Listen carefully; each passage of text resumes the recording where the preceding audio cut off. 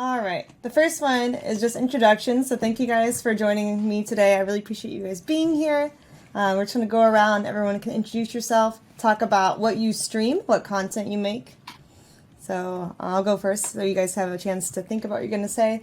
I'm Caitlin. My stream name is Amouranth, you guys, and I stream every single day here on Twitch. And I'm a variety streamer, so I do podcasts on Sundays. I also do IRL stuff during the week, whether it's cooking or pool streams, barbecue. I also do ASMR, do fitness streams, some gameplay, just a bit of everything. And you can find me on Instagram and Twitter too. Who wants to go next? I'll go. Okay. I'm Maya. My name's Maya, and my Twitch name is Maya. I stream like 3 days a week, sometimes 4 days a week. And my big thing on Twitch. Sorry. Oh, that's okay. Hi. My big thing on Twitch is conservation education. So I do wildlife rehabilitation. I bring some of that on stream. I do a podcast every week where I talk to conservationists and biologists, and we raise money for conservation causes.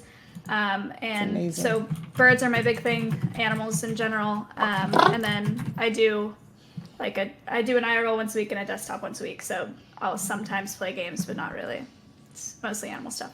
That's awesome. I really admire that about you, Maya. That's like what I want to see more of on Twitch is more animal content. I feel like I appreciate that. Thank you. I feel like it's a really big opportunity that social media has to help out the animal scene, when I know that most people who are involved in it right now don't have good social media presence. So I feel like it's way under-helped, and people are so unaware about all the causes that could be changed for the better if only they knew. Yeah, I always say Twitch is an untapped reservoir for that kind of thing. It's like a joke in my community because I say it so often. But yeah, there's a lot of education that could be done on the platform, so it's cool. Yeah, indeed. Who wants to go next? I'm happy to go last. All right, Stella, you're up. Hi, I'm Stella CHUU. I'm a cosplayer and maker. I spend a lot of my time learning new skills to build cool things with. Like most notably, I guess I've been doing the show called Stella Transforms, and it's over on my YouTube channel where I turn like streamers, YouTubers into a cosplay of their choice. So it's been really fun just like making stuff for other people. That's amazing. Cool. Yeah, that's really awesome. Who's the best transformation that you've done, do you think? If you had to choose? So I like turning guys into girls. I did Sushi Dragon as a like anime character girl. She's like it's a character called Megumine from Konosuba. I turned Lily Pichu into Pokimane. That was pretty cool. I turned Michael Reeves into Deku and a bunch of other people. It's really awesome. That's awesome, dude. I love that. I love that so much. I would love to do something like that too, like on my stream. I don't know. I used to want to collaborate with guy streamers and turn them into girls for the day and then go IRL streaming with them. But I never got one to actually stick to it. Aww. That's the goal. All right, Anita, you want to go? So I'm Sweet Anita. If any of you haven't seen me before, I'm twitching a lot and saying a lot of things involuntarily. I actually have Tourette's syndrome, and a lot of my streams are Q&A sessions, and I'm kind of helping people raising awareness about Tourette's and anxiety, depression, helping people through things, giving supported advice. And I often play computer games, not so often well, but I still play them. And that's pretty much it. Awesome. Thank you for the introductions. I thought for an icebreaker, just for fun, since I saw the PewDiePie tweet yesterday, but just for fun, since the entire planet is speculating, share your craziest Dr. Disrespect theory. Breakfast. He had breakfast. I think. Wait, I'm gonna look at the tweet. I think actually it might have been murder. I have it in the topics. I put What? what he said in the topics. I'm just gonna go all the way to Murder. like the most craziest thing is that he murdered somebody. Because I have no idea what it could have been. Wow. That is crazy. Yeah, there are people. Do you believe the people who are saying they know? Like, there are a lot of people who are like, I know, but I don't want to say because, lawsuits and stuff. And I'm just like... Yeah, I feel like somebody has to know, because I think he had a manager, right? And they would have to know why that he was banned from Twitch. So someone has to know who isn't, and they're just not coming out with it. Would they tell their manager but not him though? I think they're obligated to. Because the I don't know. agency or the manager, whoever it is, would have to know if they can still have him, right? Like legally, I think like they would have to tell them why, but I'm not really sure how that works 100%. You would just think that they definitely would have to. Because you need sponsors have to know, you know? Well, I kind of feel like if it's just a ban from Twitch, I don't think they have to justify the ban directly to him. I mean, it's their platform. So I think they can just spontaneously boot him for whatever, and they don't have to give justification because it's their platform pretty much. Under normal circumstance, I would agree, but he had a buyout contract from Twitch to stay on their platform. So I feel like it's a little more complicated in his case. True. Because they have to break it, and they need a reason why they broke it off, I would think. It'd be kind of weird if not. So, okay, apart from murder, what does everyone else think? Yeah. I don't know. I think maybe somebody came out about, like, the whole Me Too movement, maybe. Because, you know, he has had experiences in the past with, not like the cheating scandal or whatever. So I feel like somebody may have come out with that. But I'm not quite sure. But has that got people banned before from Twitch? I feel like everyone who got Me Too, did anyone else who was Me Too get removed directly by Twitch? I think Bless RNG got banned, didn't he? Oh, really? Yeah. Did Josh get banned for a different reason? I don't remember. Method Josh. I'm not sure. I'm not really sure if he got banned or not. 'Cause I didn't really know about him before the whole thing came out. Oh. I don't know. Yeah, I think that's what a lot of people thought when the doc stuff first started happening. That was like most people's guesses, but I don't know. I haven't kept up. Not that there's anything to keep up with, because nobody knows anything. So. Yeah, if it has something to do with like a lawsuit, wouldn't that be public record? Yeah. Yeah, I don't know how that works. I'm not savvy on that, but I know PewDiePie said Never been sued. Yeah, exactly. PewDiePie said 3 months ago Twitch was ready to put down the money as an investment on this guy, and now he's permanently banned. Like, that's crazy. Dude, Dr. Disrespect's got to be so mad he didn't sign up with Mixer. He signed with Twitch hoping for a future instead of grabbing the big money or cash right away. He's like, yeah, Mixer's probably not going to take off, so I'm probably better signing with Twitch. And he's like, I bet that's what he thought. I'm saying this now. These are PewDiePie's words. I don't know what he said 3 months ago. What happened in that period? So Mixer shut down and the Ninja and Shroud just got banked for no work. So it's like, that's true, but we still don't know what happened to him. I'm kind of the opinion that I'm sure we'll find out at some point, and I find Dick repulsive. I kind of feel like breakfast. I kind of feel like it's difficult for me to kind of want to put any energy into figuring it out when I'm going to find out either way. Like, I kind of feel like I'm content to be patient and like try and give him the benefit of the doubt. I like to try and see the best in people. So even though it must be incredibly severe, given that, you know, he didn't get banned for some of the previous things he got up to, you know, and some of those were pretty severe. I mean, the whole bathroom thing is really serious. Yeah. And they still let him come back. It has to be something tremendously severe. Murder. That was like he murdered somebody. But did he do it or did the doc do it? I don't know. Right? Because it's like a split persona thing. So I don't know. That could be. Who knows? I think if it was something that severe, we would know now by now. In the bathroom. I don't know. Yeah, I don't know. What do you think? I don't know. Yeah, what do you think? But the thing is, though, would we know by now? I mean, plenty of rich folk have gotten away with like really bad things for many, many years. I think when you add money to the equation, would we ever find out necessarily? You know? Yeah. True. Maybe not.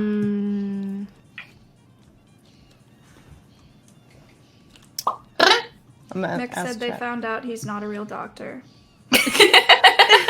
Nice. Flathead. I just literally just poured drink on my lap. Great.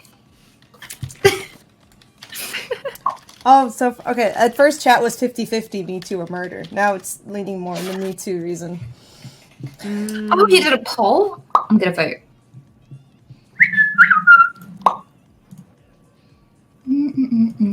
I voted murder. Of course you did. What happens if you add bits, or like what's the little thing you can add stuff to the vote? Does that add credence to your opinion? Does it like increase your number of votes or something? I'm not quite sure because I've never had that option since I'm the streamer. But I I've think never seen it. Yeah. I think maybe it maybe puts in like more times to be able Yeah, to I vote. guess you get to vote more than once, I think, Yeah. because I just tried clicking it. Yeah. Okay, that's cheeky. Extra votes. A fist. Ooh, someone in my chat said that there was a rumor that him and other streamers are starting their own platform. Oh, I've heard that one. that could be I interesting. feel like that's a pretty good theory. But there's a lot of reasons why that doesn't make sense, though. Right. There's a lot of reasons why that wouldn't cause him to be insta-banned, because, you know, you could just leave the platform yourself. Why would he do that with a new platform that doesn't have any money when there's a lot of money in staying, comparatively? You know, there's lots of stuff with that kind of makes it a bit shaky, in my opinion. Yeah, I feel like it's also just a bad idea because as we've seen with Mixer, people don't have loyalty to individual streamers. They have a loyalty more to the platform because more streamers are on it. Plus, it's like a familiar interface. And they don't really want to relearn something for only a handful of content creators when they have way more that they watch on an already familiar platform. But who knows? That's crazy. I wonder if that is true. We might find out in a few months, I guess, if they have like some kind of launch. But it just seems like a risky move considering he's already so well off on Twitch. Yeah. I mean, I could see that being a problem if like maybe they got like 100 of like the super top streamers to start a platform together that was like run by them. Right. And I could foresee that their fan bases would all go there. Yeah. But if it was just like 2 people starting it, I don't know if that'll Right. do anything. Yeah. I think it has to be like a significant number right off the bat or else people just don't feel like learning something new. Yeah. I feel like people consider, well, you can have 2 different tabs open, but on a mobile interface, you can only have one thing really open that I'm aware of.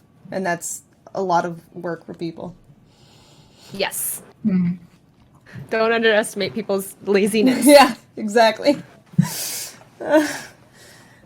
Okay, well, on another topic, though, I don't know about that one. Does your community go by a name? I'm just curious. Mine was the Amouranth. So, like, what do we call your people who come into my podcast? What is your community? Mine doesn't. I don't have anything cool. You call them Mine Mayans. call them. Mayans. Mine are called the Fish Fisters. The Fish Sisters? What? Wait, No, the hold on. fish- Say it again? The Fish Fisters. Oh, Fish Fisters. I thought that's what you said. The Fisters. Okay, got it. Okay. Yeah, the Fish Fisters.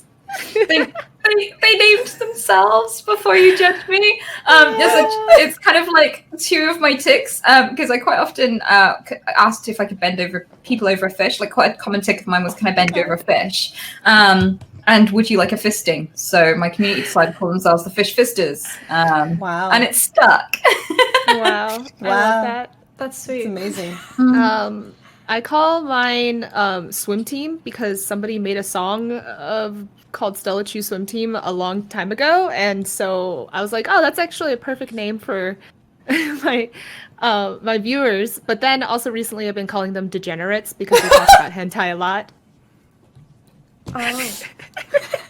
Degenerate. It's a very blanket term, Stella. Yeah. So very wholesome. I love it. I love it. Maya, you could call yours Mayans. That seems like the most obvious one. Seems, yeah, no, we got nothing. I mean, people call them Maya frogs, but that's not a community name. That's just like it's just not, I don't know, I don't think it's a positive thing to me. Where did that come from? Yeah, what's the frogs thing? I don't know. I don't know.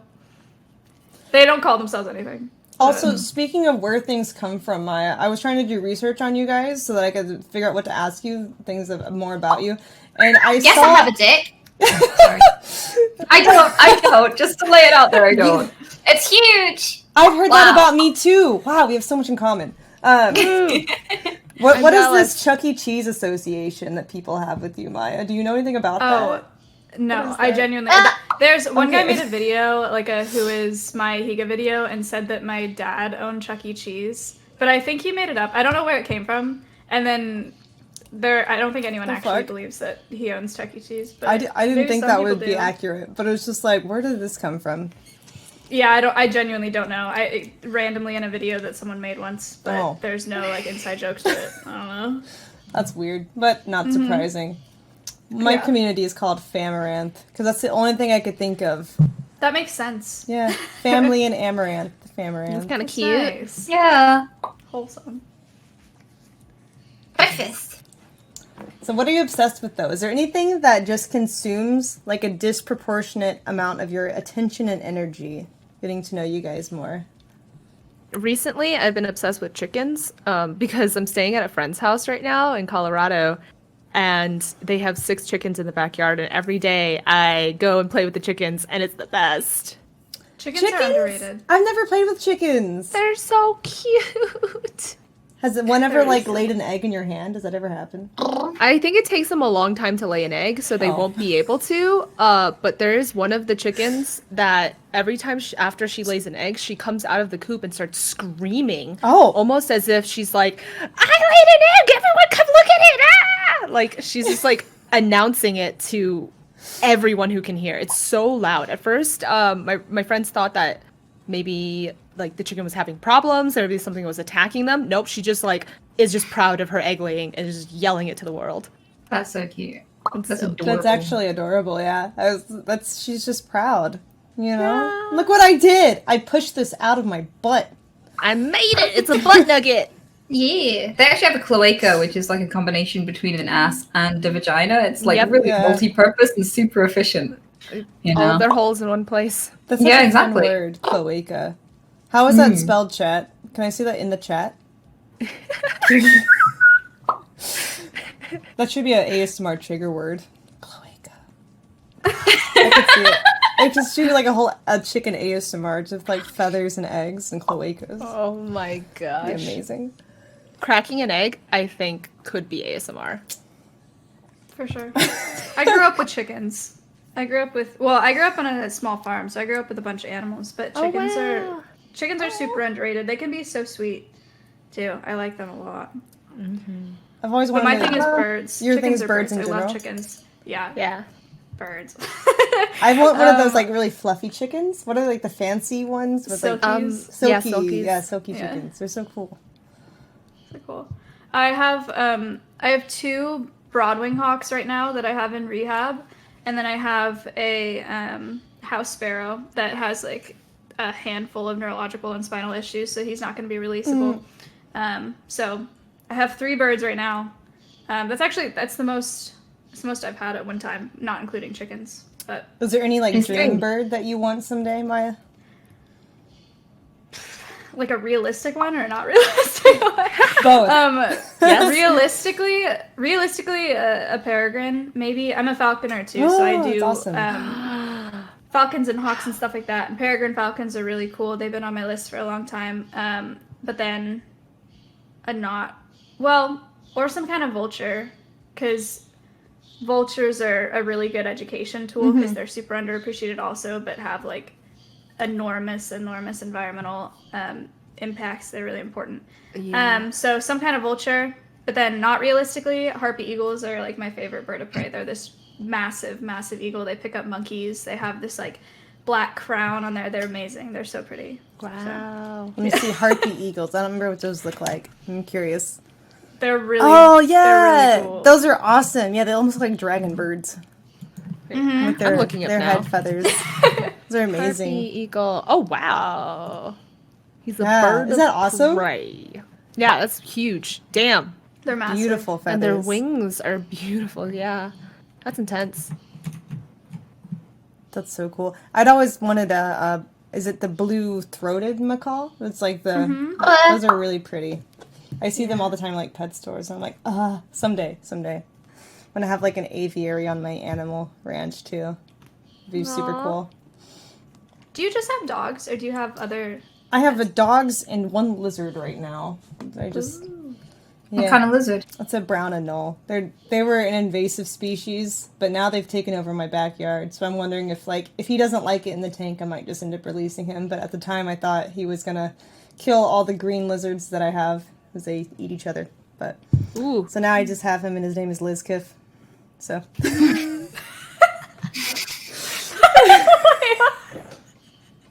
I didn't know that. It's really funny. Is that wine? Yes, it's wine. Oh wow, that is a lot of wine. It is. That's a big bottle. I don't drink all of it at once. But yeah, my chat was making memes. It was pretty funny. When they first got him, they like photoshopped one of Miss Kiff's face onto him. It was just hilarious. God. It was like Nice. to find it sometime. Good time. I think Fernando did that.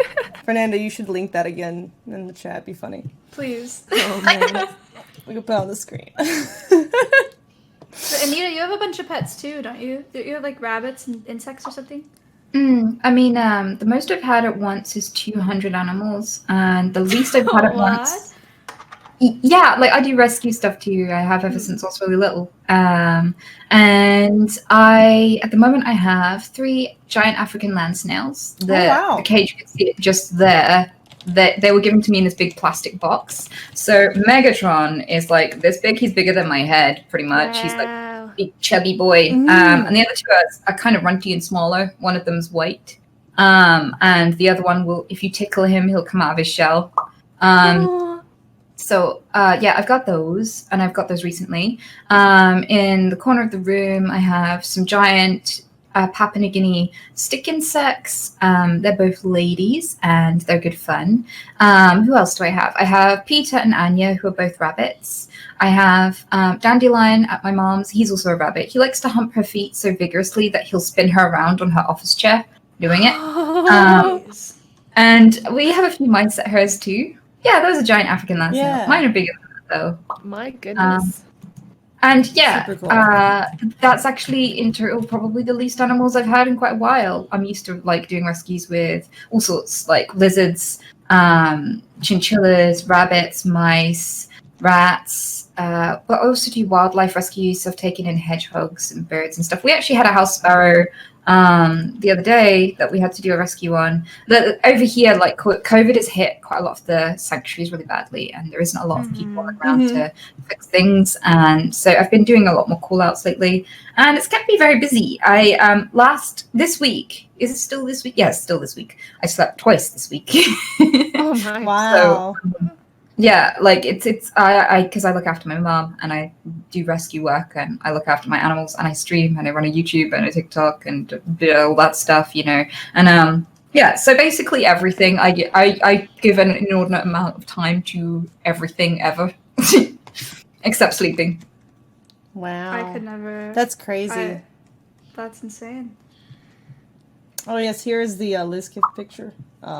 It's fantastic. That is lovely. Very nice. It's beautiful. Wow. Yep. Oh my god. Got These that are some thinking beautiful chat. markings, though. Yeah. Like, is he crawling on the statue of Anna. Anne? Anna, yeah. From Frozen. okay. Because it's in the tank too. Yeah, I was really confused trying to figure out, like, because he's camouflaged a little bit, Yeah. so I wasn't sure what was going on. Yeah. Fantastic. That's awesome though. I would love to have like a giant snail. Are they slimy across your hand, or does it feel different from a normal one? They are. I mean, I can get one out if you like. Yes. Yes, we'd sure. love to see that. Whichever. I'll see who's awake. Because, like, the genie one who comes out if you stroke him, he was out and about earlier, so the others might be about. Let's see. I love snails. They're so cute. Who we got? Hello. They have, like, little plant pots lined up on the inside, and they each sleep in their own plant pot. Aw. Like a little house. Cute. It's It's so adorable. Okay, so Holy shit. Wow. That is giant. Holy crap, that's huge. good job. It's That's amazing. amazing. He's making a noise. He might come out, he might not. Oh, it looks like he might come out. He's quite dirty because he was burrowing. I didn't know they burrowed until I Oh, got wow. Me neither. Interesting. Wow. But yeah, they dig. So they like enough soil to burrow in, which obviously is a lot of soil for this guy. Yeah. But he does seem to be shifting about, so we'll see if he comes out eventually. Yeah, How they're long alright. do they live for? Years and years. Wow. So But breakfast, yeah, the lady who had these before said that she was downsizing. She gives therapy to people who have phobias, so she'll cure you in a day or cure you for free if it takes longer. And that was her business. And people came to, chill out with tarantulas and breakfast and sugar gliders and snails and lizards and just any animal you can think of that people can be afraid of. She'll have it, and help you get over your fear. But seeing as she's downsizing, she didn't know what to do with her land snails, so now I have them. Wow. That's awesome. That's so cool. Are they easy to keep? Oh yeah, they they breakfast, they breakfast, breakfast, they breakfast. They like organic veg, a little bit of fish flakes. I don't know how they eat fish in the wild, but they need fish. So I give them cuttlefish bone because they need it to make their shells with. They like, even though they don't have any teeth, they'll sit there nomming on cuttle. I can't even bite into cuttlefish bone. They'll sit there and nom it like it's nothing. It's so weird. Yeah. Weird. Wow. Yeah. That's fascinating. He's coming out now. Oh. Yeah, his little face is great. I love his little face. But yeah, it'll take 1,000,000 years to come out, so this can happen while we're chatting. That's fine. It's adorable. Do you work for the wildlife you do? Do you work with the rehab center or do you do it independently? So with domestic animals, it was independently, and I just developed a reputation by accident. And if anyone found one in my town, that people would come and knock on my doorstep, basically. I've worked with 3 organizations. I actually helped run one. So I worked with 3. Was it 3 or 4? I think it was 4. And yeah, so I've done both, basically. Cool. I didn't know that. That's so Yeah, nice. it's awesome. Yeah. Thank you. He's so cute. I don't know how they fold their face in so much. It looks like, I don't know, someone pushing out a sock from the inside. It's so weird. That's amazing. But they're hefty. He weighs quite a bit. Oh, how much? Yeah. Well, they also like are made up of a lot of water, right? So I imagine it'd be really heavy. I mean, water and shell. Mm-hmm. So. Are they mostly just land, or do they like also like water? Or is it just land? I think these are just land, like they can drown. So you don't want to be putting them in the water. I guess that's why they're called African land snails. Breakfast. Yeah. It's awesome. Someone in chat just asked why I repeat breakfast 4 times in a row. Am I allowed to explain? Just real quick. Yeah, no, that's fine. So I have Tourette syndrome. You might want to Google that, otherwise you might be a bit confused or offended. Sometimes I do tick racial slurs and things, but I have an agreement with Twitch about ticks and things, so don't worry, Amouranth. I don't think you'll get banned if I say something TOS, luckily. Okay. Otherwise I'd have been gone quite a long time ago. Yeah. But yeah, give that a Google if you don't know. If you don't know shit, if you don't know what that means. There you go. There's his little face. Oh my gosh. So Wait, That's with so the little fold, cute. is that his mouth where that fold is, or is that still like him unfolding? I think he's just unfolding still. Breakfast. So he'll. But when their faces are like fully untucked and everything, they kind of look horsey to me. I don't know why they remind me of a horse face. That's so cute. But they're so wrinkly. They're so wrinkly, and they've just got all these like little knobbles and bits on them. They look like elephant skin. And stripy. He's got stripes on him too. Aww. Yeah, the skin looks a lot more like coarse than like a typical garden Yeah, snail. I was imagining, garden snails that are really juicy. That's what I thought I would be saying. So cool. Yeah, they're really easy to look after. So the only thing is, if I make them happy, they might start laying eggs, and that's a bit of a dilemma because I don't like to smush eggs or anything, but that's what all of the other people who keep them do, because otherwise you have 1,000,000 of them.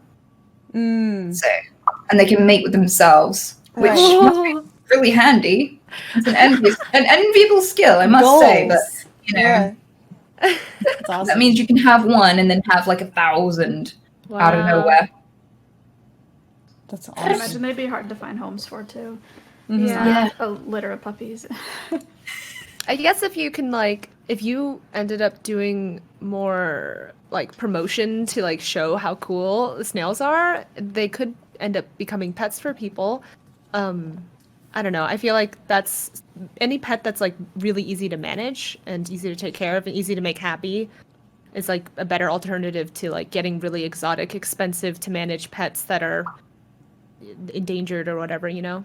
Yeah. I tend to find, here's a good tip. If people are looking for something easy that they don't have to pay much attention to, don't give them an animal. Send them away. Go buy.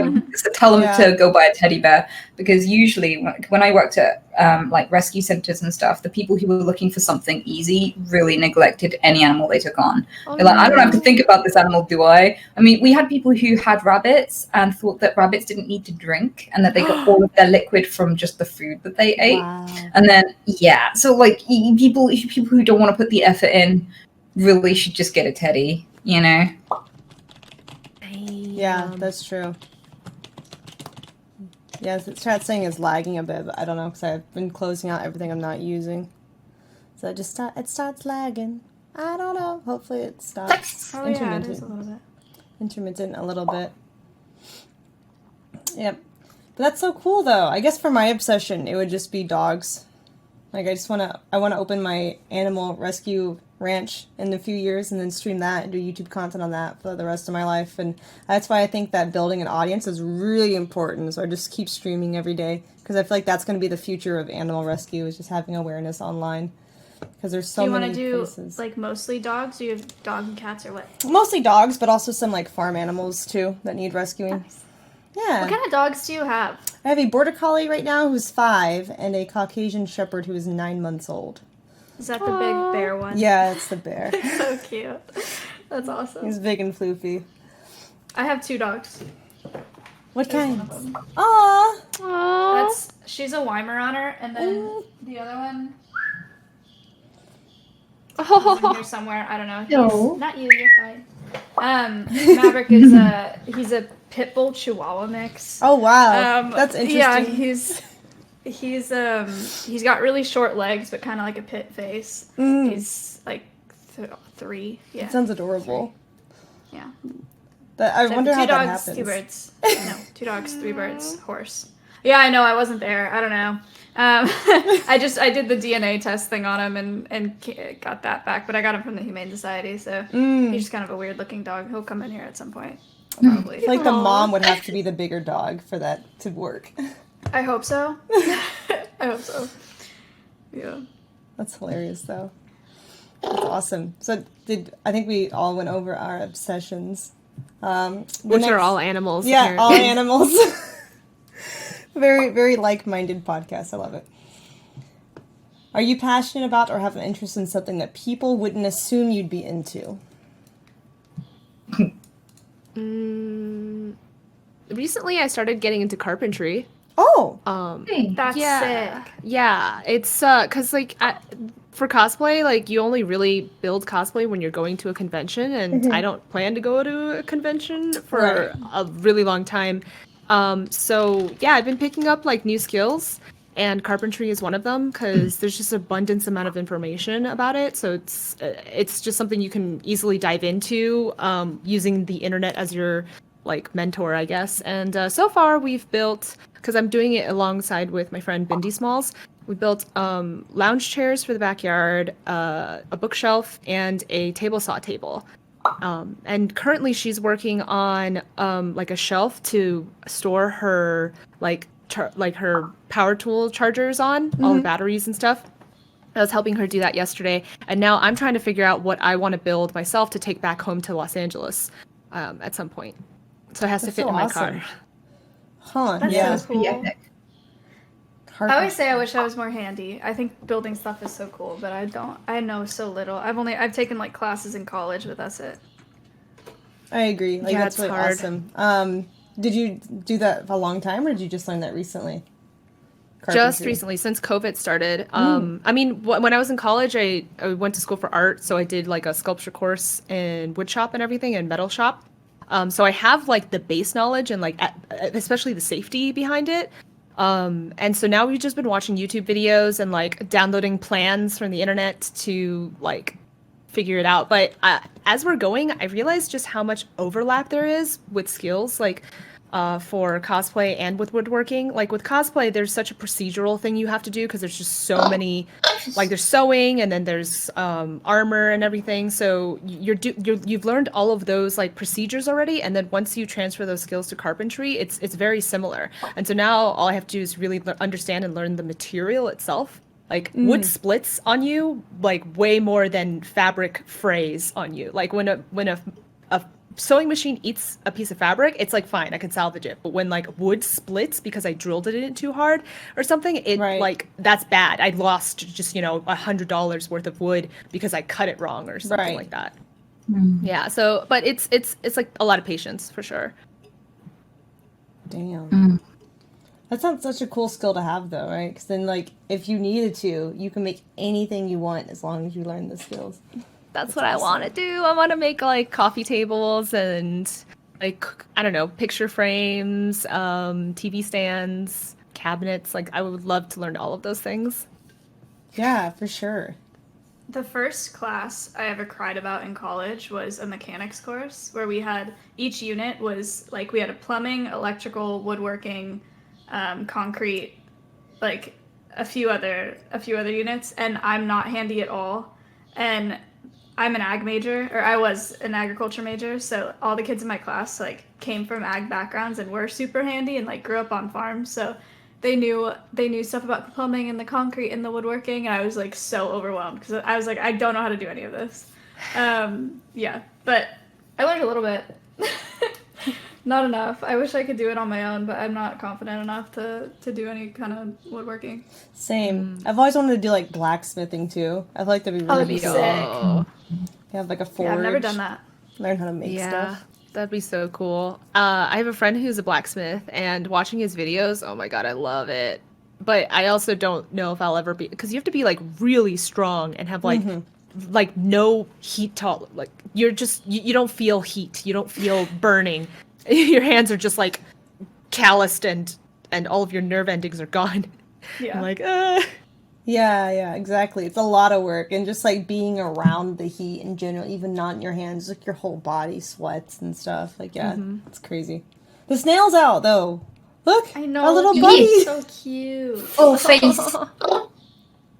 They're really, really slow. They're slower than the smaller kind of snail. It just takes them forever to do anything. So what's this one's name? This is actually Megatron.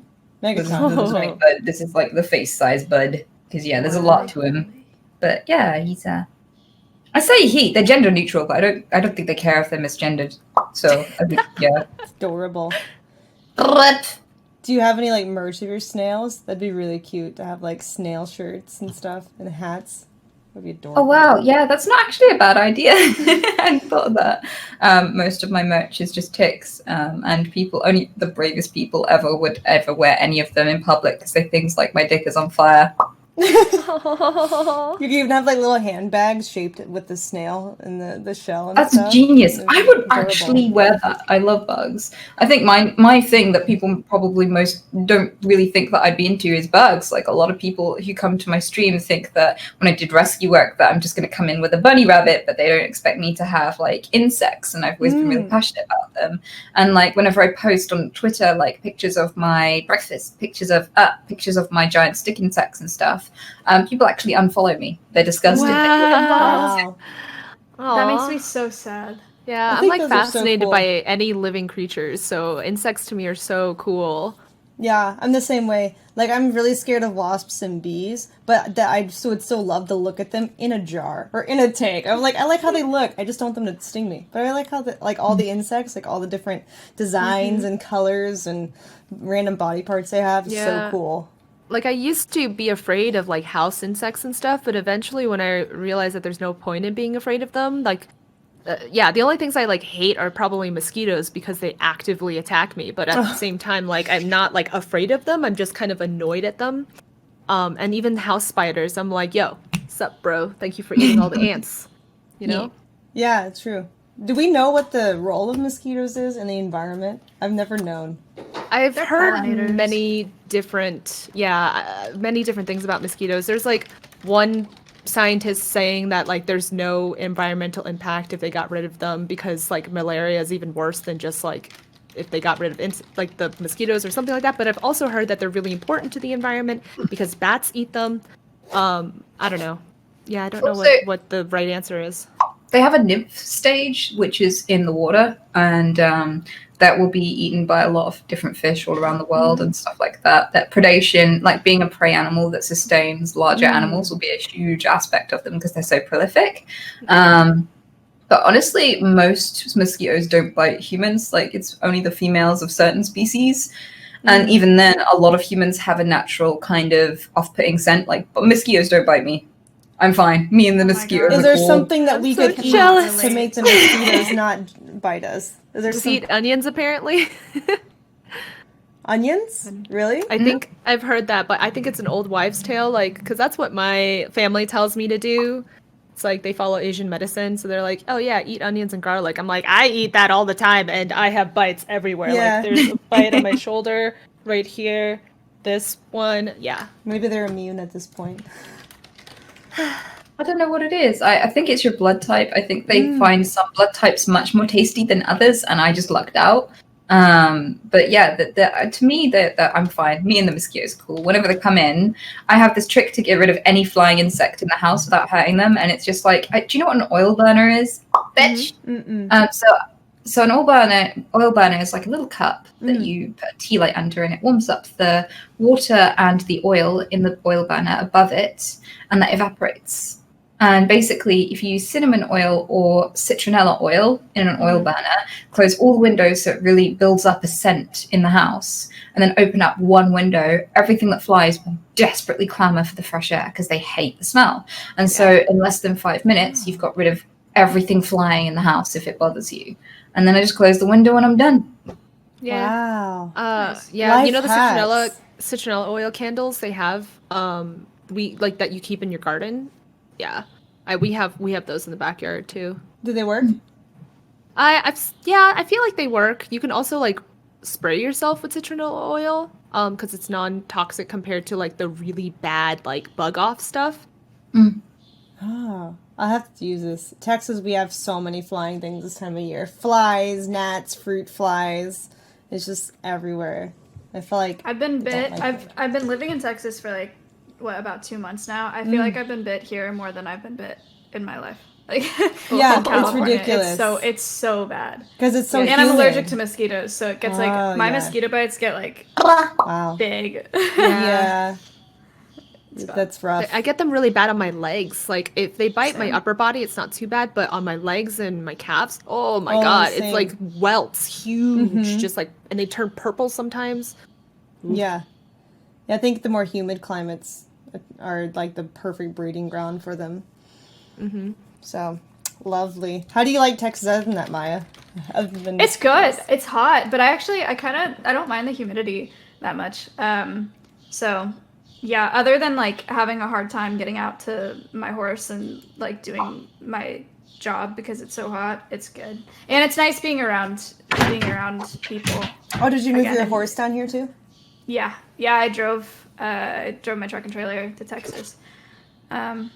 So yeah, I like being around my friends. You know, California was a little lonely. Oh, yeah. That's sad. I want to go to California though, so I'm sure I'll be alone too when I do. Everyone's in Texas now, and I'm like, but eventually. Wait, like, are you moving Not to anytime California? soon. Not soon. But once I start my animal rescue ranch, either California or Oregon, I think is a better climate for that, and also Okay. better for like networking with charities and celebrities and fundraising. I feel like Texas is kind of like too hot if you're rehabilitating a lot of animals. Well, the heat exhaustion and Oh, it's tough for Everything. sure. Makes sense. I'm hoping in the next few years I'm gonna move to Colorado because I like after staying here for the last like few months during COVID, I just really love Colorado a lot. And like I've always known that I was gonna move here eventually, but now that COVID is happening and now that I'm actually staying here, I kind of feel like I need to accelerate that plan. oh yeah, Colorado's Colorado- beautiful though. I was picking between going to school in Colorado or California because it's like one of the most beautiful states I've been to by far. It's so cool. I love it here so much, and It's good. everyone I've met has been so nice. Like the weather here, I don't mind it at all. Like I enjoy drier climates. I know it gets cold during the winter, but it's nowhere near as cold as when I lived in New York City, because New York City has that awful humid, like piercing wind. And over here in Colorado, I don't know, it just wasn't as bad. I really enjoyed here. And I really want to be able to have like a house and a backyard where I can have chickens, I can have a goat, I can have like cats and dogs and whatever, and just and build my own garden. Like that's, oh my god, I want that so badly. I used to like be able to grow my own food and then like learn carpentry and eventually learn how to weld and just like make stuff, you know? You could be a lumberjack and go out into the Colorado woods and chop your own wood and be a carpenter and go back to your cabin with your garden. I know. That's everything I want! I want it so bad. It's like, it's so weird because I was raised and I was born in New York City and my parents came from like another big city in Taiwan. Like you'd think that I would just be a big city girl, but no, God, I mean, I like the convenience of big cities and the culture, but boy, do I love living in the middle of nowhere. It doesn't have to be completely rural, but I just, you know, I want to be able to feel like I can hear animals and the wind and that is interesting though. Like before I started streaming, every time I would talk to people, like usually people would like from smaller areas, suburban areas, they want to be in the city. But now that I've talked to so many online influencers, they're all like, I want to be in the middle of nowhere. And like I feel like it's like after you become subject to the internet so much, you're just like, okay, everyone fuck off, bye. You know, it's like everyone that I've talked to like who has like really passionate about where they want to be after they in social media is like, I want to be in the middle of fucking nowhere. Yeah. I'm like, like disconnected, unplugged kind of style. Or like at least more nature. Even if it's not in the middle of nowhere, still like something to do with nature, gardening, or animals. People are like, the heavy something physical, you know? Sorry. Okay, no worries, Maya. Like being able to like feel something physical and real is really nice, and like being a part of something that you created yourself, like with your own hands. That's why I want to learn how to garden, learn how to farm. There's this YouTuber I follow, Anne of All Trades. Anne of All Trades, and she just like started off like a normal girl, and then she taught herself carpentry, farming, like raising animals and everything, like building her own farm, like building a tiny house, like running a tractor trailer around her yard and stuff like that. It's just like she went from being a normal whatever girl to like, now let's try and be like sustainable, like farm person and like teach the world about that. I love it so much. Yeah, I feel like everyone could learn to do that. I feel like a lot of people be like, oh, I could never do that. But no, you can learn. You're never too you're never too old to learn new stuff. I feel like that's great. Yeah. That kind of thing's awesome. I think self-sustaining would be like a really cool lifestyle to try. I don't know if I could do it realistically with what I want to do, but I definitely like admire those who can do it and are all into that because it's really cool. It's like getting back to the roots of just being a living creature on the planet. And just being self-sufficient. It's awesome. Off the grid. So cool. Yeah. I actually had to live like that for a while. I used to live in a treehouse. Well, first I lived in a field, and then I lived in a treehouse. What's the story behind that? Yeah. How come you ended up doing that? A mixture of a lot of circumstances, basically. But me and my mum haven't always had. Sometimes I've been homeless. And yeah, at one point we lived with a community just in a field. And we had tents made from pallet boards with bent willow and plastic sheeting over the bent willow sticks to make a kind of an arch-shaped tent. And so we had quite a lot of those, and everyone would bring like food. So everyone would bring typically veggies and stuff that they'd found, and we'd all contribute a little bit to the pot and would cook something in the evening together around the campfire and stuff like that. And it was really nice. There were lots. It was it was just a strange place to live. There was a guy who got really drunk, and we had to abseil out of our tree houses because they were very, very high up. And he just went, "Oh, girls, watch this." And he put his hands around the rope and just intended to slide down the entire rope all the way down. And obviously it just burnt his hands really badly. And he let go halfway down and just broke both his legs. And so he ended up being called Mickey Mouse for the rest of the time he was with us because he had these big bandaged hands. Oh, no. Yeah, and he couldn't do anything with it. Oh, my gosh. What It was made cold you, though. what made your lifestyle change? Like, when did you stop doing that kind of lifestyle? So my mum moved down south, so I live in the southwest now. And there she went to uni and she started building a better life for herself. Oh, And that's awesome. when she could actually finally get, like, when she had some stability in a place, I went back to live with her again. I think I was maybe 9 or 10 or somewhere around that age. And yeah, so we lived in a house, and she was a student for a while, which was pretty cool. But she was always very sick, and I was always caring for her. And so that kind of fell out. That she was really good. She was really smart. She got a qualification and she got record breaking like results. She was very very smart. But she was so ill that I ended up having to look after her. And after she graduated, her health kept descending, and we ended up being homeless again. After that. So, you know, we haven't always had a place to stay that's secure. In fact, my life got more secure with streaming than it's ever been before. So yeah, my whole life has been kind of fluctuating housing, for everything from like really nice houses to just, you know, a pallet board in a field, basically. Wow, that's crazy. Yeah. Well, good for your mom though, having the initiative and the drive to want to like make a better life for herself. Like that's And now that you're really taking care of her with like everything that you've Oh, been yeah. doing. super admirable. Thanks. Sure. Yeah. She doesn't understand what's going on at all, but she's happy for me. That's awesome. Yeah, that kind of plays into the next question I had was, has streaming or making content led you to learning something about yourself? Have you grown as a person from the experience or learned about something you otherwise wouldn't have? I think that not just streaming but content creating for me, like I used to be a really negative person when I was younger, like, you know, high school and college and whatever. Right. I used to have like really, I don't know, I just like one of those annoying negative people, and just like overall like bad attitude about life and stuff. And streaming and cosplaying and meeting people and like learning more about the world and everything has kind of caused me to become like a really positive person.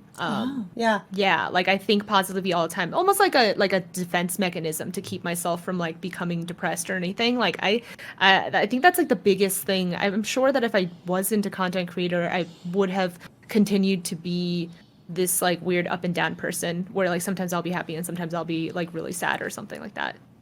I think Yeah. that's like the biggest difference I could think of for my personality wise. Well, that's good though that it allowed you to become a more positive person. I feel like some people it makes them a more negative person because they're like influenced by all the negativity they see online. But I also think that it's important to look at the opposite way. Like we should actually be more positive to counteract the negativity because you never know like what somebody might be going through on the other side of the screen. You know, like I feel like Yeah. people tend to do that too much, is to just jump on the negativity when instead they should be, oh wow, my words affect people. It affects their happiness. It affects their mental state. I should use that as a tool to help people, you know. It's crazy. I agree with you that it should be that way. I was going to say what I was thinking is unfortunately kind of the well, not necessarily the opposite, but that I've become far less trusting since I've started streaming. From before. Yeah, me too.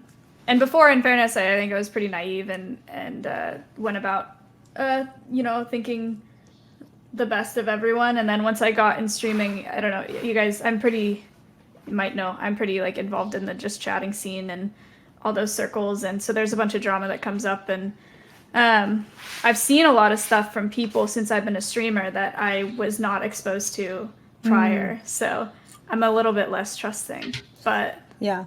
I'm still pretty emotional, but I do have a little bit of a thicker skin from before I started streaming, so that's good, but that's relative.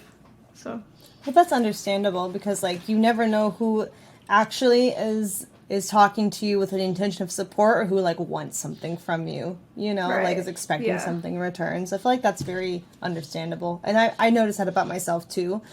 It's like, it's not that I'm distrusting of everyone. I think for me, I just take longer to trust a person. Like I have to assess, like after a few times of them interacting with me, like, okay, is this what, are you really genuine, or are you looking for an ulterior motive? So yeah, I feel that though 100%. It can be really difficult because some of the people who, like, I've noticed from like supporters on stream or just any social media platform, is that they will act really nice at first, and then later when they're not getting enough attention, then they'll turn on you. And they'll become like really obsessive or angry or whatever. So yeah, I feel like that's just a normal thing. And that's just unfortunately the state of the internet. But I just hope that it doesn't ruin people completely to trust people like in real life situations and prevent them from making good connections and friends, you know. I feel like everyone deserves the chance until they've proven that they that they shouldn't have your trust, you know. Yeah, it's just so hard right now with COVID, you know, trying to like see people in real life. Like everything is now online, and it's going to be online for the foreseeable future. I think like for at least the next half year or to a year. So yeah, like I haven't really talked to real people besides like the people in the immediate like 500 feet, you know, of this house. And yeah, it's weird. This is like the least amount of human interaction I've ever had. Yeah, I hate COVID. It's crazy that I remember when the whole thing started, I was like, there's no way that my classes are going to go online. Like, there's, you know, like I get quarantining for like a week or two, but I can't believe it's gone on so long. And Texas right now is really bad too. Like, it's not going anywhere.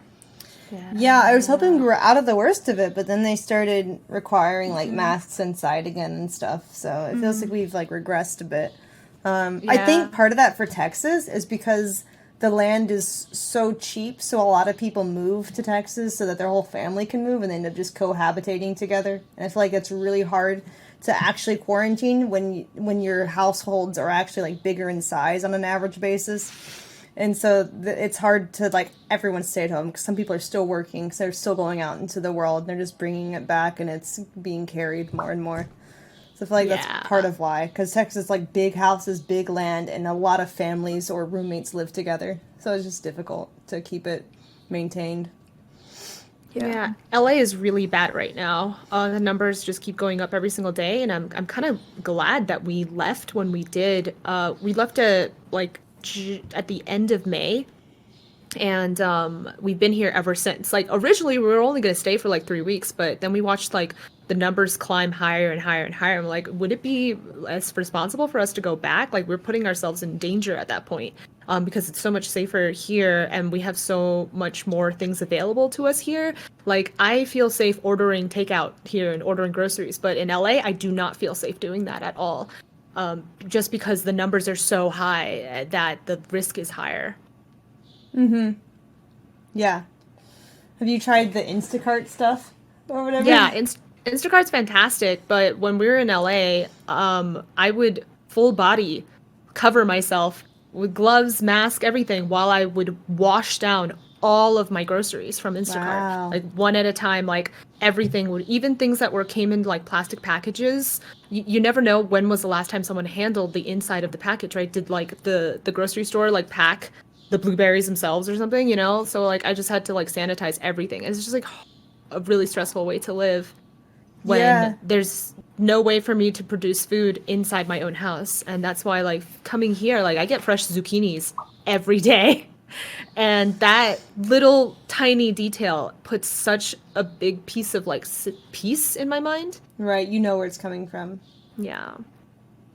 Yeah, that's actually a really good point for the wanting to garden, because it's like that way you're not scared about who's been touching your food. So that's true. Damn. I've never thought about having to put like a whole hazmat type suit on just to wash my veggies, but man, maybe now I'm wondering like if people aren't being careful enough. Like they could be carriers and not even realize it from the food. So I feel like people generally are like, oh, my food was delivered and there's no contact, it's probably fine. Or like, I picked out my food at the grocery store and I washed my hands, it's fine. That's scary to think about, yeah. I know. The world we live in. Damn.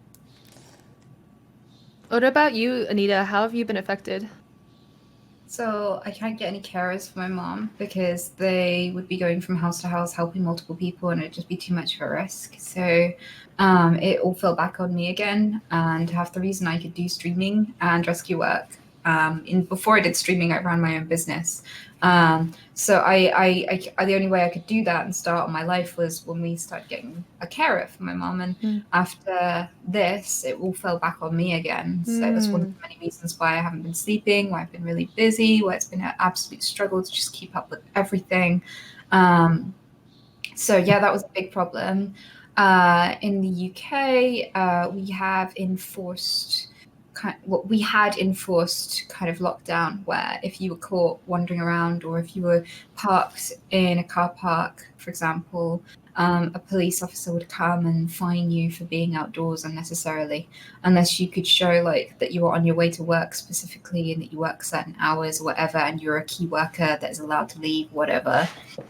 You'd literally have the police clamp down on you. They were just patrolling everywhere looking for people to fine. And Wow. yeah, there's everything closed. The pubs have only just opened recently, and we had a huge crime wave because of it. So for the past 2 days, we've had thousands upon thousands upon thousands of police reports. It's worse than New Year's. In how just how much people are getting drunk, and people are being violent and committing crimes, as they've just been locked in house all day and they're back up to the same old stuff they would have been before, I guess. But Right. yeah, so now there's a crime wave, so that's another reason not to be out and about, really. But yeah, it's been pretty crazy here, actually. The UK was one of the worst places affected by the virus, apparently, because we didn't quite handle it in a way that was very it was just handled terribly, basically, and we're still finding out the death toll. People in nursing homes were just abandoned. Like, all of the carers in a nursing home would just go on lockdown and leave them all there, and so we're just finding out about all these old people who died because no one looked after them. Wow, that's jeez. awful. Oh.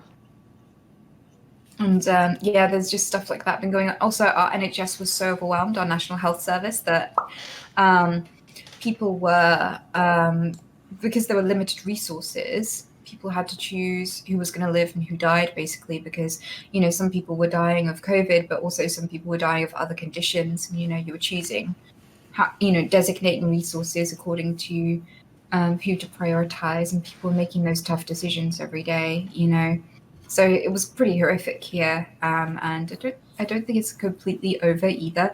But we're thinking about locking down specific cities instead of the entire country, as we identify pockets where it's more prolific.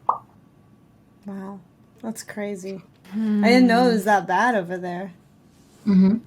It's insanity. Yeah, we initially estimated 29,000 people would die before the death toll started climbing, but we went way over that here in the UK. I actually haven't checked up COVID numbers in a while. Yeah, same. Let's see.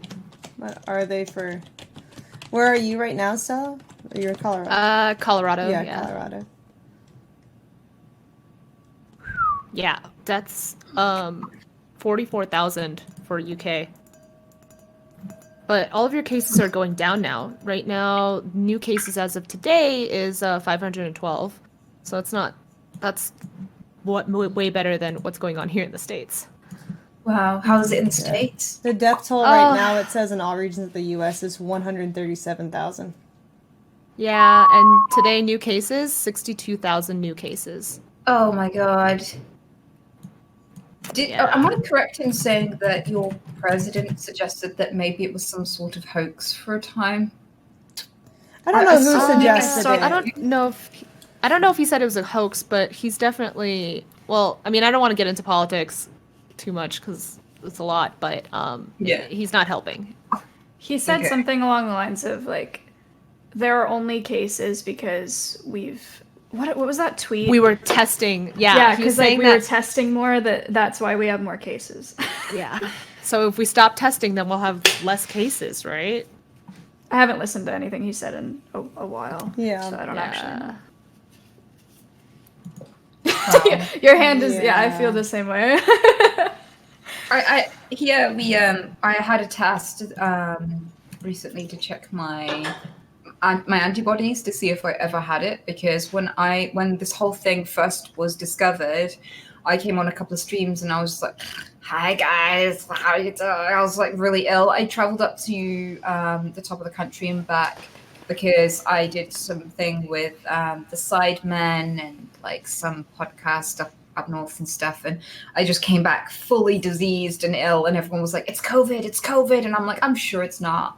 And then after everything played out, I was like, "Oh shit, was it?" So I got this test to see if I had any antibodies, if I'd ever had it. Turns out not. I've never had it. So it's kind of scary now because I'm thinking, I assumed I must have some sort of antibodies for it, but I don't.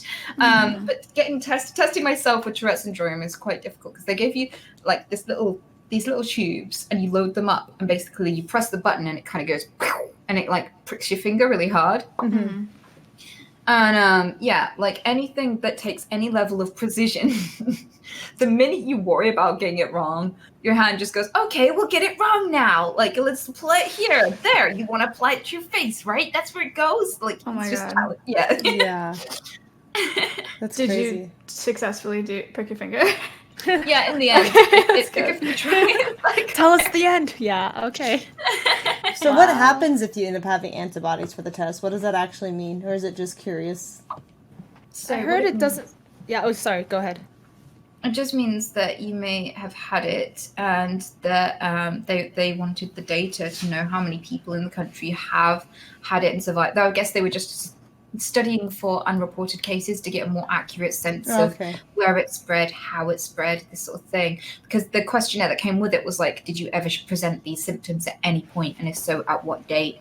And that would probably, and like, have you been traveling? These sorts of questions. So I think they're just trying to isolate where it came in, where it spread the most, and how. Yeah. So I would be curious to know if I had it too, because in November, right after BlizzCon last year, I got really sick, and like it was probably the worst sickness of my life. I guess the doctor said I had 2 strains of flu, which I didn't know was possible. Is what the test said when they did a flu test. I'm wondering if it was COVID, but like tricking the system because it couldn't tell what it was. But I'm not sure. It was awful though. Like I was coughing so much that my abdomen was actually jumping off the bed as I was like coughing on my stomach. And it was just awful. Like I had fever for like 2 days straight. I couldn't like hardly get up and do anything except like cough. That's it. Wow. It was not fun. Yikes. Yeah, so I'm actually wondering. I've heard that if you caught it once, there's still a chance you can catch it a second time. You don't become immune to it. Right.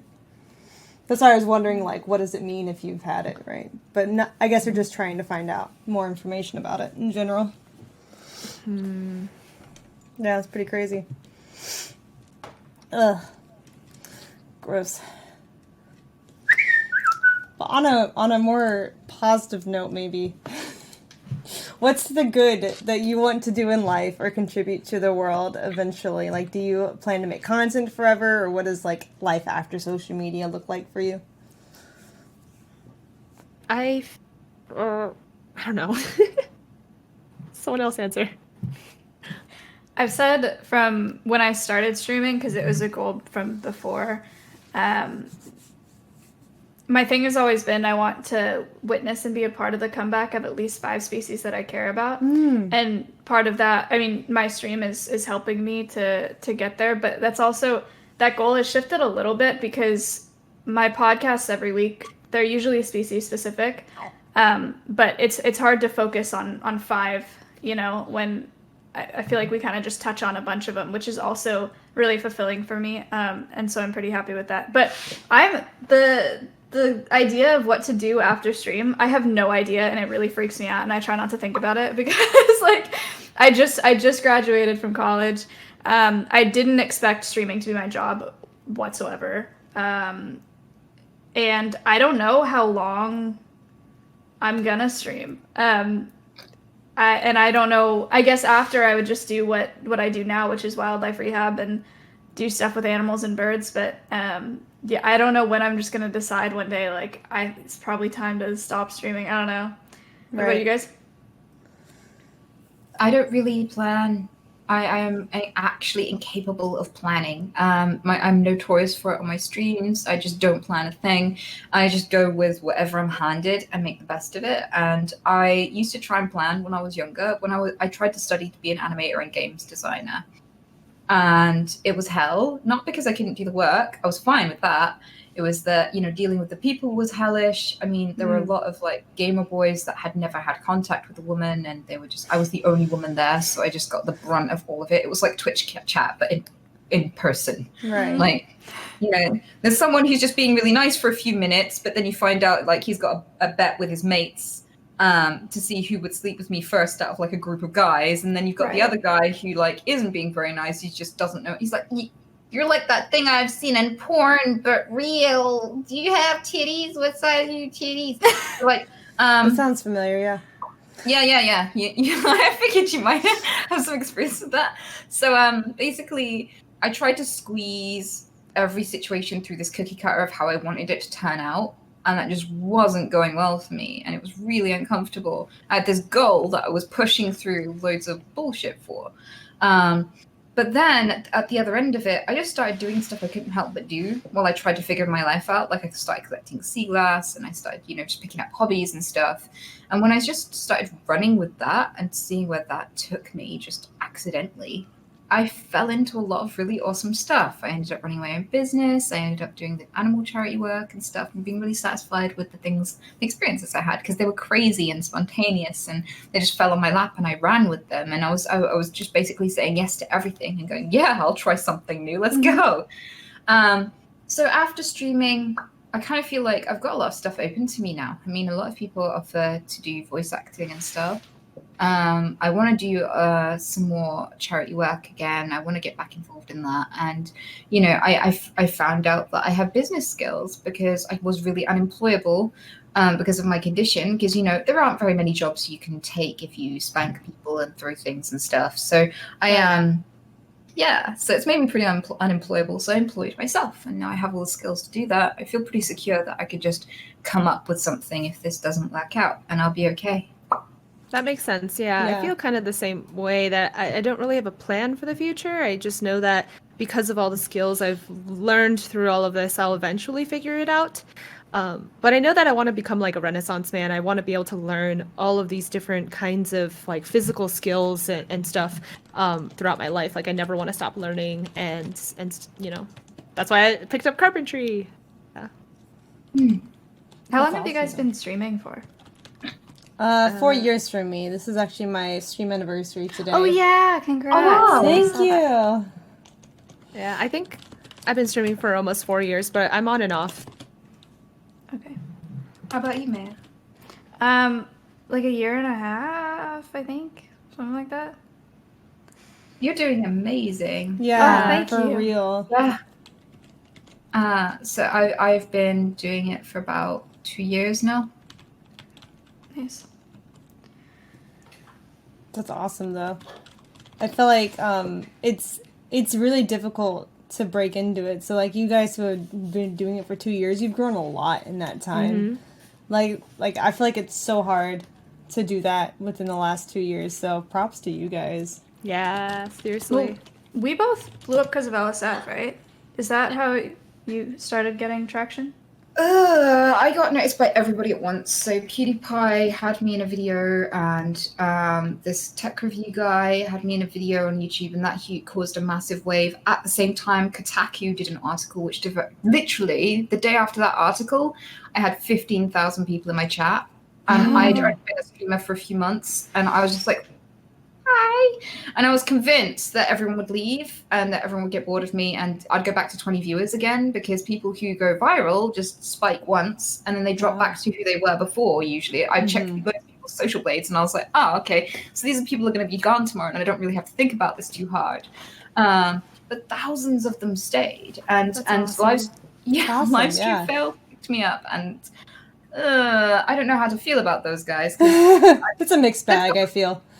Yeah, they've gotten more wholesome lately, which is beautiful. But before, it was just all people accusing me of being fake and really hating on me and going, she hasn't ticked in 30 seconds. See, she forgot to tick. Fake.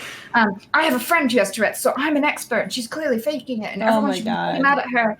And like people were saying I was the next Zillion OP, and people were like, I can't wait until this girl gets exposed. I'm really waiting for the exposed video.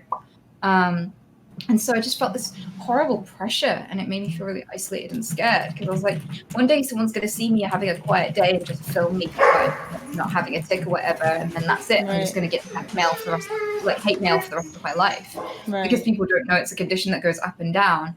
So like there was just stuff like that. That was just like, ugh. But yeah, live stream fails was a part of it, but it just felt like everybody looked at me at once, everywhere. Yeah. Live stream fails, they tend to fluctuate a lot in what they think. It's like some posts will hate you, other posts will defend you. It's like, I don't know. This is the other dog. Oh, like pit face, but his legs are like. Oh my gosh, that's adorable. Yeah, LSF is a shithole, but it does. It's done a lot of good for a lot of people in terms of exposure, for sure. But it's also just been like the source of so much negativity. And cringe. Yeah, yeah. But that's how I got. That's how my channel started growing. Is I brought my red-tailed hawk that I was rehabilitating on stream one time, and somebody clipped it and put it on LSF, and then it was that like girl of the month type thing where it was just like everything that I did was clipped, and then Ms. saw my clips on LSF, and then I talked to him, and then started dating him, and then she's eating a napkin. Hold on. Familiar. Yep. That's how that goes. It's amazing, though. A chihuahua in a pit bull. How does this happen, you guys? I'm just... boy. Yeah, everyone pictures, like, when people come across, like, one big dog and one little dog, people always picture the mating happening the wrong way round. Like, there is usually, if it's happened, it's usually because there's, like, a combination of male and female that does work. But usually people's mind already goes to the one that sounds the most horrific. Right. Because, like, on one hand, I feel like the small dog needs to be able to reach. But on the other hand, like, I feel like I don't know if he could reach, right? But I feel like the female would have to be bigger, else she would explode with the puppies inside her being from, like, a bigger dog. So I'm like, I don't know which one is which. Because I feel like the male couldn't reach, but maybe he can. I don't know. It's funny to think about, though. Yeah, I wish I knew what his parents looked like. That'd be so fun. He had a sibling that looked the exact same. There was a girl that looked like him. Well, she had, like, brown spots instead of black spots, but they were the cutest puppies ever. They're so weird looking. Aww. Yeah. That's adorable. I think the other question that I was wondering about you guys is, do you have any bucket list items? Like things that you would want to do at least once in your life? I want to swim in rats. There's a temple in India, it's a rat temple, where they leave offerings for the rats there because they think that they're all the reincarnated souls of their ancestors. If you're graced with the presence of an albino rat there, you're considered to be lucky and blessed. And so you can just sit down and have an entire plague just crawl all over you. And I'm just like, yes, come to me. That's kind of awesome, actually. I think rats are adorable. I think so too. Rats are super underrated pets. I really want them I want a rat as a pet, but my husband is terrified of anything that has like a rat's tail. So even like if I wanted a daegu or I think even gerbils, like he's just like not comfortable with them. He also doesn't like snakes. Oh. And so I think it's like things that go like this, like he really is afraid of. It's like definitely a phobia, and I'm like, no, but I want a snake. I think snakes are awesome. Yeah. That's crazy. I don't know. I feel like, how can you hate rats? They're just so cute. And they're so smart. They're so cute. Know? It's not their fault they carry diseases. I don't have any, like, I want to skydive or anything like that. I don't have bucket list items. I would hate skydiving, actually. I definitely don't want to do that. I went to Belize back in... When did I go to Belize? I don't remember. I went with a professor from UC Davis who was on my podcast, and me and Ms. went with him and did some filming there, and we stayed at a research station in the jungle, and we're talking about buying a cabin there so that I can go and help with research there and then stream from there. That's awesome. So Yeah. Not, I don't know if that counts as a bucket list thing, but it's like it feels like, I think that's the closest that I have to a bucket list item is buying a cabin in Belize for for that. So yeah. Yeah, Is that and it sounds like a like, feasible bucket list item. is that like Yeah. tropical area? Yeah, it's humid, it's super, super dense. But there's so much life there. It's like Oh, yeah. teeming with life. It's so cool. That's It's amazing. Yeah. That'd be super cool if that happens. I think my bucket list is that eventually I want to be able to pick myself up like every 5 years and live somewhere else and do something else. My goal is to do that in different countries. That would be really cool if possible. Like, go live in like Shanghai, go live in Japan. I say Shanghai specifically because it's kind of close to my family's like hometown. I don't want to live in their hometown. There's nothing there, but Shanghai would be cool. And, just like move around across the world and just live in different places until I'm like really old. That's cool. That I would be hate fun. moving. Like a nomadic Moving's love life. like it. it's like my least favorite thing ever. I hate it so much. I love it so much. I love change. I get antsy if I don't get like I have wanderlust like crazy. Like I travel. That's why I go to cons. Is like I just travel so much. So the idea of like just staying put, like I don't want it. I want to go somewhere all the time. Would you want like a minimalistic lifestyle and then like have somewhere be like in a cheap area out in the middle of nowhere where you can claim that as your residency for less taxes, and then you just have different places you hop to renting across That would the yeah, world? like why not, right? That would Yeah. be so cool. That's really cool. Not live like a materialistic life, but more of like a just kind of Nomadic. experience. It's really cool. I feel like it's harder to move with animals because like you just have to move Yeah. everything all the time, and then a lot of places don't like animals. But yeah, I could definitely see that for sure. It's a really, really cool lifestyle. Being able to go wherever you want to go, not having to worry, not having like a whole bunch of stuff to move with you. You just leave that at your main base and then go rent places. It's super cool. I think my bucket list would just be helping as many animals as I can in my lifetime. It's like the shelter I want to build would be like no cage, no kill, and then just go like to different places either locally or across the nation or even across the world, like save dogs from places of natural disasters or like the meat market, or just go out on like daily rescue missions within whatever city is closest to me at the ranch. It'd be That's really, so cool. Yeah. I think it'd be really fun. Yeah. I knew someone who rescued dogs from the meat market. He looks haunted. He's just like he's seen some stuff because they can do some pretty dark things to them, and so like he goes there and he tries to save as many as he can each year because there's a festival Right. where dog meat's very popular, and so he goes there and he tries to buy as many as he can, and he just looks haunted. I've never Yeah. seen a man look Definitely. so just traumatized. Yeah, I've thought about that too. I don't think I could be there in person. I think I would work with a rescue mission that goes there in person, and then I'm like the shelter they can send as many as they need to, too. I'm like the receiving end of it. Because I think I would just cry immediately, like all the time when I see it. I don't think I'm strong enough to be there in person, but I could definitely be the receiving side and give them a place forever. I have a lot of experience with having to face down the darker side of rescue. I was doing call outs to some pretty dark stuff for about a year. How long was I doing that? A year and a half, 2 years, something like that. Wow. And I was coming home and just like getting out a big old bottle of wine and playing computer games at the end of the night. Like couldn't sleep. Like I just couldn't. Yeah, like it's hard, but what you do is you compartmentalize. Like you have like a kind of business mode where you just like get the thing done, emotions later, and then like my emotions would creep up later, and when as soon as I felt safe and calm and felt like relaxed, it just all hit me like a wave, and I just deal with it separately at a better time. Like holding off your emotions until it's an appropriate time to let them out.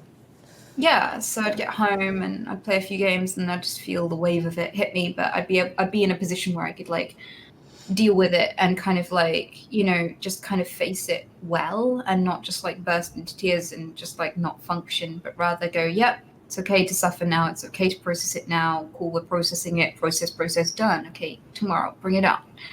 And that's how I stayed with it and okay. But yeah, there were people there who suffered a lot of violence too, because the kinds of people who are mean to animals aren't very nice to people. So if you're intervening, you put yourself in harm's way. And I knew these old ladies and stuff that were like mostly metal because, you know, they'd been hit by cars, they'd been kicked in the face, they'd been, you know, hit with crowbars and all sorts. And they were just these hardy, weathered women who just nothing would beat them down. They just keep getting back up again no matter what they had to face. Wow. They're amazing.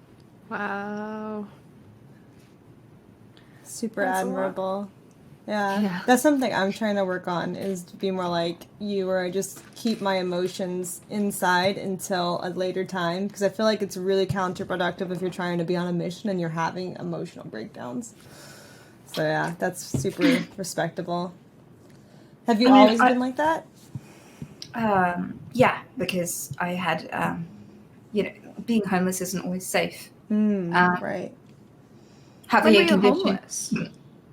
I talked about it earlier in the podcast. She went to the bathroom, I think. Yeah. Oh, sorry. Yeah, that's all right. But yeah, when I was really young, and then a bit in my kind of like early teens as well. jeez. And yeah, it was okay though. It taught me a lot of stuff. I feel ready for the apocalypse. But I kind of feel yeah. But it meant that I kind of had this thing where I would kind of observe my emotions in a calmer state because I've tick emotions as well. I've had a lot of practice managing them, because if I have an emotion out of context, I go, oh, this is probably a tick. But my brain will try to contextualize it, and I'll watch my brain do that and go, that's just an irrational thing that my brain's trying to do. Like if you get tick rage, you'll try to blame it on something, and then the sensible part of you will go, nothing's at fault. So, you know, this sort of thing. So I've had a lot of practice dealing with my emotions because of my condition and circumstances. And I think that gave me an advantage when doing rescue work, because a lot of the people who did that kind of work were addicts, because it's so hard to cope. So, you know, you get a lot of mental health issues, and you get a lot of addiction, and you get a lot of really, you know, a lot of struggles in the volunteering world, depending on, you know, what kind of work it is.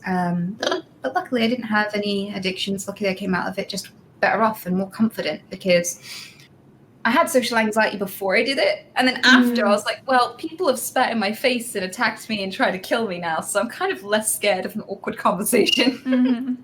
So I came out, you know, better for it and happier for it. And I feel pretty tough. I feel big. In high school when I was a junior, I rescued a filly from the meat auction, and she was a thoroughbred off the track. I don't know if you guys are like horse racing and stuff like that. There are so many horses that go through that industry, and if they don't make it in their first run, they just got chipped off. And I bought this filly for $60 after she had done her first run, because it didn't make the cut. And they're like nice horses, like well-bred horses that are a year old, 2 years old. Oh yeah. And have so much potential and so much time, you know, that people could invest in them, and they're just $50, $60, get them out of here, really you know, sad, or they're taken for, you know, for meat or for dog food. So yeah, that's pretty crazy also. That's part of what I wanted to do too. If I have enough funding with my career, is save horses from the horse racing industry. Because a lot of times, even if they don't make a race necessarily, maybe they were a very successful horse, but then they have an accident on the track, they just put them down. And I feel like in a lot of those cases, like their legs can heal. They could have a nice life, just, you know, as someone's companion, or even be able to run not as heavy, but, you know, still have riders eventually, depending on the type of injury. I feel like people just throw away their life and like, oh, they're done racing, they're useless to me, and they just end their life, and it's really sad. Yeah. So like I would want to have like my sanctuary known across everywhere that has like a track, and have my cards and be like, no, you call me and I'll provide transport to get your horse, you know. It's like, I'll take your horse, you don't have to put it down. So it's so sad. Yeah. Yeah, we have the Dartmoor ponies here, and so there are loads of ponies free roaming over this big expanse called Dartmoor, and Dartmoor's quite well known for it. I mean, people love it. There's an ice cream van in the middle of a car park, and in the queue was a pony just queuing up like everybody else. And when he got to the front, he just butted his head straight in there, and the guy was like, "What do I do? What do I do?" Well, he just nommed all of the ice cream cones and stuff. So Ponies are amazing. quite well loved. That's so cute. But the sad side of it is like they're a lot of upkeep and they're just not really profitable or anything. They're just, Right. it's a lot of money and upkeep you have to do to just have something you never see. So people give up on them, and there are auctions at the end of the year, and they're called the £1 ponies because literally people will sell loads of them for £1, and they just get made into meat or glue. We even had like a horse meat scandal here, where one of our most popular supermarkets, Tesco, they did a DNA test on some of the meat that I think it was labeled beef, but it had horse in it. No. So yeah, it's quite a cheap thing, and it's quite, so there are the £1 ponies, and there are some organizations that buy them up for like £1 each and then set up loads of land to try to rescue as many as possible. But yeah, it's definitely a thing.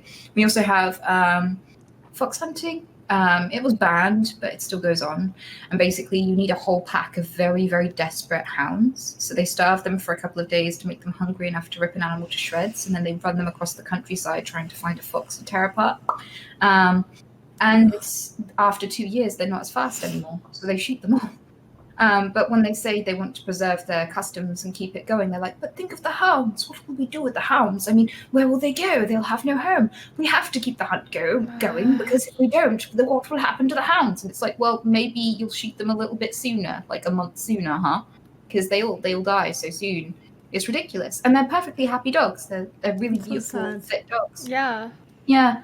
And they get 2 years of life, because after that they might be a little bit too slow. Yeah. It's crazy. Yeah, I can't imagine watching that or wanting to watch that too. It's so gruesome. Yeah, I don't understand how, like, in this day and age, like, we still do stuff like that as entertainment with animals. It's so weird as well, because everyone seems to applaud people who do rescue work, and everyone seems to be so, like, we tend to think of people who do rescue work as good people, and they tend to overwhelmingly get support. So, like, most humans tend to want to connect and be good for animals. Where are all these people that enjoy hurting them? Where do they come from? Yeah, I don't know. I think That's part of why. Go ahead. Yeah, I think it just needs to be about education. Like, usually you learn from your parents that animals are beneath you. So it's all about, like, I think the school system just needs to, like, teach people, like, why you need to care about animals and where your meat comes from and why it's important to understand that and to make a actual choice on becoming a meat eater or vegetarian or vegan and stuff, and just, make choices based on your knowledge and what you're taught. I think more than just what you eat, it's also just about how you treat animals too. Yeah. And I feel like there needs to be more, like, educational programs for kids to have experience with animals while they're young, so they see that these are friends, and just because they're not humans doesn't mean they don't deserve life, Yeah. Are you okay? No. Poor thing. So I said I can't do, I'm really emotional. I'm fine though. No, I can see it. That's part of why I like doing wildlife rehab, is it's like case by case, like undoing a little bit of the harm that people are doing to animals and wildlife. Because pretty much all the cases that we get in, I mean, sometimes birds are blown out of a nest and that's no one's fault, but most of the cases are like getting hit by cars, glue traps. We have a lot of people that will, like, exterminate parents and then bring in, like, the nest of babies because they feel bad about the little ones, but they want to get rid of the pests, like the older ones. So we get a lot of orphaned animals that are orphaned because of people, and so it's, I don't know, case by case, very slowly. And then we have education programs too, and that's my thing is doing conservation education, going out and teaching people. So yeah, you're right about just teaching people about it is really important. Yeah, I would love to have, like, summer camps on my ranch where it's like kids can just come in and, like, volunteer, learn about animals. That's and cool. If their family is willing, like, whichever one the kid connected with, they could adopt as a family. So that'd be really cool. That's awesome. Yeah. I miss summer camp. I used to do summer camp with horses and Japanese summer school. And what is a summer camp? Because I obviously never went to one. it depends. I mean, sometimes it's like you go and it's like a bunch of kids go for like a week or something in the summer, and they just do a bunch of, like, camping stuff and activities and tell stories. But then also, like, I did a summer camp with horses where we went out and rode, like, in Half Moon Bay, California, like, up through the hills and stuff. then I did Japanese summer camp my whole life, like from kindergarten up until I graduated high school. So every summer it was. Yeah, what's in Japanese summer camp? I'm so curious. It was 3 weeks every summer of just like Japanese culture. We had language classes too, but it was more about like cooking and the stories and crafts and stuff like that. So cool. Yeah. That sounds amazing. My dad's half Japanese. That's why, not just random. Oh, that's awesome. Yeah. It's really cool. Because I'm mixed and nobody believes me. Do you ever get any shit for that? Do you ever get people who go, I don't believe her dad's this or that? Because I get that all the time and it's so annoying. What is your dad? What's Anita? your mix? Yeah. My dad's side of the family are all black. They're from Trinidad. Uh-huh. So I don't look half black, so nobody believes. Right. It just depends how what your genetics end up like. Yeah. Yeah. My I don't mom get has very people- strong genes. People don't. I don't think I have issues with people believing me. A lot of people are surprised sometimes, but they're not like, no, you're not. That would be really annoying. I'm sorry. Yeah, 'cause, like I would have never guessed, so I wonder. Yeah. But because I have a condition, every single person with Tourette's gets stout. Every single one. People think that you fake it for attention or whatever because they don't know what it's like to live with it, and they think that you get like some sort of good thing out of it, and you don't. Right. So I guess like because people have already come at me from a position of like scrutinizing me and suspicious. I guess I probably just get a lot more doubt with everything. Yeah, it's really stupid. annoying. Yeah, but think about all the people who love you and support you and like find like that peace because you have it and they have it, and you know you're spreading awareness. Like that speaks volumes compared to the 3 or 100 people that are dicks, and then the thousands of people who like need you in their life. Like, yeah. Well, thank you. Yeah, I mean, live stream fails definitely changed since I started. True. 'Cause, Yeah. Yeah, their attitude towards Tourette syndrome as a whole is completely transformed, and the amount of people on that platform now who know what it is and talk about it with an informed opinion is just exponential compared to when I arrived. Holy shit! It's amazing. That's awesome. Yeah, Good. Stella, you really are like super positive. I know. Like, Stella It- bringing I- back you the can't positivity. you can't survive on the internet without thinking about all the good things, right? Like, there's just, you know, I read through comments and it'll be one bad comment, but then, like, I'll see the 100 of comments of all of the good people who are just, like, saying all the good things, you know, like, you inspire me, or, like, have a nice day, or, like, you look really nice today, things like that. Like, that's the comments that I like, you know? I any bad comments, like, they're just, like, over, like, I don't even see them anymore. It's like I have a filter. And yeah, man, like that's why I love it when I see just like a ton of comments and it's just like all these people being happy. Like I never even think about the bad comments. That's a good thing to have as a streamer. Yeah. That's pretty important. Mm. Yeah, I'm not there yet. No. No, not quite. I mean, I definitely. I'm a super emotional person naturally. Since I've been streaming, I've gotten better at like dealing with things quicker, but I also like I overthink things all the time. I overthink like comments that I read all the time, things that I see in chat all the time. So yeah, I definitely am not at the point where I just don't see them, but that would be sick. That must be so wearing. That must be so hard. I mean, do you feel the need to take breaks because of it? I don't get all that much hate, so it's not that taxing. But I don't think I could stream full time. I don't think I could stream 6-7 days a week. I have a hard time streaming a lot of times back-to-back days. Like I stream 3 days a week, and it's like one of the streams is an hour. My podcast is an hour, so Yeah. I think it just takes time getting used to, like, building up stamina for it. Because I used to be the same way. And then, like, maybe around, like, in 2017, one of my dogs passed away, like, really suddenly due to bloat. And I'd, like, turned to stream as, like, a way to cope with it, to, like, distract myself all day. And then from that, I started, like, developing more of, like, a thicker skin and just, like, getting used to it and the stamina for it.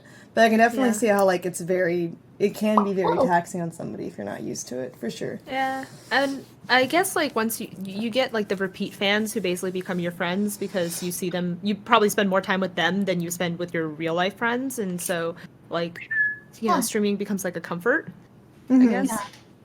Yeah, for sure. I mean, I've had stories about how awful people have been to you, Amaranth. Like, it really surprises me that, you know, as someone who's like really in touch with their emotions, you've had the strength to go through all of that and build stamina, because, you know, I've received an endless tirade of like doubt and hate and stuff, and it gets really, really exhausting. But I'm quite good at detaching from a lot of the negativity. I can't imagine how like, I don't know what you found. What was the source of your strength to go through all this? Really, I think it was actually my dog's passing, because after that, I figured out that, like, he didn't get to live that long because bloat took him away early, which is like a condition where if they eat too fast or drink water too fast and immediately run afterwards, their stomach can start twisting on itself, and it will start shutting off all of their organs, and they'll die within like 30 minutes. It's very dangerous. And after that, I was like, well, he had a great life though in those 5 years. Think of how many animals don't get to have that life. They end up in a shelter. They're there for a week. Their owners don't come claim them. No one wants them, and they get euthanized. I'm like, that's super sad, you know? Yeah. So I feel like that's what keeps me going every day.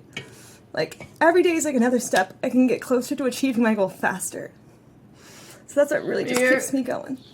Your stamina is insane. You're a machine. I don't understand. Like, the hours that you put into stream blow my mind. I can't even imagine. It's very impressive. Thank you.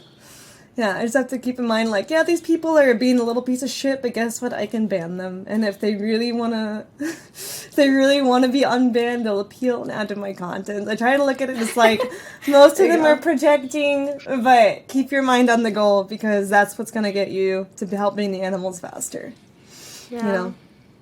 Am I allowed to ask, like, because you have an element of your content that's, like, about, you know, your beauty, and like there's the content that you put on Twitter and things like that, and I come across these people. I don't have any particularly sexual content, but I still get angry faps, and they're the people that are just like, I hate you, but I'm still wanking, and like they will obsess over you. You know exactly, the angry faps, right? So like I don't even try for the attention of the people who are looking to fap, but they're there, you know, finding a way, as you do. And they are the most obsessive people ever. Definitely. Their rage is relentless, like the energy it takes and the time, and they will just harass me endlessly and try to make anything I do hell. And I don't know how, like, if you had any advice for streamers who end up coming across this particular brand of aggression, like, what would it be, seeing as you've experienced it so much? How do you keep safe against the angry faps? Safe. That's definitely an issue, and part of the reason why I got a bear. So I got a huge bear dog who's bred for protection. And I'm also in Texas, though, so I can have guns, too. So for me, I guess I just feel safe because of my environment and the resources that I have in person if someone ever tried to come do something. But it definitely is difficult. Unfortunately, like, for me, if I had known that people were that angry and obsessive, I would never have used, like, my real name on social media or anything like that. I would have been way more private. So I'm not really sure what to do except prevention in that case, because the angry people, the obsessive people, whether you do like sexualized content or not, will find you. Someone will become obsessed with you. Someone will want to stalk you. Someone will want to think that they have a chance at being in a relationship. And some think that they are in a relationship with you when you've never met them or acknowledged their existence ever. And that's when really they call scary. You their best friend and they've never met you before. Oh, worse than that. I've had people who like actually have showed up to Houston before because they took the zip code of my P.O. box at the time when I had one open, and they would stay at a hotel near the P.O. box, and they would be messaging me like one-sided conversation. It developed for months. It turned into, I'm so glad I found you on Twitch, supporting you, yay, to I'm so glad we're friends, to I'm glad we're best friends, to I'm glad you're my girlfriend, to I'm glad we're engaged, to I'm glad that like you're gonna come pick me up at the airport, right? Here I am, and I'm like never responding to them at all. What? Yeah, it's ridiculous. That is really weird. That's it's extreme. Super creepy. Yeah. What did you do? I stayed at home until I saw on social media that they had left my country because they were from Canada. And so I was on I was on self-house arrest, and I couldn't have my dogs outside either because social media knows what my dogs look like. And I had like a bar fence instead of a solid fence. And so I couldn't have that out because in case they were driving around trying to find me. So I was just at home. until this person left and went back to Canada. It was like, I get crazy people like that more often. How long was he around? About 2 weeks in Houston. God damn. So I couldn't go to the store, I couldn't go to the gym, I couldn't go anywhere. And if I had to leave for any reason, I had to wear a disguise outside my house and make sure like no one was around when I left. Oh my God. And keep my dogs inside and take them to go to the bathroom only where like people couldn't see through the fence, like in certain parts of the yard. Yeah, I had a similar experience actually. I had to have him arrested, but I'll be right back because I need to nip to the loo. But I'm happy to talk about that. Cliffhanger. If you're curious when I come back. Okay. Yeah. We'll be right back. But yeah, there's really no good way to prevent that. Like once it's already begun, right? Because these people, you don't know them, you don't know what they're doing, you can't stop them from doing anything, unfortunately. So really, it's just like, how private can you keep yourself and still have success? It's a dangerous balancing game.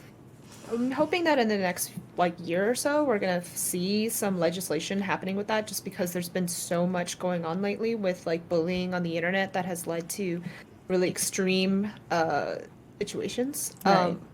I feel like there really needs to be something that needs to change with that if they want to continue to make the internet safe. Yeah, there's really, because I have several friends who have been targets for home invasion because of who they were. One person almost died. It's really bad and really scary. It's a reality of what we all have to live, have to think about when we start doing content online. I thought about that the day that I started creating content.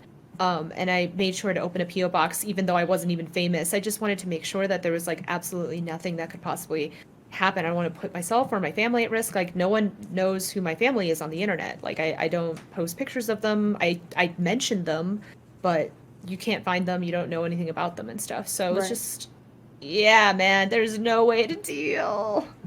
Yeah, and the people who are that obsessive can often find whatever they want, even if you don't tell them to, just based off of what's in the background of your stream environment.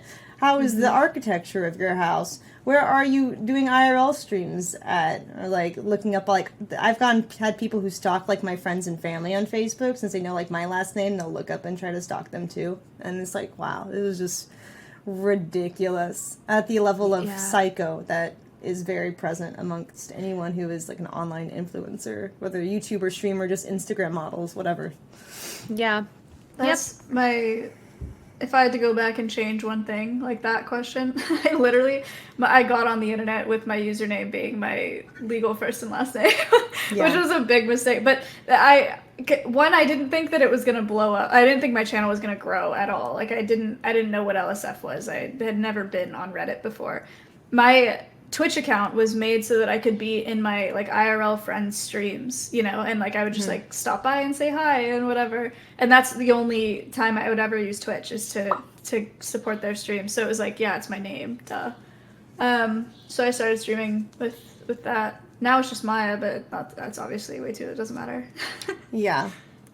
I think some people just have a really hard time disconnecting the concept of an online streamer versus a personal acquaintance or friend or more than that, because they see the streaming interaction as a one-on-one conversation sometimes, some of them do, and they can't separate that maybe this person is an online influencer who's entertaining thousands of people at a time. Instead they're this person is having a discussion with me, everything they're saying and doing on stream is a direct sign towards myself.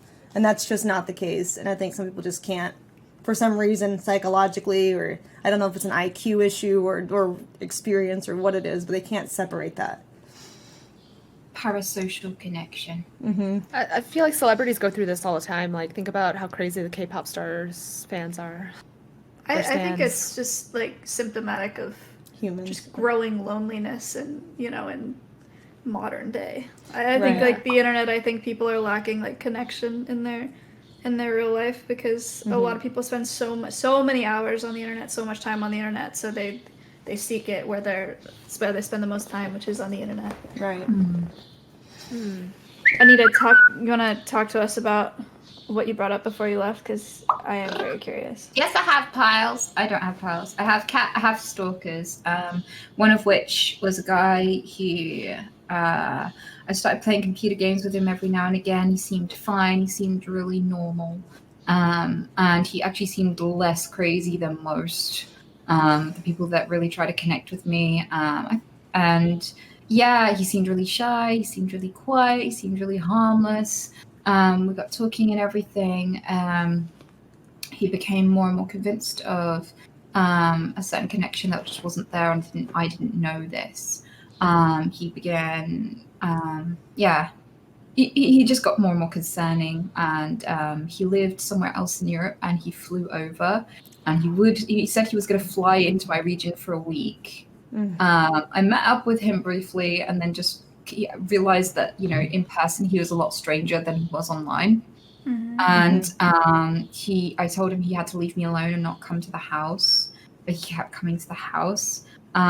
So one time he tried to push past me and just come in. I was like, no, you can't come in. And he was like, please just let me in. I was like, no. And he was like, please just let me in. I was like, no, Creepy. over and over again.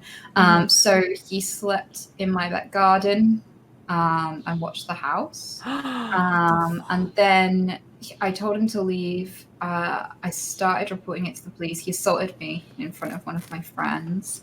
My friend was a witness, and the police did nothing because they're really rubbish here. So he came. He was on his way to my house. The police picked him up. He had a knife on him. He didn't know anyone else in the whole area, so he was just headed to mine with a knife for some reason or another. But they still let him go. They took him in, and they made me. I skipped a stream to go and give a statement, and they took my account of everything from like the stalking, the harassment. He was knocking on my door for like 40 minutes straight and not leaving, and all this sort of stuff, sleeping in my back garden, everything. I gave them everything, and they took it all and then just let him go with a warning. So he was the next day just released. They didn't do anything until he went to a shop near me. He followed me from my house to a shop. He waited outside my house and just watched it until I left.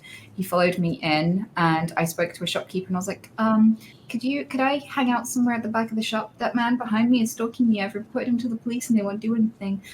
So could I just hide somewhere until he's gone, and then you could tell me when he's gone? And they did that, and they're like, he's gone. And I finished my shopping, and they went, he's waiting for you outside. Do you want us to do anything? I was like, I went out there and filmed him. Wow. I said, are you going to let me cross the road? Are you going to let me go back into my house on my own? And he said, yeah. And I was like, you're not going to follow me, are you? And he was like, yeah. And I went, are you armed? And he just quietly smirked and didn't say anything. So I turned across the road, and he gave chase and ran after me. What the fuck? And the people at the shop grabbed him and pinned him and they're like, hey, and they started screaming and shouting at him. And I went back into my house and reported it to the police. The police officer came, and she didn't seem too motivated to do anything. But they asked me about like what I do for a living, and I said, yeah, my followers have been quite worried about me, and they're like, oh yeah, how many followers do you have? And I explained my stats and everything, and suddenly, for some reason or another, he's in court. Like just like that. Like as soon as they realized how many people knew this was happening and how inactive there's been, it seemed to just change things. And so even though the thing at the shop was less severe than the assault, that was what got him. And he's still free, by the way. Like he's got a suspended sentence, so if he does anything else, they'll put him in prison. But he's been charged with stalking. So yeah, that was my experience. And he basically came for a week and decided to move down the street from me. He rented an apartment at the end of my road and started watching my house, and was violent and really aggressive. And I had to constantly get up during every stream whenever I heard a noise, just in case it was someone trying to break in and all this sort of thing. Like it was just really extreme. And how recently was this? A couple of months ago or something. I mean, he still watches the stream. He makes fake accounts constantly. He tries to dox me all the time, and he still harasses me, and he still makes threats that he's going to come to the house and give me a hard lesson. What the fuck? Wait, how long ago did you say it was? I missed it. A couple of months ago. A couple of months ago. Okay. That's Do crazy. you live on your own? That's not a question I think is smart to answer. Oh, okay. Yeah. That's crazy. Jeez, that's insane. I've heard like parts of that story, but never the whole thing. Gosh. Wow. Yeah, I have people who have stuck around in my community for years, literally trying to harass me. So I hope that isn't the case for him, but just know that it can happen because I have a person who's still likes to harass me constantly in my stream, try to dox and do like all kinds of stuff. Just usually it's fake information that they just keep reaching for, but it's still very scary to like think. Not scary for me because I'm not worried about them individually, but it's scary to think that people can be obsessed with you for that long. Have you ever had women? Has there ever been women? Not really. Not really in my case. Usually women get jealous because their boyfriend's following me, but they don't end up obsessive, like, in my chat forever. Wait, have you had girls message you? Something like that? One of my worst stalkers since I started streaming was a woman. Wow. Yeah. What was she doing? Like a romantic obsession, or? Yeah, it was really bad. Really, really, really bad. And basically she hurt a lot of people around me, and she did a lot of really, really just the worst stuff. She caused more pain and suffering and caused more trouble than anyone I've ever met. So basically she it was a romantic thing. She was interested in me.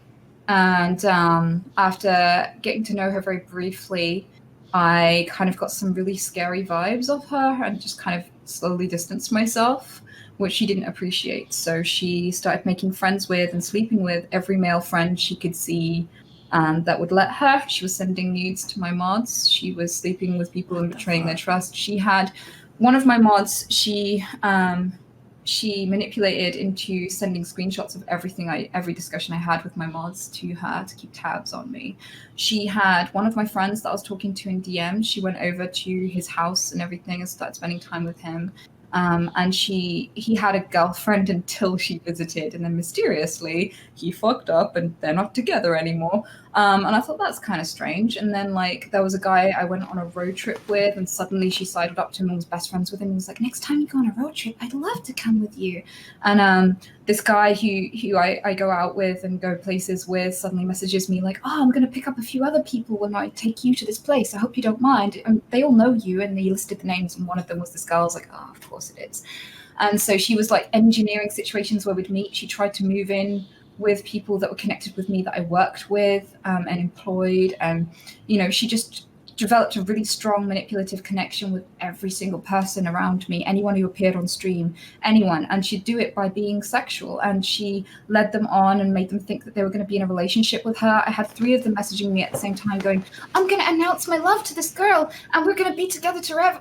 We're going to be together forever. And nobody knows that I'm into her, and I'm kind of confessing it to you because I know you two aren't going to be together and she told them that I'd slept with her or something, and that we were going to be together someday or whatever. And that, you know, when I turned her down for the 4th time, like she kept messaging me constantly, like trying to get me to be with her. And I said no for the 4th time.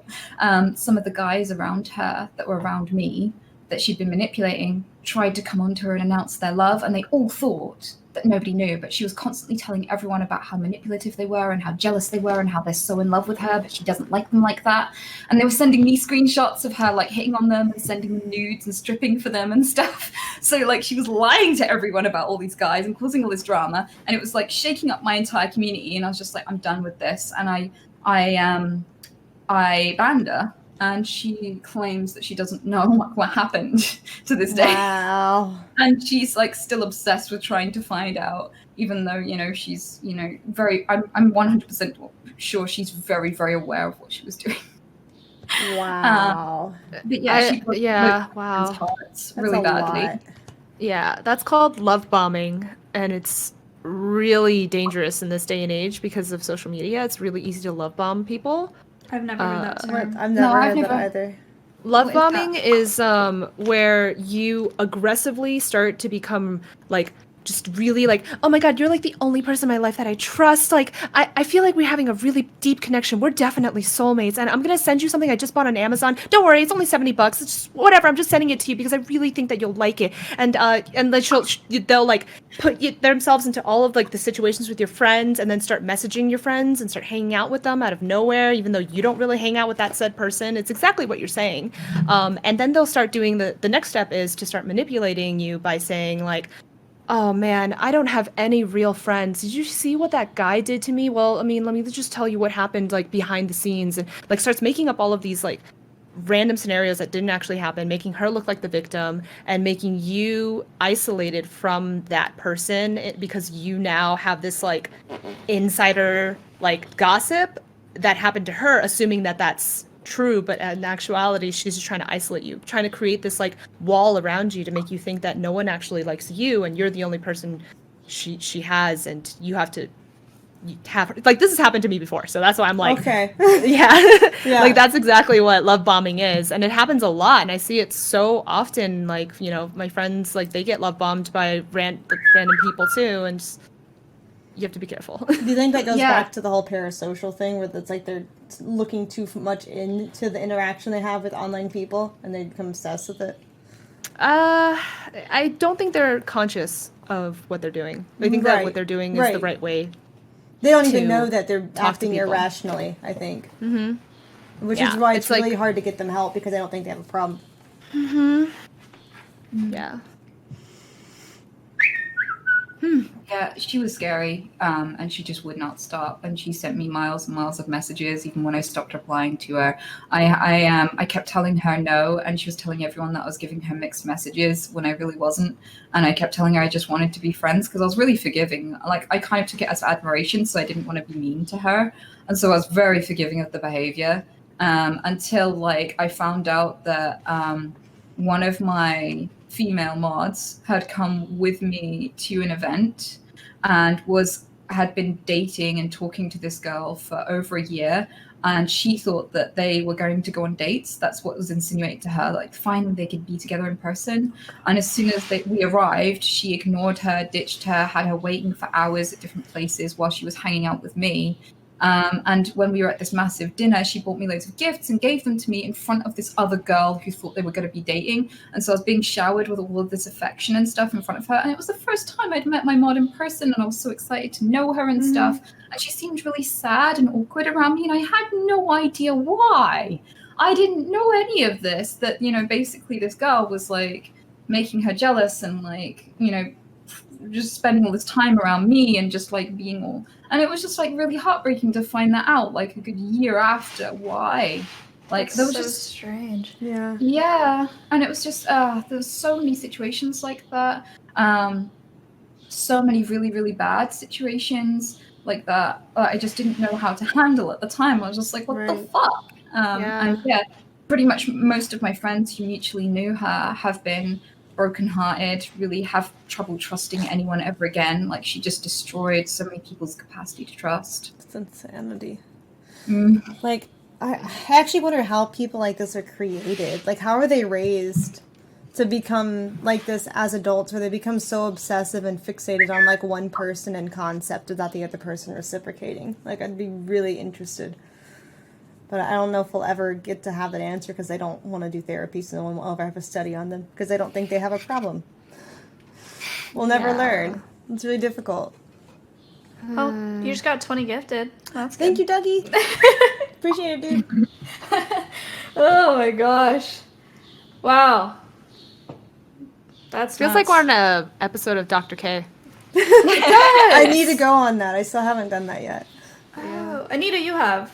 Right? I have a couple of I times. have. Yeah. I've talked to him once. He's a very smart man. How was it? Like, how did you feel? It was good. I'm pretty open about what I talk about on stream. So it wasn't like that foreign, but it was interesting. He had a lot of good stuff to say. I like him. What about you? Did you like it? I am terrified before everyone because I'm so scared of putting anything out there. Like I've said, like, because of my condition, people doubt me. People think that I just am making it up. And it's something that I haven't met a single person with Tourette syndrome who doesn't get that response from people. Like, it's really common whether you stream or not. So people are always naturally suspicious. And I come under fire for just unexpectedly just the most random ass shit.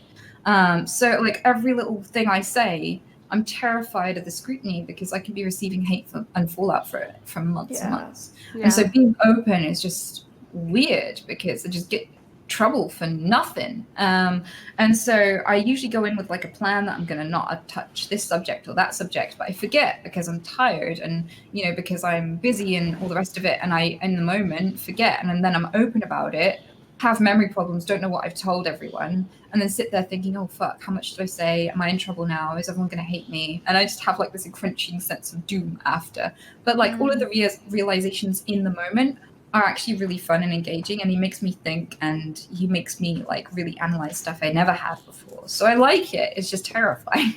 Yeah, I feel like there hasn't really been much negative like flack for being open on Dr. K. I feel like most people find it as like really humanizing. Yeah. Yeah. True.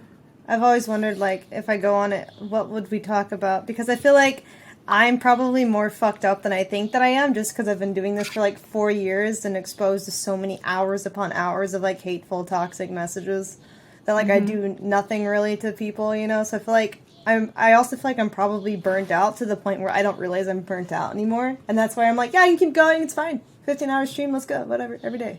So I feel like, because on some term I feel like I'm okay, but then on the other hand I also feel like, who would be okay doing that? So I'm like, am I really okay or not? Like, I don't know if I'm actually, like, secretly fucked up and I don't realize it. Yeah. Yeah. Have you taken a break at all? No. I don't take, I've never taken a vacation. I don't take days off, even Wait, if I in 4 have. years? Yeah, no. You haven't taken a day off in 4 years? I haven't. Even if, like, I'm streaming at a convention, I still stream, right? It's like, even if I'm traveling, I stream. And if I have a photo shoot, I stream in the evening. How many hours a day do you stream normally? Right now it's anywhere from like 12 to 15. And then hopefully after COVID settles down, everyone has a life again, I want to get back to doing like 6 to 7 hour daily streams. Yeah. But girl, that's not healthy. I know, and the fact that's what I'm thinking in my head. That's probably not healthy, but then like, my body's like, this is fine. You know, so I'm like, I'm probably like so fucked up to the point where like I'm beyond feeling fucked up anymore. The one thing that I found dangerous about streaming is that it is such an effective distraction. Like if I have other things that I'm processing or dealing with, I find that I stream more or I want to stream more, and it's because I don't want to process, you know. That's exactly how it was. It's so much. It's easier to like be on stream and like have fun and entertain and like be happy and whatever. And I found that I have swept a few things under the rug since I've started streaming, using that as a coping mechanism. Yeah, that's what I did when my dog passed away. Like, I didn't want to think about it, because if I thought about it, I would just cry for hours. So I just turned to stream. I'm like, well, at least I'm being productive and I'm being distracted, and it gives me goals to work towards in the future.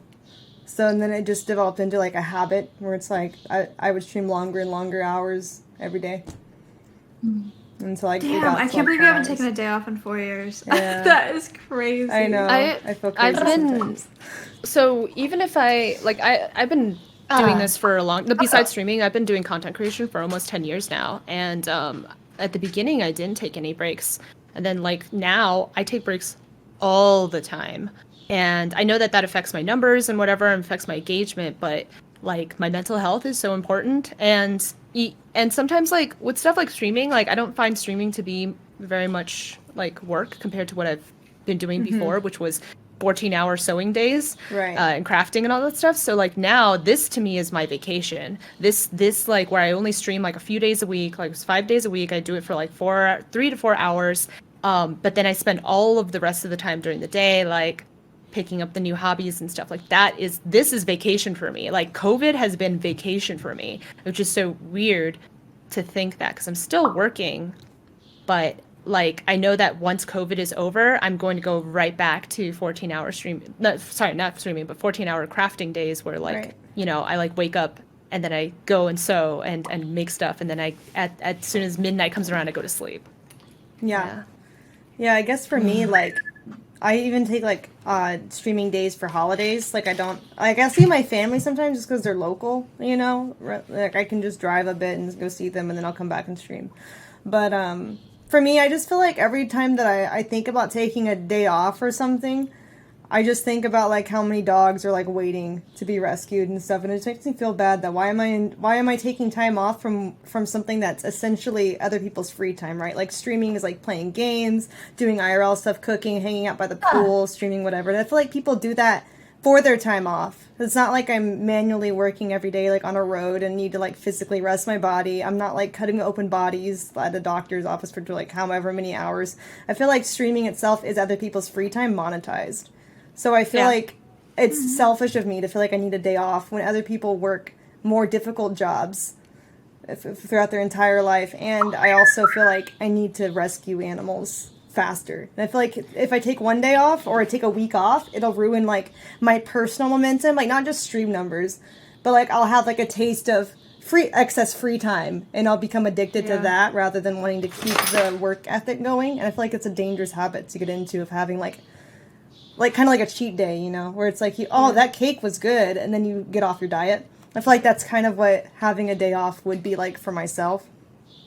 Never downplay what you do. Like, it's okay to acknowledge that streaming is hard. It looks easy to people who have no grip on reality and have no idea what this takes. But you've put your safety and security on the line. I know what that means. Like, I don't even let my family say my real name out loud in public. Like, I have had to completely change identity. I have had to be super secure about my whereabouts, my address, where I spend my time. I have to be super careful with my friends. You know, there are awkward situations that arise. Like, it's weird to go into a bunch of people who've known you for years and go, you have to call me Anita now. And they're like, why? And I'm like, no reason. Because I don't even want them to find my stuff, because I don't know that they're all 100% smart enough not to go, I know that girl. I saw her yesterday at this park and all this sort of stuff, right?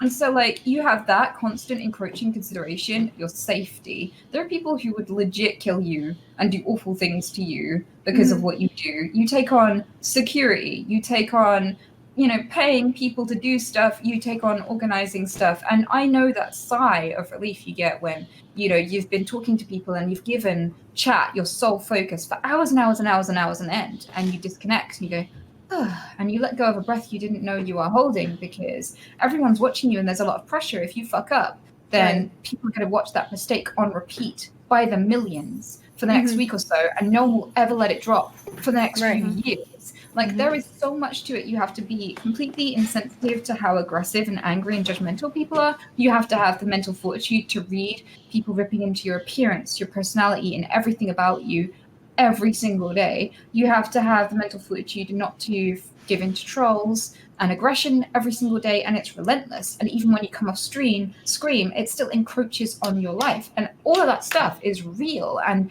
I don't think there's a wage high enough. I don't think there's a break long enough to recover from the mental burden. Like, every single one of us is talking about when we finish streaming, because it's not imaginable to do this for the rest of your life. No. Because of just how taxing and hard and relentless it is. And it's hard mode for women too, because we have more standards to comply with that aren't even in the rule book. Like, judged for a lot more like behavior, or just like what people would normally see like at a pool or a bikini. Suddenly you're a slut if you wear it and on any public platform. And Imagine there's no having your body.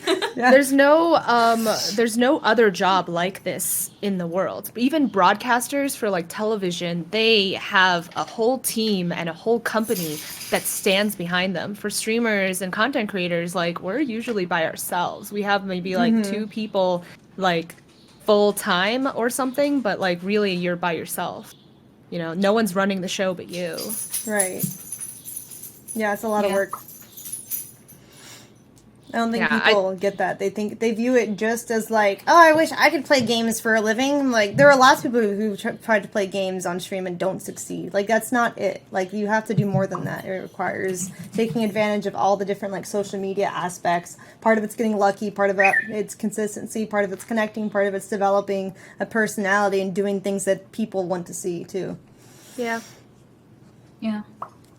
I think it's also an absurd amount of pressure to put on your shoulders to think that you taking a day off for yourself is directly related to dogs not having lives. Yeah, you know, or like it's more of just the momentum, right? Because it's like if I ruin my own momentum, I don't want to risk that I'll be slowed down.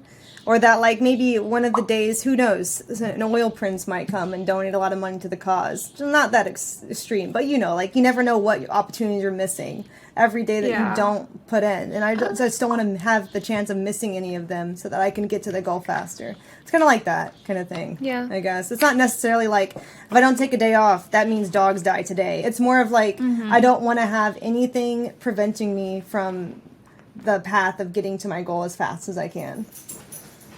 It makes sense. It's difficult. It's more of a mental exercise, I guess. It's like the fear of letting off time become a habit. Yeah, that makes sense. Yeah. It happened with me too, though, because I used to do a lot more rescue work before streaming completely ate up my life. So I used to run an online business, and I used to spend the rest of my time doing volunteering.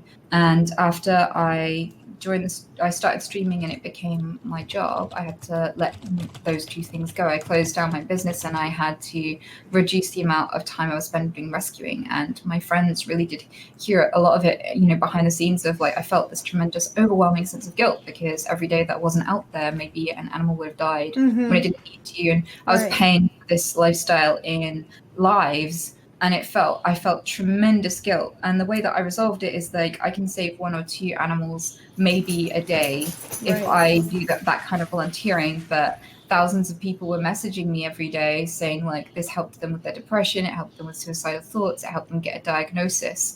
And so the numbers of lives I could influence changed. And I kind of use that as motivation to stay, but that pang of guilt is still there. And I feel like streaming is my stillness, is my break from what I'm meant to be doing in a way. Right. Completely understandable. Yeah, similarly, not so much with people, but I felt the same way.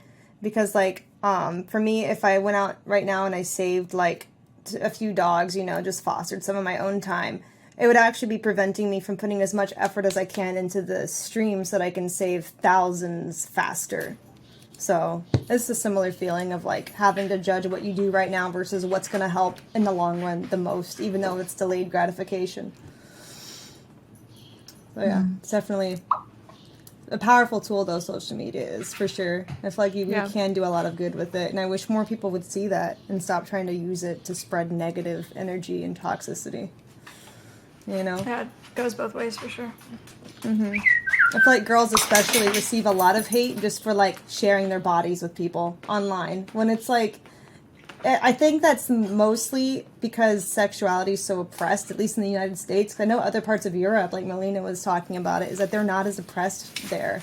Like people will, like sexuality, they'll see girls with bodies and be like, oh, that's a body, cool. But they don't see it like in a dirty way. Like a lot of like America, or more like, I guess, countries that were originally modest and like have that Puritan society ideals were based on.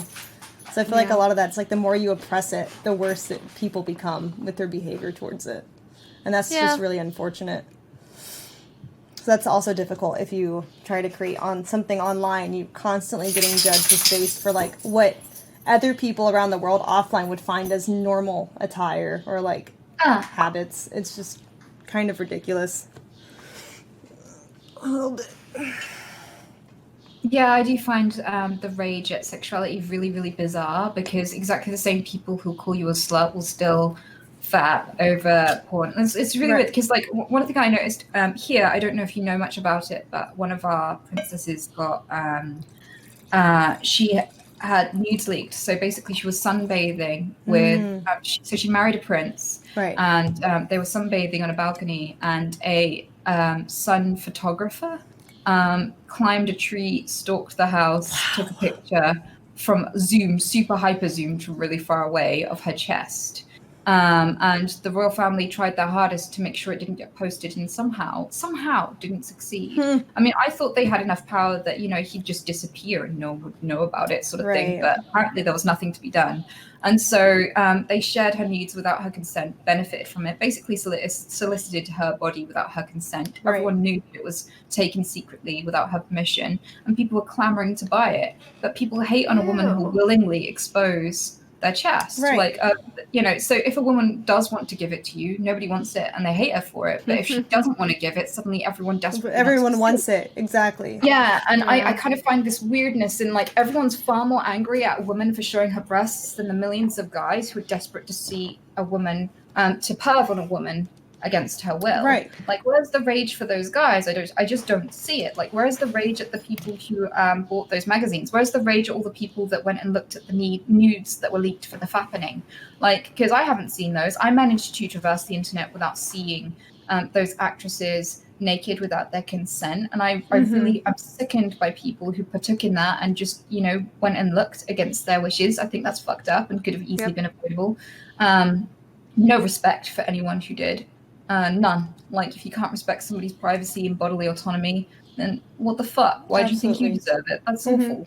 That's I completely understand. That's why I hate the fact that we're censoring the internet, though, because the downside to that is that, like, all the people who, like, people are learning from seeing bodies. We're learning from understanding female empowerment, and women who want to be able to take control of that, like, stop censoring them, stop making it bad, because that's just going to make the problem worse. Right. And what is going to be better is if we flood everything with women empowerment and our ability to show and take our control of our bodies, and then that way it'll cascade and hopefully stop these terrible people from, like, saying terrible things about women, and just accept it as a part of, like, it's no one says bad things about when a guy doesn't have a shirt on, It's Right. like, Well, that's no, what I that's- want to get to that point. I've never seen a guy be told, cover yourself up, save that for your wife. What are you doing? Cover your nipples. What the fuck, you slut? Like, why don't you want to save that for your wife? Like,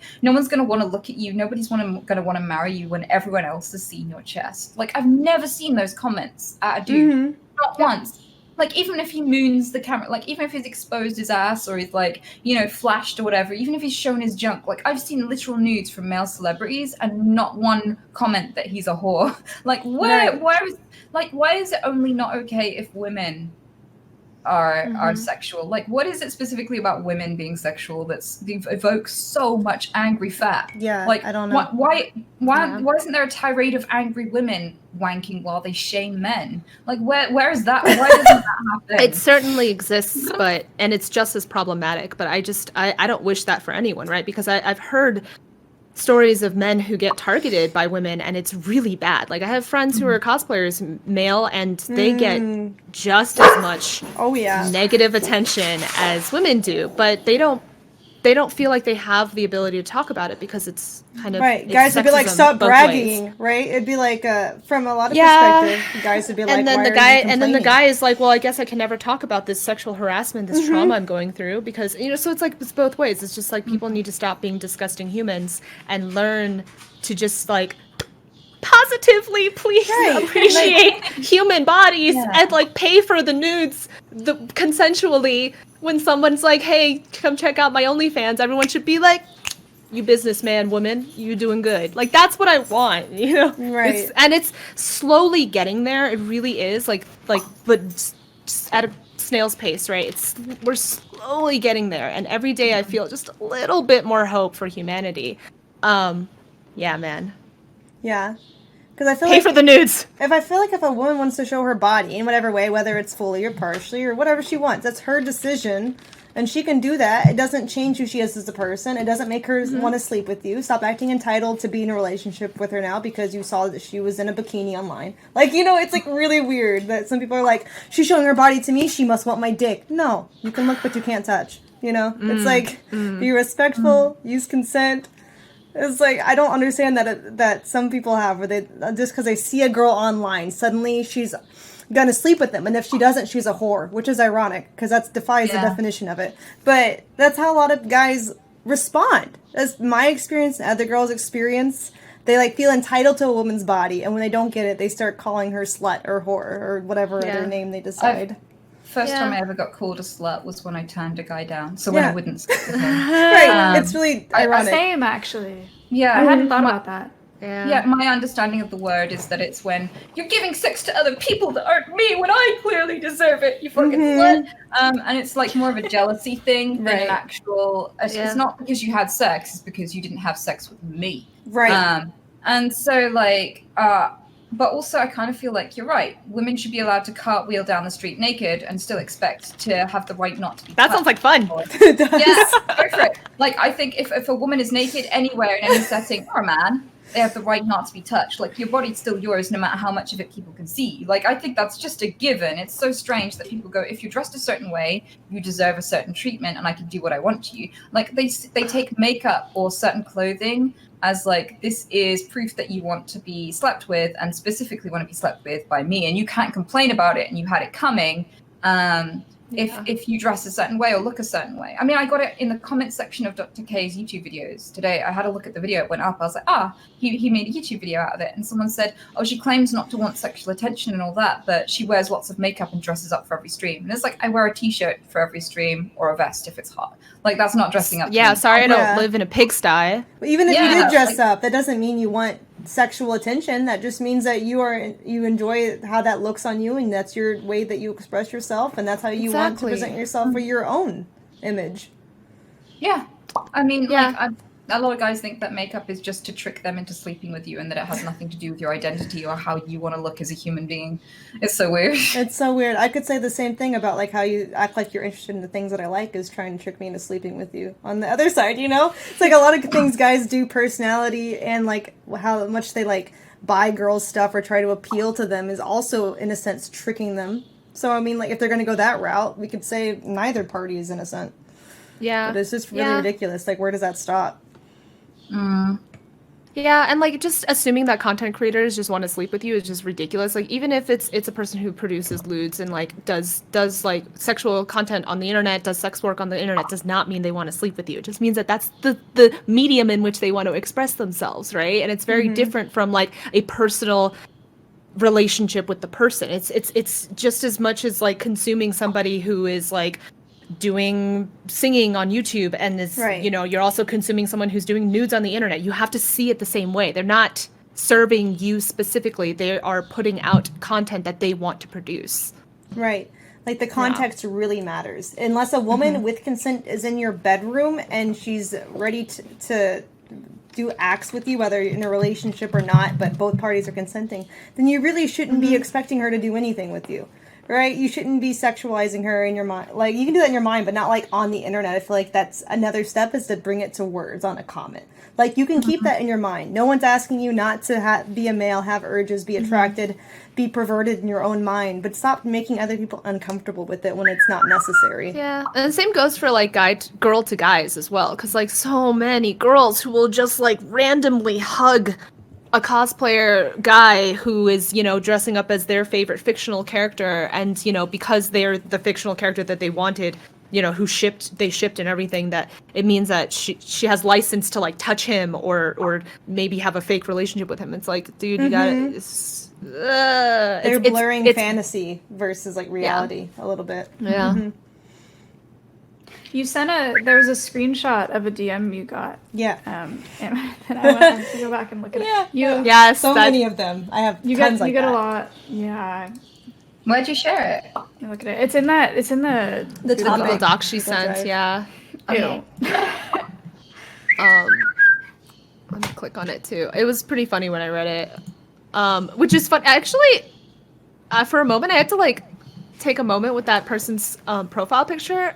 I feel like that person has messaged me too. Probably. He's very obsessive. He's been messaging me like almost daily for like 3 years, and it's always this type of always this type of message. Oh, I have a few people on Twitter that I'm pretty sure are on bots that message me a message every single like specific weekday. It was like every Friday. They would message me the exact same phrase they messaged last week. So I think it's a bot, like at this point. And it's not a bad bot. It's like, hey, I hope you have a nice week. I'm like, yeah. But you said this last week for the past 5 years. Okay. Right.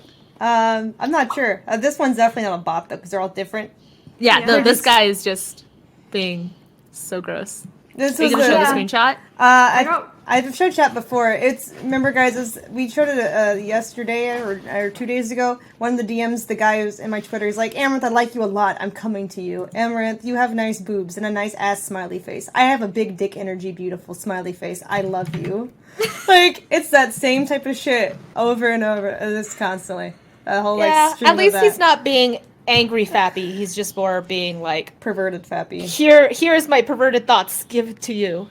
I just turn it into content. I used to have thirst days. Thirst days being like when I pick up all of the most crazy thirsty comments I've gotten and just share them with people and we vote on the one that, is just the most ridiculous. I stopped though because I got a lot of hate mail from the people who would send those kind of messages who were like, how could you just ridicule someone who's complimenting you? And I'm like, these comments were things like, if you don't stop having tics, I'm going to shove my dick in your throat and shut you up and sort of thing. And they were like, he's just trying to be nice to you. Why are you shaming him? What the fuck? I got loads of hate Fuck for just showing people how I was being spoken to in DMs. But yeah, I would show get their those all DMs the time. too. But look at these fuckers defending him.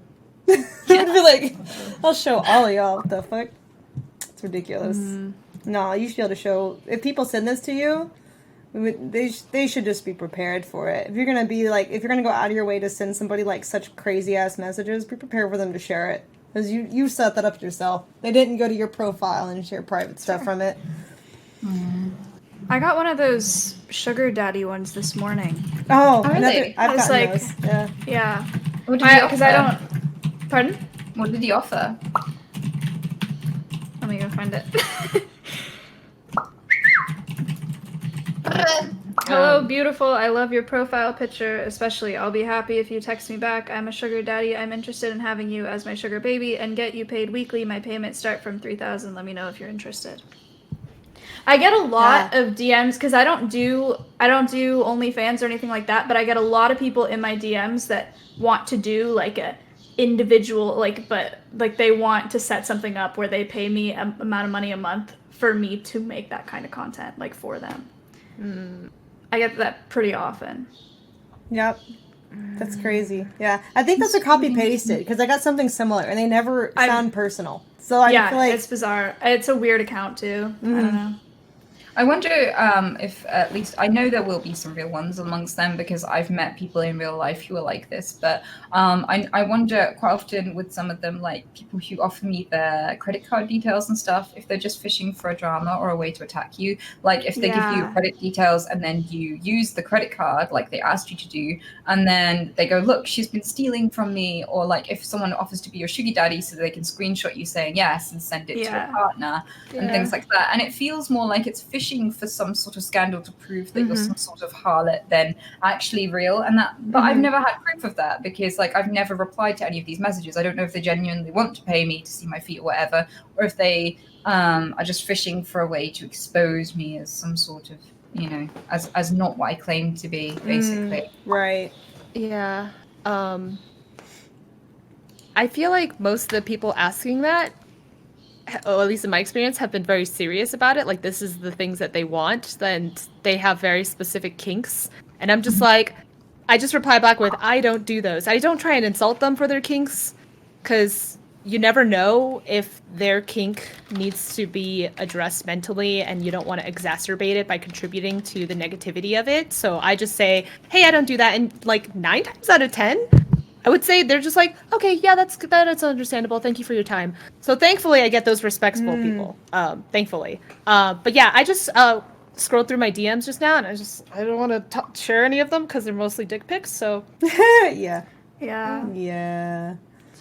I've gotten so traumatized from like the dick pic mentality that now I think every censored image is a dick pic. And then me sometimes too. I'll open them and it's just like he's sharing a photo of his kitten, and I'm like, now I feel really bad. yeah, I have to be careful. Oh man, I thought that I didn't open it for so long because I thought this was a dick. Oh, now I feel like an asshole. Kind of thing. Yeah, please give context, guys. Just never if it is a dick pic, say this is my dick. No. Even the guys, say this is my cat. The guys who send dick pics aren't going to tell you. It's if you're not sending a dick pic, tell us so we can open it. Yes, exactly. But also if you are of the person who does send dick pics, then also be respectful and tell us it's a dick pic so we have the choice. Right. To Yeah. Okay, please. In Just my a little bit of courtesy. experience, I've never met someone who respectfully sends a dick pic. So I'm not sure if I know. that's a thing. That would be great. Be like, I'm trying hey, to this think is of my the dick. time that Do that's you ever like happened. or not? If not, it's cool. No worries. Thank you for your time. I've never gotten that. So Forehead. Listen, if you're so willing to send out your dick pics, you should start an OnlyFans and charge Big money true. for that. Big Be true. smart. Be a smart businessman. I Big true. cannot imagine spending money on dick pics. It sounds horrible. I know. Yeah, that's part of what I don't get either. Is like it feels like a lot of guys who are the types to hate on girls who have like OnlyFans or Patreon or do anything like even just Instagram girls who just post pictures without any way to monetize it. Technically, they'll be so fast to hate on them, and yet they also want desperately nudes or whatever, and they'll like look for them online too, or like they'll expect girls they know in person to send them, and it's like it's a strange disconnect. I feel like a part of it's jealousy that they're not being able to monetize off their dick pics. That's what they think, but it's not true. You could do it too. I'm imagining There you a go, future in which true gender equality means that there's a same amount of dick accounts on OnlyFans as there are booby accounts. So I'm just saying, guys, you have untapped potential. Literally, you could be the first on the market right now to start an OnlyFans and serve the rest of the community that needs those things. Stop giving it away for free. It's problem solved. Yes, especially in our DM. Stop doing that for free. Yeah. Yeah, I've reached saturation point with dick pics. I don't want any more. Yeah. And the worst part is that my ticks say send dick pics, and I'm just like, don't do that. It's like send them now. It's not a tick, and I'm just like, shut up, Terrence. Stop. Stop. So yeah, it's risky business, but I also feel like I don't know if I'd ever pay to look at a picture of a dick because I I've would been never. sent so many. Yeah, like I just have no. I'm not the market for it. I just. But there is one. I'm just not it either. True. Yeah. But there is one, chat. Don't lose hope. Don't lose hope, you guys. If you're out there and you want to do it, believe in your dream. There are very successful guys I've seen. They kill it. On OnlyFans? Yeah. I think it's. Yeah. I think I'm like the 1 out of 4 dentists don't agree. It's because I follow a lot of really hot cosplay boys. Oh, yeah. And models. They're out and, there. Oh boy, thank you. For Yeah. those. I just can't bear the distraction, but good for you. You know? I can't afford to be distracted. I'm an equal opportunist, okay? So I support my hot ladies on OnlyFans, and well, I mean, yeah, I do support some guys. So Equality. 1 out of 4 dentists. So what is the most cringe or awkward DM that you guys have gotten in your experience? Do you have any? I'm trying to remember them. I only remember one, and it was from years ago. Because whenever I get asked this question, it's the only one I ever go to. Because yeah, all of like the new ones, they just kind of like whoosh, over my head now. I don't really think about them or see them or remember them. But the one I got was a person just like flat out said, "Can I pee in your butt?" And to this day, it is like a joke. Me and my friends and everyone, we just like laugh about all the time. It was just like. It's like a retort to somebody. You know, they'll say something and be like, "Well, I'm gonna pee in your butt." So Yeah, there have been some weird like fetish ones. Oh, fuck. There was one that wasn't not sexual. Unfortunately for this conversation, I'm like veering. No, that's fine. I get a ton of people that message me saying like I found a baby bird or like I found a baby rabbit. What do I do with it? Like help me. Like you know what? Like expecting me to respond, and it's not. That's not how it works, you know. Yeah. And this one guy sent me a message, and he was like, "I just found this baby bird. Like I'm worried that dogs are gonna get to it. What do I do?" And I didn't respond. And then the next day, he messaged me, "Kay, fuck you. They died."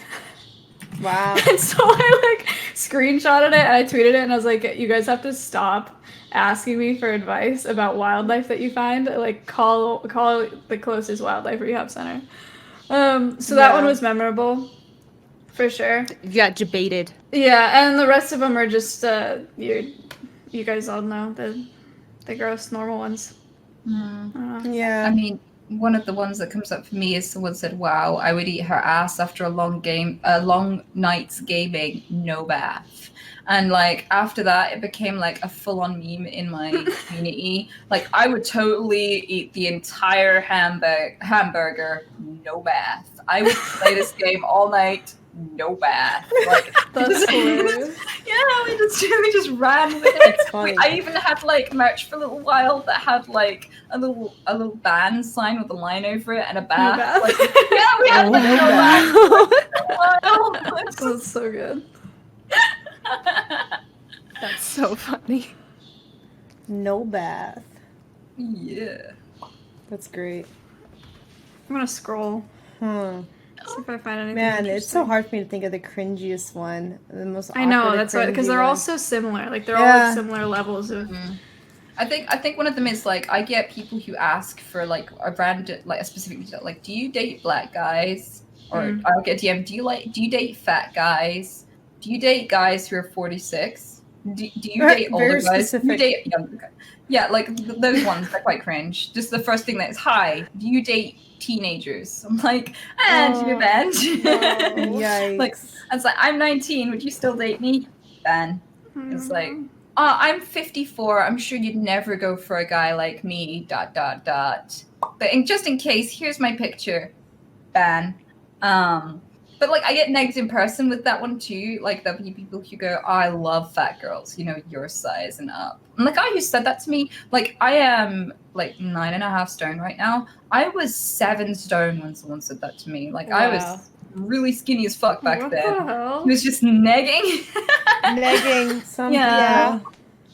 Damn. I get all the time too. They'll come to my stream and we just make fun of them. They're like, God, you got so fat. And I'm like, I can see my bones. Like, what the heck? Jeez. So yeah, no, that's the thing. People will do that. They just want attention. It's weird.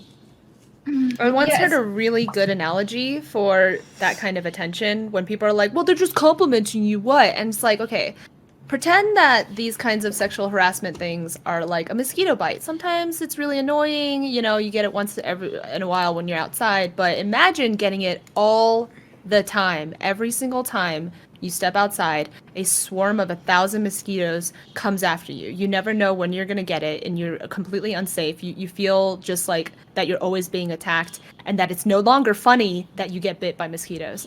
That's what it feels like. Because it, like right now, I know that people are going to be like, oh my God, they're just complaining about all this, like, all these guys just like complimenting them all the time. But like, when Yeah. you don't want it, you don't want it. And when it comes in waves, it rains, you know? I just tell them Yeah. to picture a dude they're not attracted to doing it, and then they suddenly get it. Like I do it with everything. Like some people don't understand sexual assault. If you've consented to sex, then surely it's fine, right? Or like maybe you just got drunk and regretted it or whatever. And they do that with the whole oopsing it in, like. And I'm like, well, what if a lady oopsed it in without your consent? Would you be okay with that? And they'd be like, hell no. And I'm like, there you go, get it. So Yeah. like whenever guys don't get it, I just go picture a dude you're not into, like maybe he's really burly and hairy and very masculine and you're into dainty little girls. Okay, so picture that burly masculine dude doing it to you, and then maybe you'll understand why it's not fun all day. Yeah. Because they're thinking at it as a perspective of like, oh, if a hot girl told me this, I would love it. It's like, well, to us, they're not appealing, right? It's not something that we're like, that's what I want. Because it is different, right? Humans often do this. And if they are talking to somebody, so they're not in a relationship, say they're single, and they're talking to somebody and someone is constantly messaging them, if they're attracted to her, the guys are going to be like, oh, she's in love with me, this is great. Or girls, vice versa. It works both ways. But if it's someone doing the same exact behavior, the same frequency of texting, and they're not attracted to them, they paint them as, oh God, they're so clingy and annoying. You know, it's like the same thing. It's whether you want it or not. And if you don't want it, it's not welcome. So it's like, I think some people just don't get that.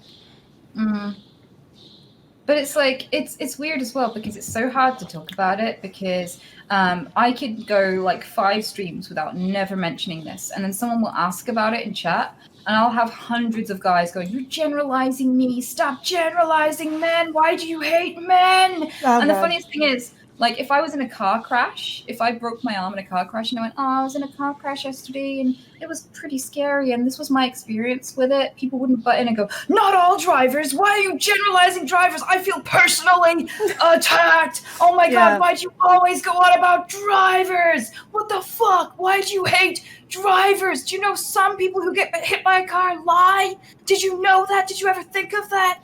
And I'm just Those like, are the people who whoa. have done shit and are offended because they feel that they've done it themselves. Yeah. Yeah. That's crazy. Projection. Yep. I will say, this is terrible to say, but my best allies are men who have gotten assaulted by women. So they know what it's like. And I don't wish that on anyone. Yeah. Yep.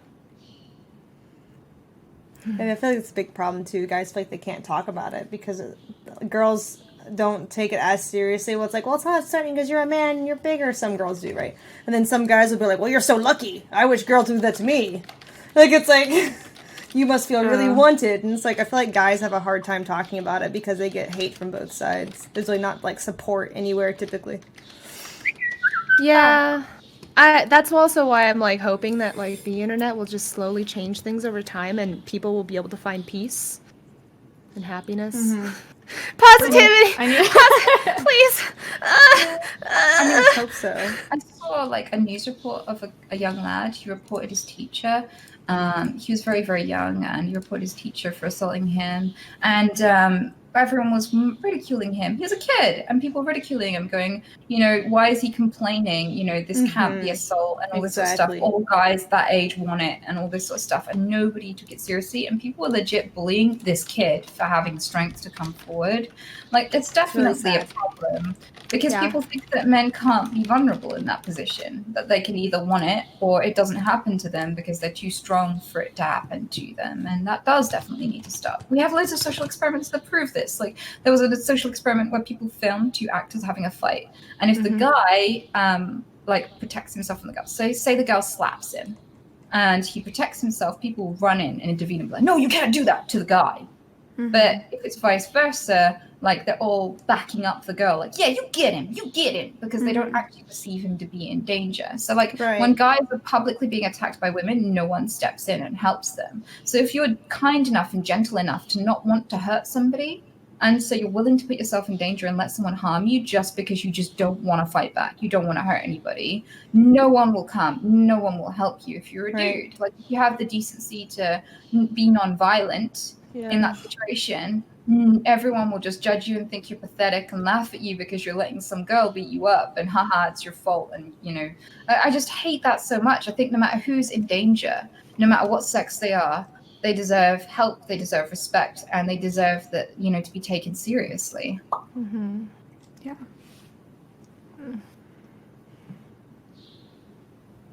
I agree. It's really sad. Like, I think of, like, all the poor kids who, like, and boys who go through this and, like, no one cares about like, the struggle they go through. Like, imagine, like, not knowing what your teacher's gonna do, and then she's, like, does this thing, you're like, I didn't remember consenting to this, and then all your other peers are like, well, that must have been great, and you're like, I still don't know how this happened. So, I don't know, I feel like that's very traumatizing. We lived in a messed up world. Yeah, for sure. We do, but I think what's awesome is that we have the opportunity to share with people how that this goes on and to challenge it, so that now something that may never have occurred to you, if you see it happening to someone or if it happens to you, there is so much more resources, there's so much more of a background context, it's much more likely to cross your sphere of consciousness and be considered now. So I feel like more and more people are prepared to deal with it and help each other with it now than ever before. I think we're in the best position ever because compare that to 100 years ago, compare that to 10 years ago. Yeah. We've made oodles of progress. Oh, absolutely. The amount of development we've had in the last 10 years since I've started doing content creation is mind-boggling. Like, I never expected us as an internet, as like a hive mind, to have grown so much and learned so much in just 10 years. But it's not to say that we have fixed all of the problems. There's still so many, but each year something new happens, and I'm just so proud of how far we've come. You know, like everything that's been happening with that BLM movement, I'm like just so glad that there's huge voices just screaming out now, whereas before it just felt kind of not as much. Right. Yeah. So it's good things will come. I It's guess. definitely One of the like good things that came out of COVID is I think that there are a lot more people that are seeing people talk, because so much of the movement is online, Yeah. and of course there are protests and things like that, but so much of it is done through social media, and there are so many more eyes on social media, I think, since this whole thing started. So Yeah. I guess So that's positive. it's slow and it feels really like helpless, but when you step back and you look at the bigger picture, we've made a lot of strides. Mm-hmm. So yeah, definitely. that's how I think positively. I have to look at okay, everything's still okay. It's just That's a this good skill small to have. pocket of bad, shitty things and bad people, but the rest of everyone else is like, no, you can't be bad. Yeah. Well, I feel like everything is progressively getting better. It's easy to catastrophize when things go wrong, but more and more people are free to vote. More and more people are free from slavery. More and more people, less and less people are dying of disease. More and more people are surviving cancer. More and more people are helping each other. More and more charities are being made. More and more people are educated every year than ever before. The gaps are closing slowly, and the fact that we can really make a fuss out of and make people aware of the things that are going wrong doesn't mean that the world is trash. Right. It means that we can finally see what there is to fix, and that means there's hope. I don't get down because there's lots of bad stuff on the news. I'm really happy that I get to know what there is to work on, because the worst case scenario, when things get really bad, is when you have a problem and you don't know there is one. Like when there's a leak in the boat and the boat is half full before you see it, you're way more fucked. So Yeah. I'm so glad. I'm so lucky to, and I'm so glad to look at the leaks. I'm not scared of them. It doesn't bring me down. It gives me hope. Right. Definitely. I'd rather be living in a future than have been born in the past. I feel like for sure. back when it was much worse. I feel like we're living in a very influential time to make changes in the world, and as influencers, we can, which is great. We finally have some power in a way. Yeah. I read an article recently. I'm trying to remember. They coined this term, it was something like feed exhaustion, or something about how people are just getting exhausted by seeing such serious things on social media all the time. Oh yeah. With the BLM stuff, with the Blackout Tuesday or whatever they would, that, and what you just talked about is a really good response to that. I need to go feed that bird really quick. I don't know if you can hear him, but sorry. I also have to run to the restroom. Okay, we can take a break. No worries. How are your snails doing over there? Your other ones, Anita? They're all right. They're all tucked in a row in their flower pot at the moment. They've got 3 little flower pots on their side, and they each go into it like a little house each. And some days when they're feeling cuddly, they try to cram into one and don't quite fit. Oh, it's cute. Have you seen? Do they show affection to each other? Are they social or? Yeah, I mean, sometimes giant land snails can fight, but these guys get on really well, and they like to spend time with each other. If one comes out of the plant pot and buries, they all bury into the same little nook with them. They like to stay close for some reason, which is really cute, because they have different relationships with different snails, and it won't necessarily always go well. So I find it really endearing that these 3 in particular really love each other. That's amazing. I know they can breed by themselves, but do they have the option to breed with other snails, or is it only? Yeah, they can breed with each other, and they kind cool. of smooth wrap around each other and stuff, as far as I know, which is quite cute. So they can, if they don't find a mate, they can mate with themselves, but I think they do prefer to mate with others because it helps you pass on stronger genes the more mixed they are, and it makes your species more and more resistant to disease, and it makes you more and more likely to be able to adapt and evolve according to your environment if your genetics are changing. If you're a clone of each other, then you tend to be more vulnerable. For example, the species of banana that all of the banana flavorings is based on, tends to taste different to the bananas we eat today, because it's based on a species of banana that went extinct because the plant was cloning itself, and because all of them were so genetically similar, a disease wiped it out. And there is a disease threatening our current kind of banana too, and there may be a day where we don't have any bananas left because of this exact problem. That's crazy. Hi, Stella. We're talking about snails. The fact that they can mate with each other and by themselves. Nice. Yeah, they have options. It's pretty cool. She was saying they're social too. They like getting along with each other. It's adorable. I know, I love snail snails. love. I literally like anything that has a heartbeat. You know? Yeah, I feel the same. I kind of want now to see all the different types of snails like together, like size wise, like banana. Wasn't there banana slug? Right, it doesn't really have a shell. Banana versus, like, slugs. sea snails, and the African land snail. Like I wish I could see them like all together, like a little escargot family. I had a conversation with my friends. We were talking about leeches, because we're talking about animals that we like, and I was like, yeah, why do people think leeches are gross? They like don't hurt you. They just like latch on and they suck blood. Like, does it hurt? Like, they have numbing stuff. It's fine. Yeah. Like, you just like, they're so, in my opinion, they're really cute, right? Because like when they're in your hand, they're kind of like slithering, but they're in the water, they're like wee, like, you know, like penguins. When they're like on land, they can't, but when they're in the water, they're like, and so I was like being like, no, leeches are so cute, and they're like, oh, they didn't get it. I'm like, They're just like I'm fine with girlfriends. They latch on, they suck blood. It's fine. Yeah, they're like little yeah. pocket girlfriends. Yeah.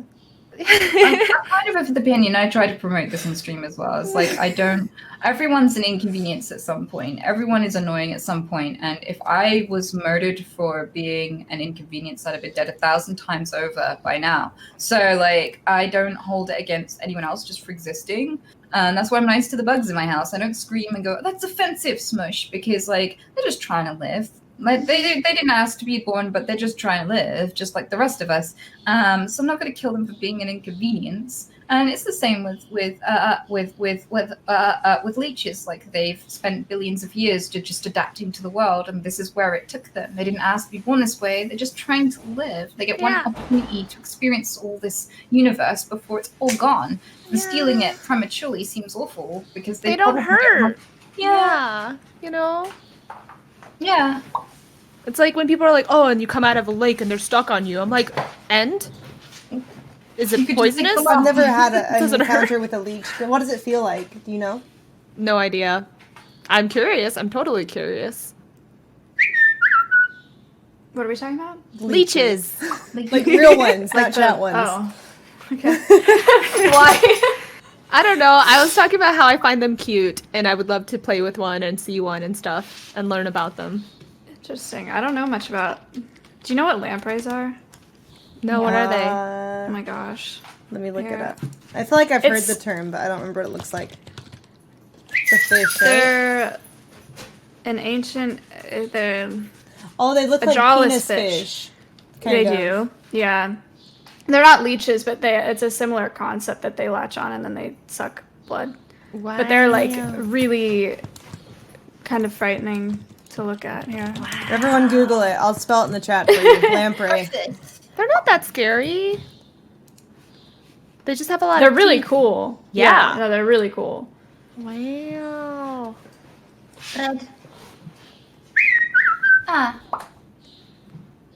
Do you suck men? Again and again. Sorry. I think it's because I grew up in New York City and I didn't have a lot of exposure to animals, and so like literally every animal is super fascinating to me. That's a wonderful attitude to have. I feel like a lot of times it can be the other way around. Yeah. Like anything is scary, you know. Yeah. That's cool though. Oh, we also learned while you were gone, Maya, that snails can mate with each other and themselves. Mm-hmm. More fun information. Yeah. You're so That's teethy. cool. So what's the most embarrassing or awkward dating or flirting story that you guys have? Or like the biggest romantic fail you've ever experienced? I cried on a first date at Great America once because I was too scared to tell him that I was terrified of roller coasters until after we were on the roller coaster. Wow. Wow. Did you like scream and stuff and hold on, or? Yeah, I got on the roller coaster. That he like bought the tickets, was super excited about the first date, so I wasn't gonna be like, man, like I hate all rides. But yeah, I went there, I tried my best, and then on the roller coaster, I was like crying because I was so scared. And he's like, oh, I dated him for like 5 years after that, so it was fine. But yeah, it was that was one of my worst first dates. Or one Are of you my still scared not so of good them? ones. I don't like them. I don't think I would. Well, would I cry? I don't think I would cry at this point if I tried to ride one. Yeah. But I don't like them. I don't like I'm the the same dropping way. feeling in my stomach. Exactly. I don't like steep drops or being upside down. Like those two things bother me a lot. It makes me nauseous. I wish I could not be nauseous because I love going on just rides in general. Because, I think about how the person who designed it was like, this is going to be really fun for that person. So, and then I'm just like, I feel bad I can't enjoy the thing they made because Right. I'm going to throw up. Yeah. That, speaking of throwing up, that was... I like it. Sorry. I'm not sorry. One of my so speaking of puking, like I was saying, when my awkward moment was with my then boyfriend, now husband, like on our second date, I like drank way too much wine and had him over back to my place, thinking that we were gonna have fun time, but instead I just threw up in the toilet, thinking that I was like really like ninja, like, oh, I'm just gonna quietly throw up in the toilet because I'm so wasted right now, and he won't even know. Now he definitely noticed. We talk about it to this day, how I threw up on one of our dates. Ew. He loves me. And that's really what made him realize that he loved you. He was like, God, I'm willing to tolerate this the rest of life. It's easy. Or he could be like, I am so lucky she was willing to throw up in front. True. She made it in the toilet. I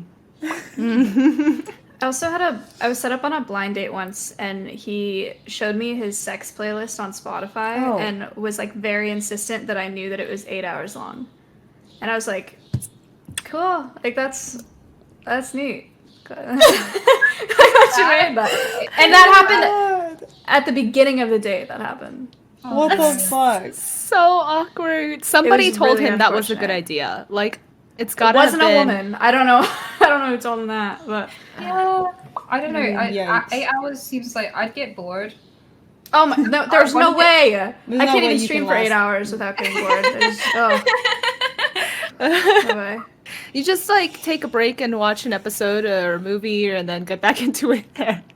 Okay. Or have you had the experience where like maybe he falls asleep and that's why he needs it to be 8 hours? He wakes up like, oh wait, my what were we doing? I forgot. Huh?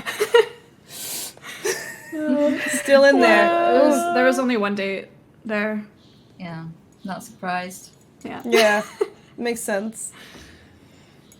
So my cringy one, I can think of a few, but so my quickest one is actually my mom's, really beautiful. She's way better looking than me, and she looks like my hotter sister, basically. She's 50, and she just hasn't aged, just like Benjamin Button. I swear she looks younger now than she did when she was my age. But she's always had people fall head over heels in love with her. She's just intoxicating. People don't even have to speak to her, and they're already trying to impress her. And two guys on the bus tried to kiss her hand at the same time and bumped heads.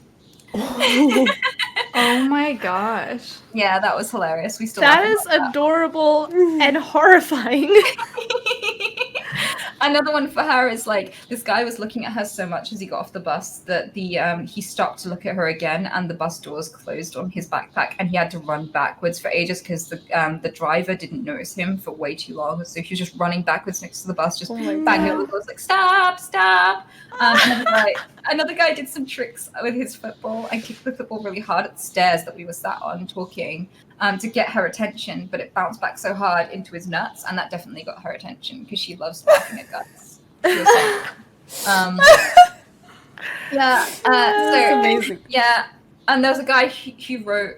No, I won't. Just in case he ever watches, because I'm not supposed to know about that one. Anyway, so there's a lot more from my mom, but my one is there was this guy who I was his friend, and when he first messaged me, he was like, Anita, I would love it if you'd like to come to the beach with me one day. And I was like, buddy, I would love to do that as friends, but not as anything else. And I made that super clear because he's more of a Pepe Le Pew character. Not only is he hit on my mom, but also pretty much every friend I've ever had.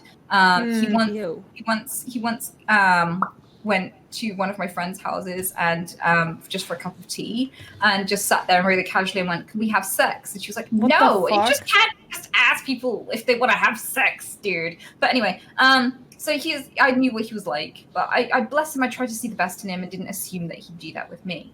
And so we went to the beach. It was fine. We went to the cinema. It was fine. We went to eat places. It was fine. Like I would hang out with him every now and again. He didn't, it was as buddies.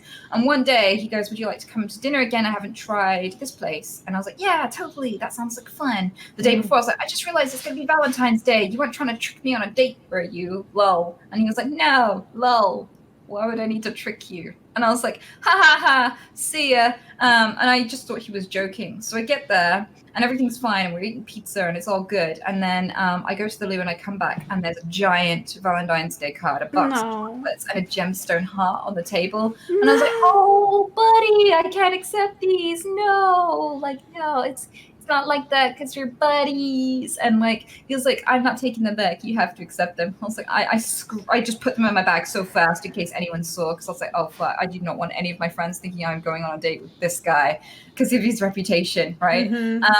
And the guy, the band player stopped everything and went, "Oh, dude!" And the music stopped and he went, "It's so good to see you out on a date. High five!" And I felt the spotlight was on me and him, and I was like, "Oh," right. So I tried to make it clear to him, but it's very obvious that everyone thought we were on a date except me, right?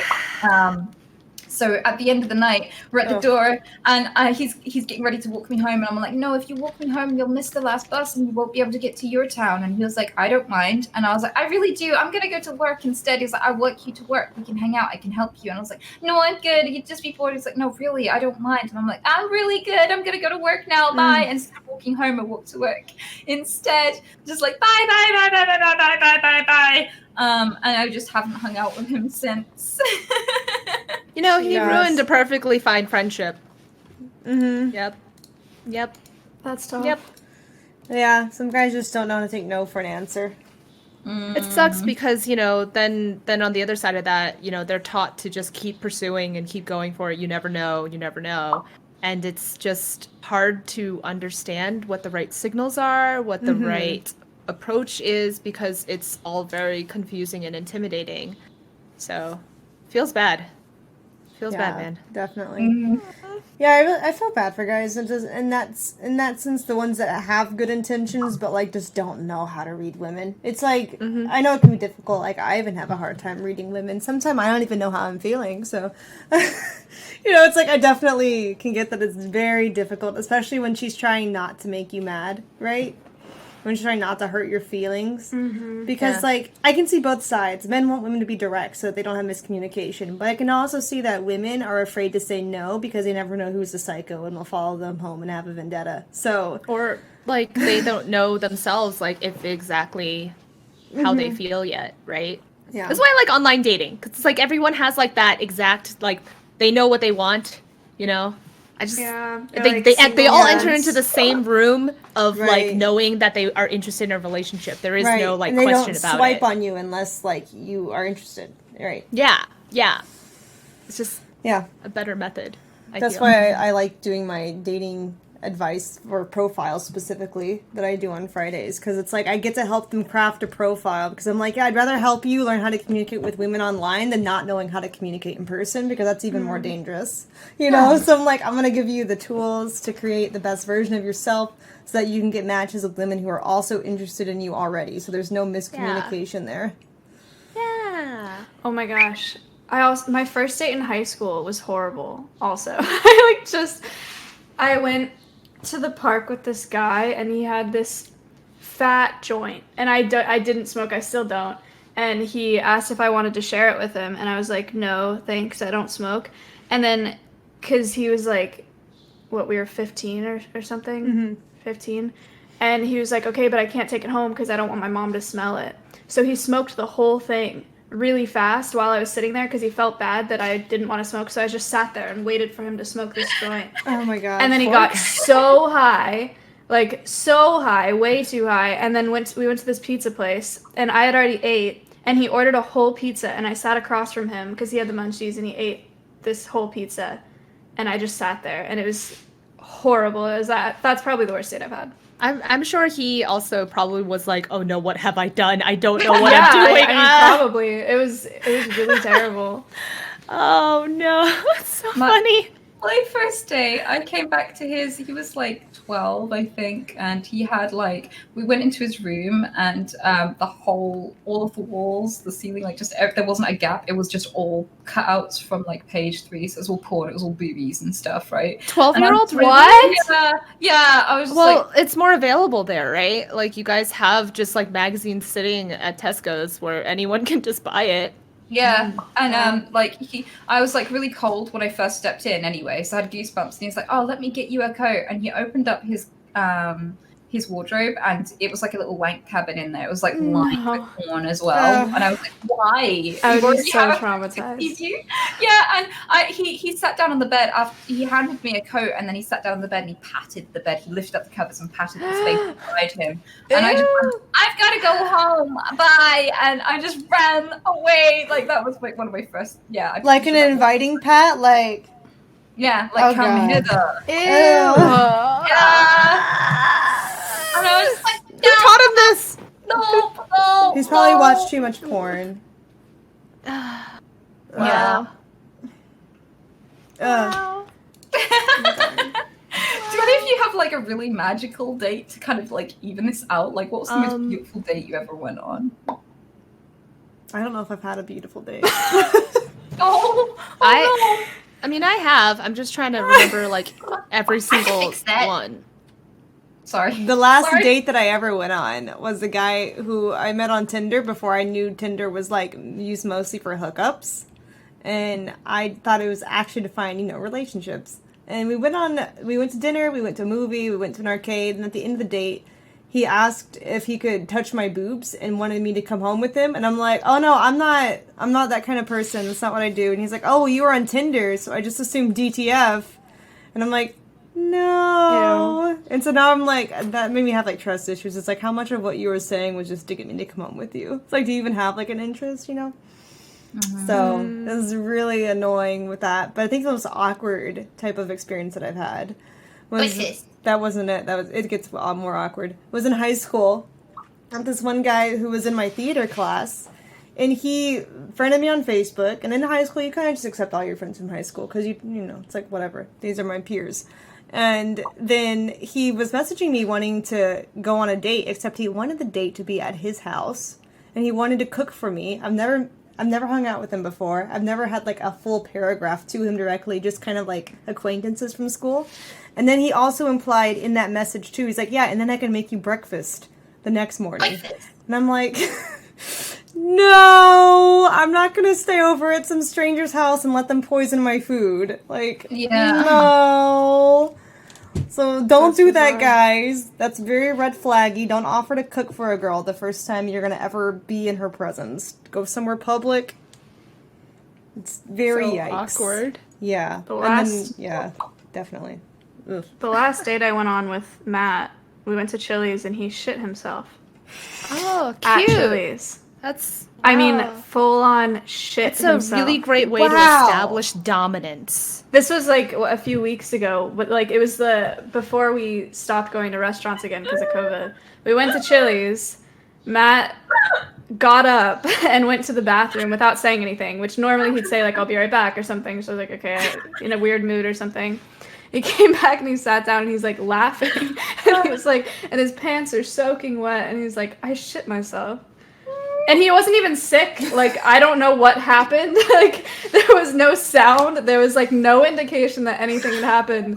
And in the bathroom at Chili's, there are not, like, it's stalls and then sinks. And he wasn't wearing underwear, so he had to take off his pants, run to the sink, like, scrub his pants, run back into the stall, put his pants on. I don't know how I did it. Anyway. And you're still with him. There's hope for all. Yeah. Yep. Shizkif is his new name. Does he talk openly about that? Like, yeah. Yeah? He was so excited to tell stream. He was like, I shit myself at a Chili's. That's hilarious. Like, that is hilarious. And I don't know who he is, but boy, do I love him right now for being open and confident enough to be like, what's up, my lady? Very much is open, yeah. That's awesome. Fantastic. Oh, man. Is that the most awkward date you've had? The one where Matt shit himself? Yeah. No. Okay. The worst one was probably the pizza one. Ah. I think. Yeah. Damn. Yeah, It's awkward things amazing. always happen because I'm the one who's being awkward. Mm. Yep. Tell us what was the most awkward thing you did? Well, you heard my puking story, so... Right. I mean, on a date. Have you done anything awkward on a date itself? Like out somewhere? I think they're the ones who are gonna have to tell the story because I don't think I'm being awkward, right? Like That's I think true. I'm amazing. That's true. Just We like don't know. probably all these guys who are like, oh my god, I'm amazing. This girl's on a date with me, and she's just like, please, we're not on a date. That's probably me. Like I've probably done stuff like that. Like I'm not exempt.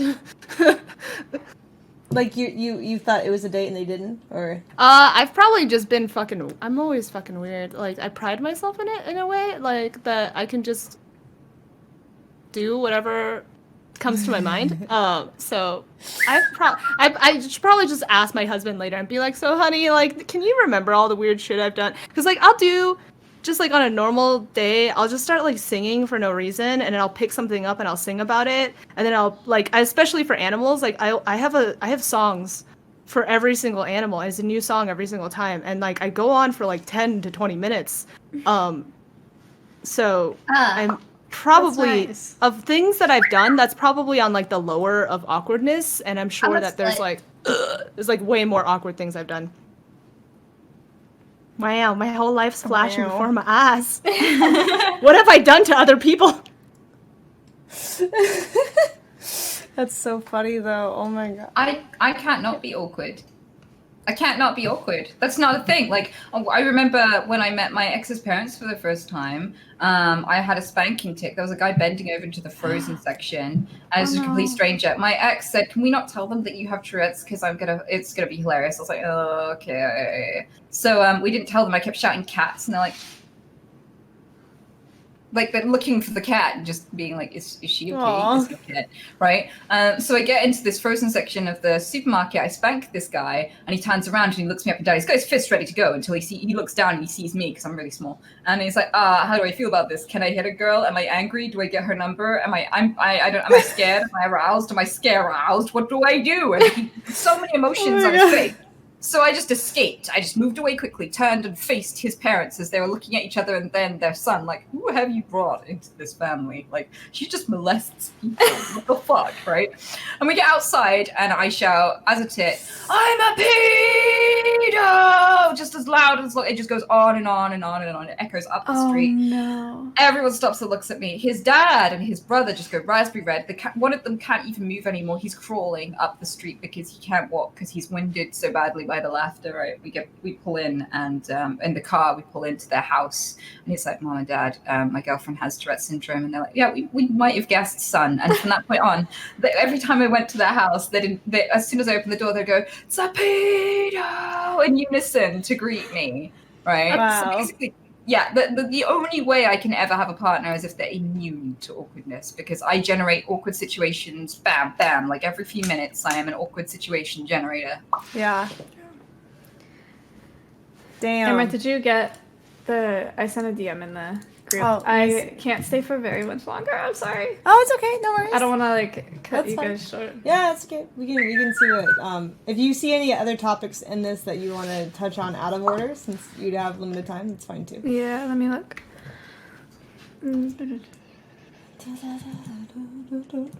Oh, you have the XQC Jessica Levin stuff in here. Did you see she gifted Ms. like 300 subs or something? No, I didn't. Wow. She get Jessica Blevins, Ninja's wife.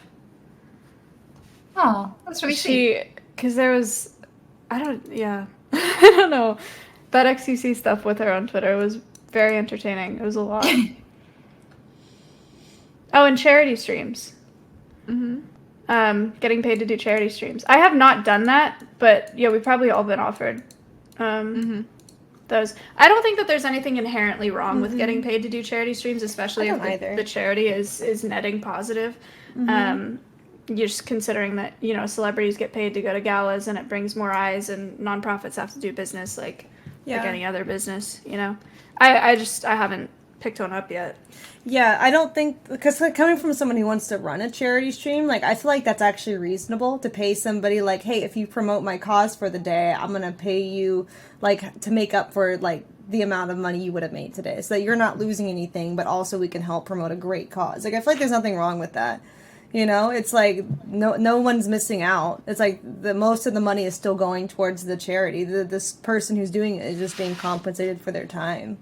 Like, I thought about that too, is how to, like, get more people to do it, because it's like people who do streaming for their full time, they're like, what about the donations and subs I'm missing on for the day, and I actually need to pay my rent and stuff, you know. So I feel like that's actually reasonable to do. I don't see the big issue with it. I think it Are people feels really weird. getting flack for it? Yeah. I think it feels weird if a streamer never does anything for charity and then they do one and it's like when it's a paid sponsorship. But that's not like a black and white thing. That's more of just like a moral, like, that seems kind of scummy, you know? But I don't think there's anything inherently wrong with, like, charities paying. I think the only thing that would be wrong with it is if they do a fake charity stream and keep the profits. I don't see actually promoting a cause as scummy and getting compensated for their time and, you know, the effort they put in to run the stream. Yeah. There are some platforms, I think, that do take a cut to, like, keep, like, for their own operations, like charity platforms that you go through. So that can be kind of sketchy, especially if viewers aren't aware of it, you know, because people, if they're donating like $3 tips, and a cut's being taken from there, that's unfortunate. But I don't know that much about that. Yeah, I mean, I did a tweet after all of that drama just going, why is it okay to pay a streamer unless they're doing it for a good cause? Because this doesn't just affect streamers. Like, so I like buying stuff from companies that do good with their money. So I buy my toilet paper from Who Gives a Crap, who sell you bulk toilet paper. They use 50% of their profits to build toilets for people in the third world. They only use recycled toilet paper or bamboo, so there's no rainforest destruction or anything like that. And they generally just do good in the world. And I'm buying something I'd buy either way, just happening to do good while I do it. And I love companies that do that, but they can't be registered charities, and anyone who benefits from what they do can't be a registered charity. Right. What this means is things like, there are problems like, you know, people are qualified CEOs. They're very good at what they do. The ones that generate, you know, CEOs expect a certain amount of profit for their specific type of work, right? So that all the good CEOs gravitate towards companies that only benefit themselves. Those CEOs will never go for a charity, because the kinds of CEOs that work for a charity get flack for anything they're paid, because nobody thinks that anyone doing any work for good should ever be paid to do good. And what this means is it disincentivizes the most skilled workers in any given field to do any of this from a good cause, because then they have to live a life of poverty in order to do so. Otherwise, they'll receive loads of hate mail. This attitude where people don't deserve to be paid to do good in the world, where if your job happens to benefit the world as well as yourself, you get more flack for earning than if you just try to benefit yourself. And that's such a skewed, weird, and unreasonable pressure to put on people who are trying to do good. I don't think that people working for charity should live in poverty. I know lots of people who work for charities. I ran a charity for free. I've never taken money to work for a charity ever. I've done charity streams, never been paid for them. But I do not think it's a bad thing that people get paid for their services and do a good cause at the same time. Yep. Right. Like, I've never taken offers that I have in my emails from, like, doing charity stuff paid, but I mean, the offers are up there with regular sponsor rates. Mm-hmm. So I mean, like, people offer it, and I don't think there's anything wrong with that if you choose to take it, because it's like, I'm being compensated for my time, and we're raising more money for something that wouldn't have had to support otherwise on this day or with my audience or whatever. Like, I don't think it's a big deal. I don't know why people would be hating on it. I feel like that's like a noble thing, because what's the alternative? You take money for yourself like you do on any other day, and you don't raise money for anything in addition. Like, I feel like you're not, you're only adding benefit. You're not taking away anyone else's benefit. Yeah. Yeah, I agree. It sucks that this is like one of the topics that like Twitter is concentrating on, when there's like so many other bigger problems that they should be focusing on. Yeah, it's just like time wasters. It's like doing anything for charity is good right now. Like, everyone should just be participating. Yeah, nonprofits are there are a lot of, like, zoos are struggling so much because of COVID. Lots of nonprofits are struggling because of COVID. Yeah, my friend runs a charity to raise money for cancer children, and they're hit so hard right now. He's been putting in his own money towards the charity. Yeah, that's why I think they should actually be doing more social media stuff, not be scrutinized for it. Because like that's the only way you're gonna get through hard times like this is if your charity is reaching people when they're in their homes, because they're not out going to events. All your events are canceled. Your fundraising galas are done. No, you can't have silent auctions. Companies aren't spending as much because the people aren't working at the companies right now. It's like the only way you're going to be able to continue any kind of organization is reaching to the people. Wow. Yeah. Online.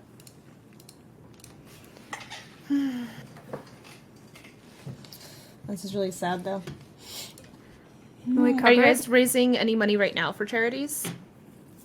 I do a charity stream every week. Yeah. Which one? Beautiful. Like, are you doing this week? I haven't announced it yet. I announce it every Wednesday, but I do a podcast every Friday, and there's a whole. I'll link my website in the chat so they can look at it. Yay. But yeah, it's for a different organization every week. We just surpassed 100K since I've been on Twitch. Wow. Yeah, it's been going really That's well. amazing. It's awesome. Yeah. That's so cool. I'm raising money right now for Black Girls Code because, like Tiltify is that platform that helps streamers donate. And so, I'm doing Black Girls Code. It's been good. This past week we fundraised for Black Girls Dive, which is an organization that helps empower young women to learn how to swim. I guess there's a statistic that like 70% of African American people in the U.S. don't know how to swim, which blew my mind. What is that? I didn't know that at all. Yeah, I don't know. They talk about it on the website. Part of it is like a cultural thing about hair, and then there's also a socioeconomic aspect to it. But yeah, it's disproportionate the amount of Black people that aren't able to swim. That's crazy. So, the one for Black Girls Code is teaching STEM to young Black girls, and I think that's really important because that's something that I think would have changed my life if I had learned about STEM when I was really young. That's neat. Yeah, that's fantastic.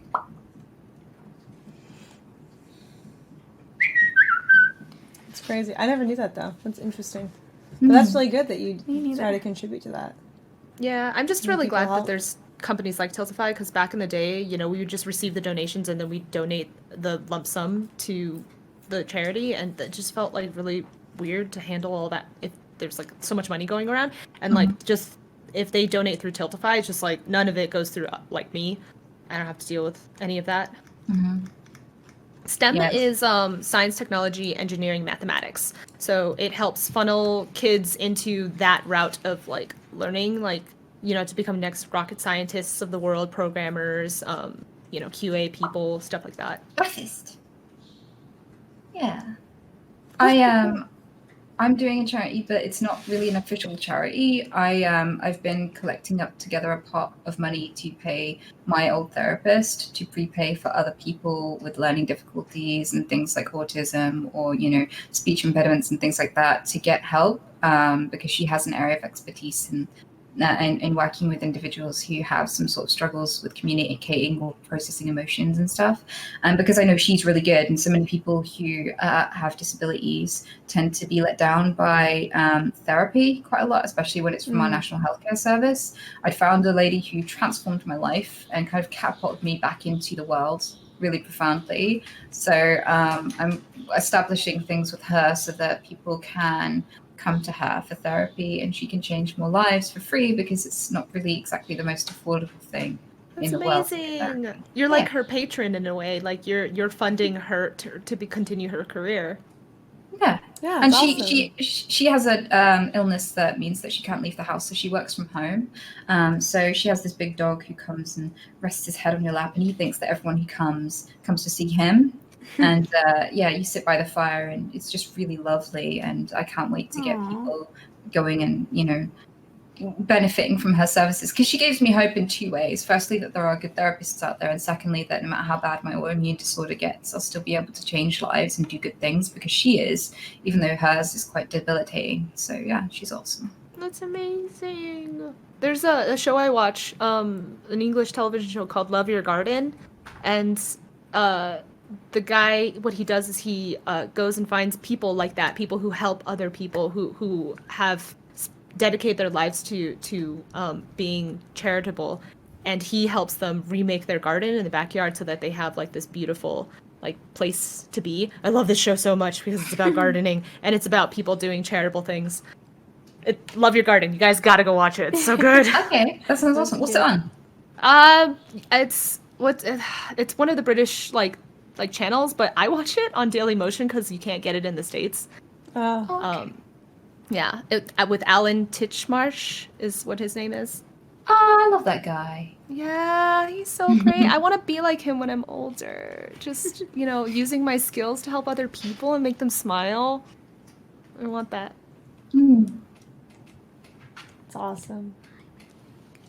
I don't know what kind of old person I want to be honest. I haven't decided yet. I mean, my black grandma, she would get on her motorcycle in her bright sequined disco dress to get to the church. That's awesome. Kind of like, yeah. She's Eccentric. hardcore. I love her. Yeah, she's great. So I don't know. I hope I'm as full of energy and as capable and independent as she is. And I hope that, I can be changing lives and doing cool stuff and, really having a meaningful existence. I don't want to just be lonely and just be me and my partner until my partner dies and then I die of loneliness in front of the TV. I just don't want that to be my story. It's too common a story here in the UK, and I just don't want that to be me. Right. Yeah. That's sad to think about. Yeah, true. Like, what do you do if everyone you love around you is gone? Dude, yeah, because we're going to live to 120, I bet. For sure. Just, with the way medicine's going. I don't know what I'm going to do. I'm just going to keep saving animals until I can't anymore, and then I'll just die in a horde of puppies. It's fine. But, like, my legacy. You can do that, and Anita can lay in her rat bath. There you go. That's how you're going to go out. And I can hang out with the leeches.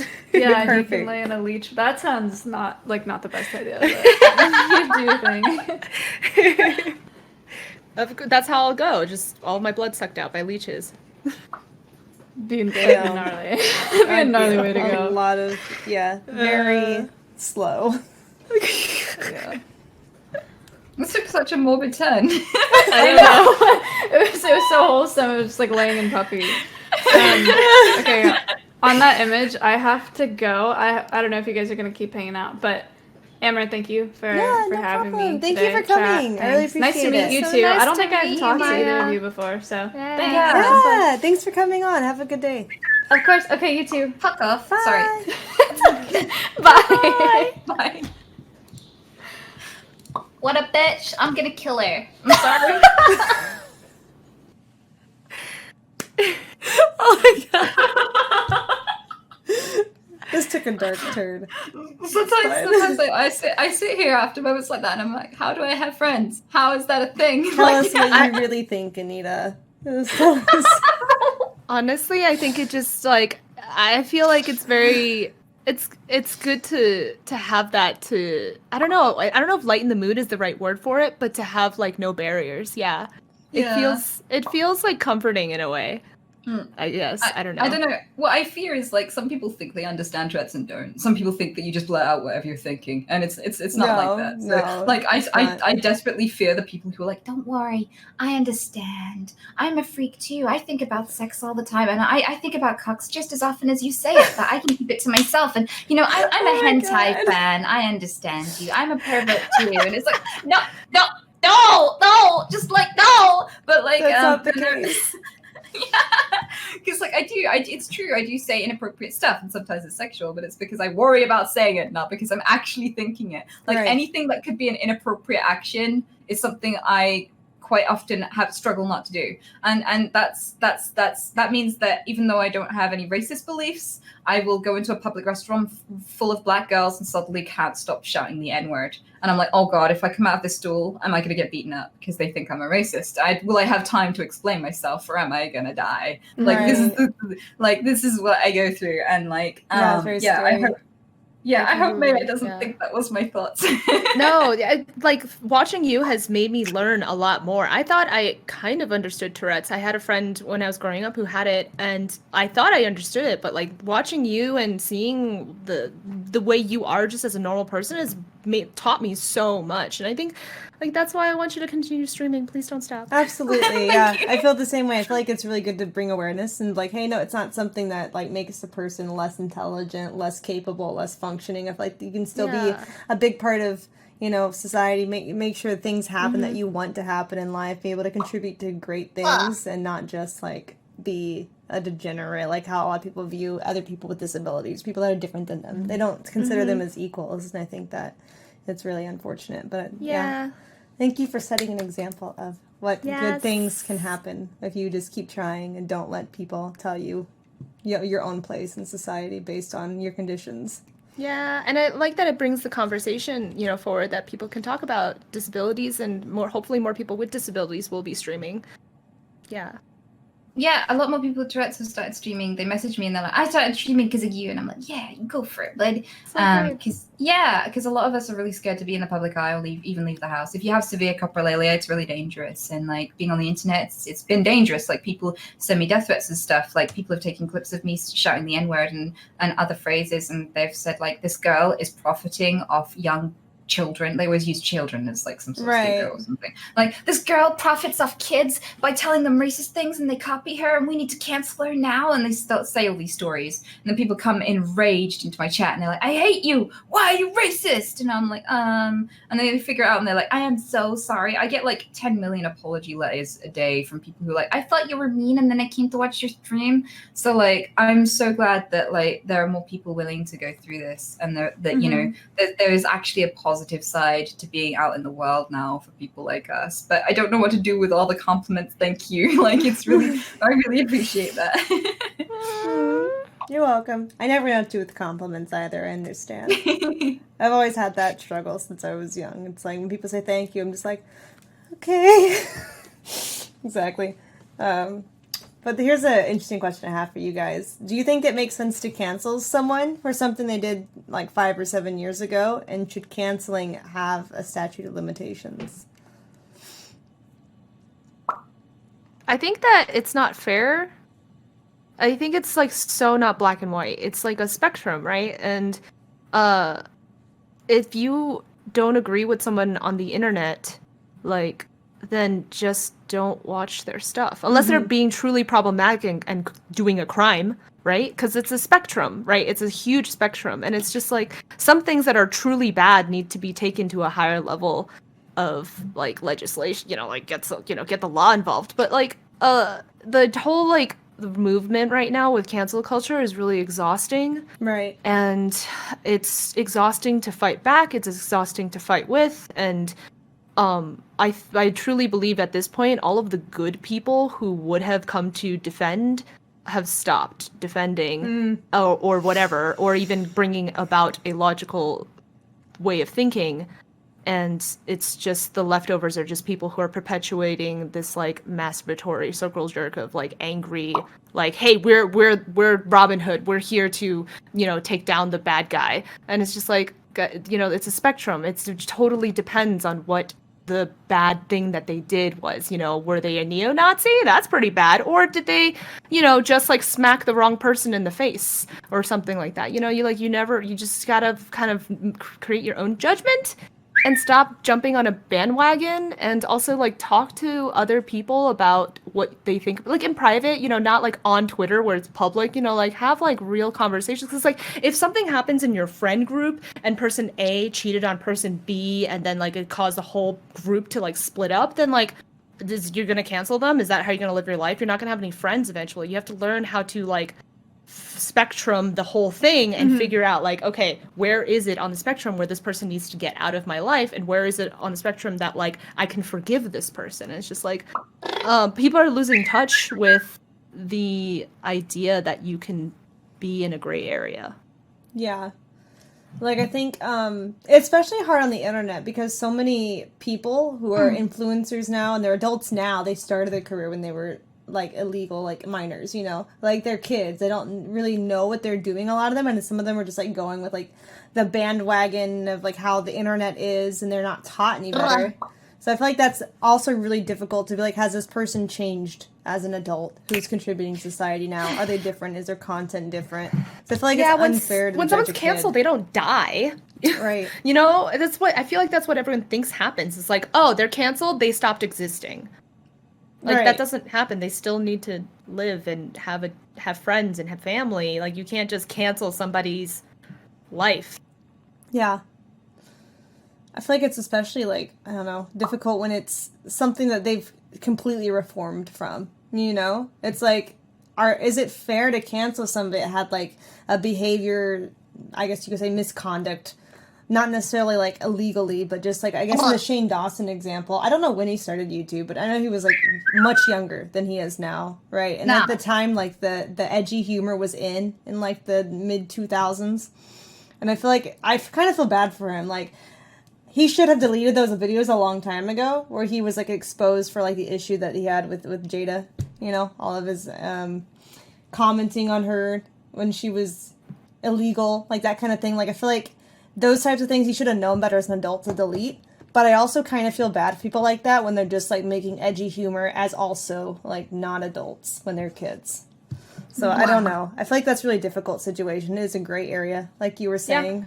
Yeah, and like I'm not an expert on what happened with any of these people, right? Like I don't I don't submerge myself in that kind of like drama and stuff and gossip, and it's just like, yeah, dude, you gotta like do your research and come up with your own opinion, I guess. Yeah.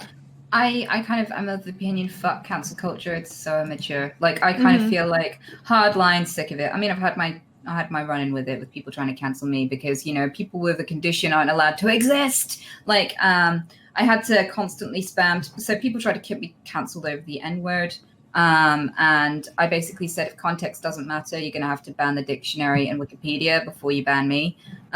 Because the intent behind the words is so much more important than the words themselves. But I kind of feel as well that just fucking let people grow on the internet. Like, there is no fucking way that people who are bankers or stack shelves or sweep the streets or whatever can say some dumb stuff, maybe tweet about it, maybe they have an affair, maybe they don't really know how to handle relationships or their emotions when they're younger, and a few years later they've grown as a human being. They apologized to everyone, they noticed how wrong it was, they've taken down the tweet, whatever. But no, their pay is cut, they're fired from their job, nobody wants to be associated with them anymore, and their life is over, and they have to move and just reinvent themselves because, you know, you're not allowed to grow live on the internet. But that standard, you know, where you have to cartwheel out of the womb perfect, and never make a mistake, and never misjudge things, and never misunderstand things, and, you know, that you're going to be a perfect lover, a perfect partner, a perfect family member, never going to have any dumb views, never going to be misinformed for the rest of your life, is just not an expectation we should have of anybody, let alone people who are under immense pressure anyway. And so the whole thing is not that they're flawed, because everyone's flawed. Everyone's had a dumb opinion at some point in their life and grown. The reason why we specifically don't let YouTubers grow on the internet is because we hold them to an impossible standard. We expect them to be an avatar for all the standards we specifically hold, even if we can't live up to them ourselves. And the minute they disillusion us, we punish them. And it's not fair. Yeah. Let people grow live on the internet, because maybe they're not going to show you how to be a perfect person, but if you let them grow, maybe you'll learn how to grow. Maybe that's what they can pass on to you. But, you know, it doesn't have to be a negative thing that people changed. I think it's beautiful. I think we should, like, celebrate that people made bad content in the past and learned how to be better people. And we should pat them on the back and let them move on, because otherwise none of us deserve to be here. Yep. It's true. I love the way that you said that, the avatar of, like, of morals. People, like, you know, how we're looking at Elon Musk and how weird he is on Twitter, and people are like saying, cancel him. He's, you know, he's doing terrible things. I'm like, yeah, he's like one CEO of a tech company. Think about all of the other CEOs of tech companies who don't talk on Twitter. What do you think they really think? What about their deepest, darkest, horrible thoughts? Like, Elon Musk at least is honest with us. Like, all of these other people, like, I bet you they're horrible people.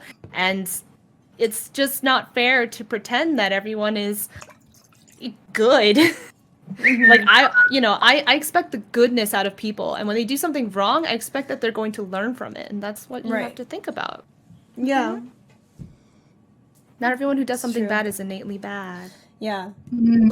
Like I feel like that is something like in Shane's case he could have learned about when he was like making comments or just inappropriate gestures towards a poster of Willow when she was illegal. I don't know how old he was. I would assume he wasn't legal either. But I feel like as an adult, like that's something he could learn about, and like he wouldn't be that way anymore. And people Yeah. are still like, oh, that one time when you did this one thing in this one video you forgot about, fuck you and your Yeah. career. Like I feel like that's kind of like a little stretching it. Like, ask him to delete it? Yes. Ask him to publicly apologize? Sure. Cancel his entire career of, like, mistakes people make? A little too much, you know? Yeah. Did you see that a whole bunch of like young people, like literally like Generation Z, whatever, the like people under the age of 15 are just discovering that Filthy Frank and Joji are the same person?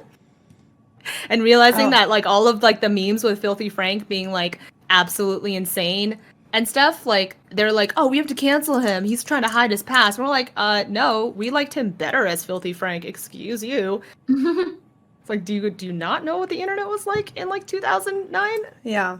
I don't know. That's true. Yeah, exactly. That's something that was a very edgy time of the internet, right? From when YouTube started until like maybe, I don't know, 2011-ish, somewhere in there. It was like very edgy for those years when like the internet was still popping off. I mean, I remember way back in the day with like Albino Black Sheep and Newgrounds how crazy edgy it was. It was so, oh my god, like the things that you used to see on there, if you post them today, people will come after you. Oh, yeah.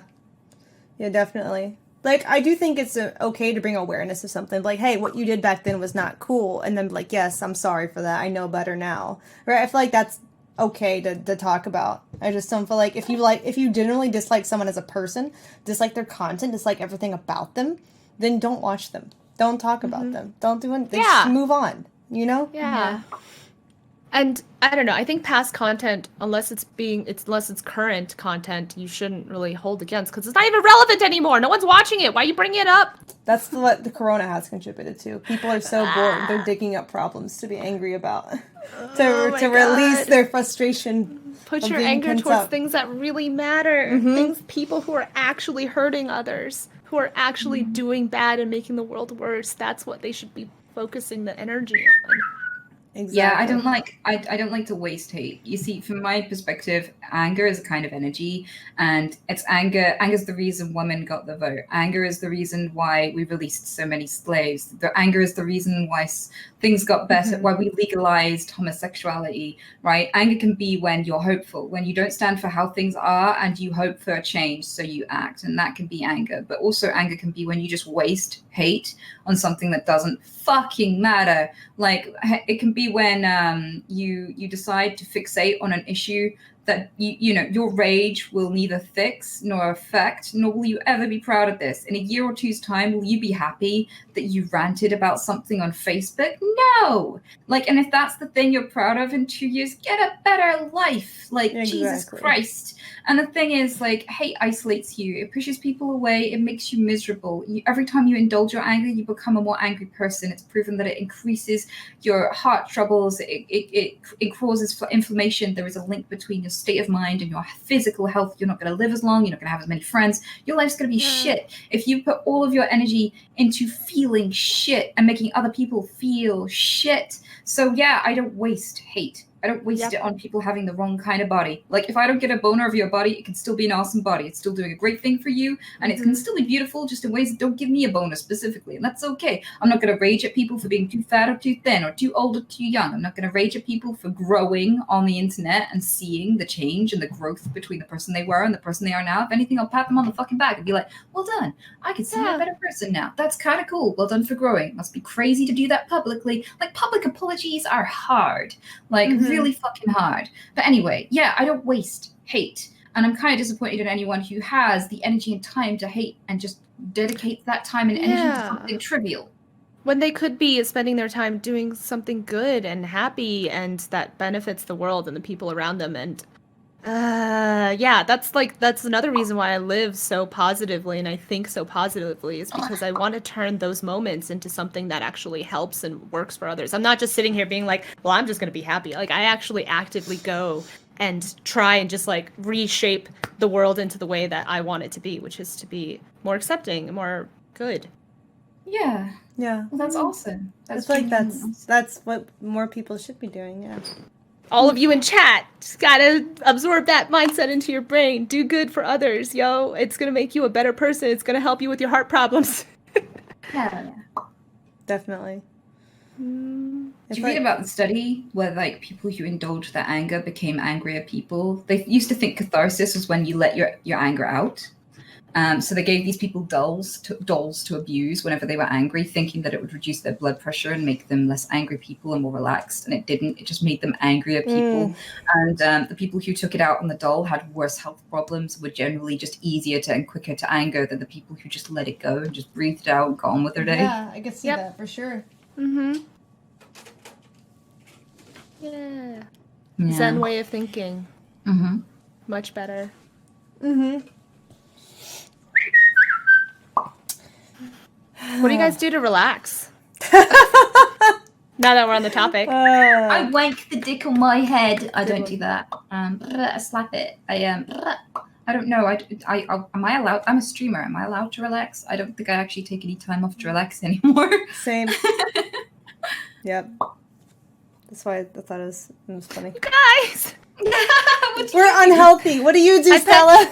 I pet chickens! I teach myself how to do new skills. I cuddle animals, dogs, cat. There's a cat in this house and he's amazing. His name is Miko and I love him a lot. And just like I take moments like that. And then I also watch a lot of anime. Like a lot of anime. And that really is calming and nice. Except today I watched an anime on Netflix called Tokyo Sinks 2020. I should not have started watching that. That was a lot of oh my god, it's like imagine if like Japan had a terrible earthquake that just like sunk Japan and you had to just watch 12 episodes of it. So like I stopped at like episode 4 because it was really intense, but maybe not really relaxing, Oh, I've been thinking about watching that actually because I like big drama. It's very good.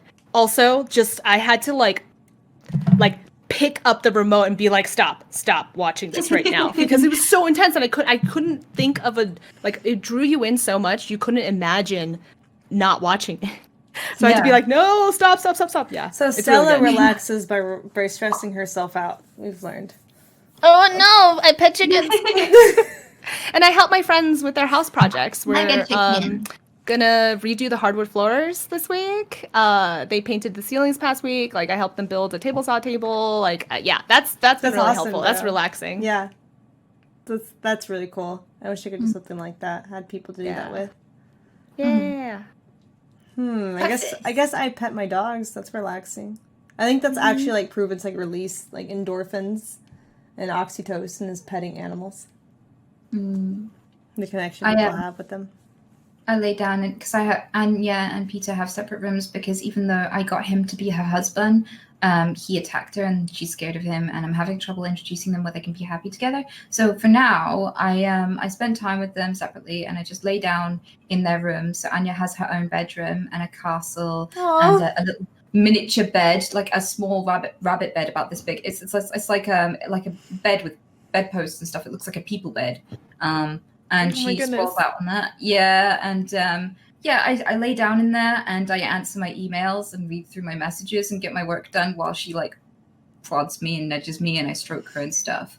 And rabbits, when they love someone, they flimp next to them and she comes and lays pressed against me and we just chill together while I do my emails and everything.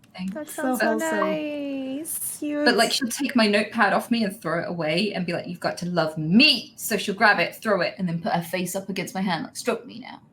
No work, love me." Yes, only love. Yeah. That sounds great. That's good. Yeah. That's so Do more of that. She keeps you happy. She's like, hey, put that aside. It's break time. Hello. Yeah. I love you. Love me too. So cute. It was actually chat that bought me the so they gave me a huge donation one day and I was like, I don't want things, I don't need things, so I decided to spend it on her and I bought this castle and I built it on stream and And oh my God, I find it really challenging to get up and walk around in front of my camera because people, like most of my top clips at the moment, since I've started getting up on screen, are just me walking around my room for like a few seconds or putting something on the wall or whatever. Yeah. I hate it. That's Because what people, happens.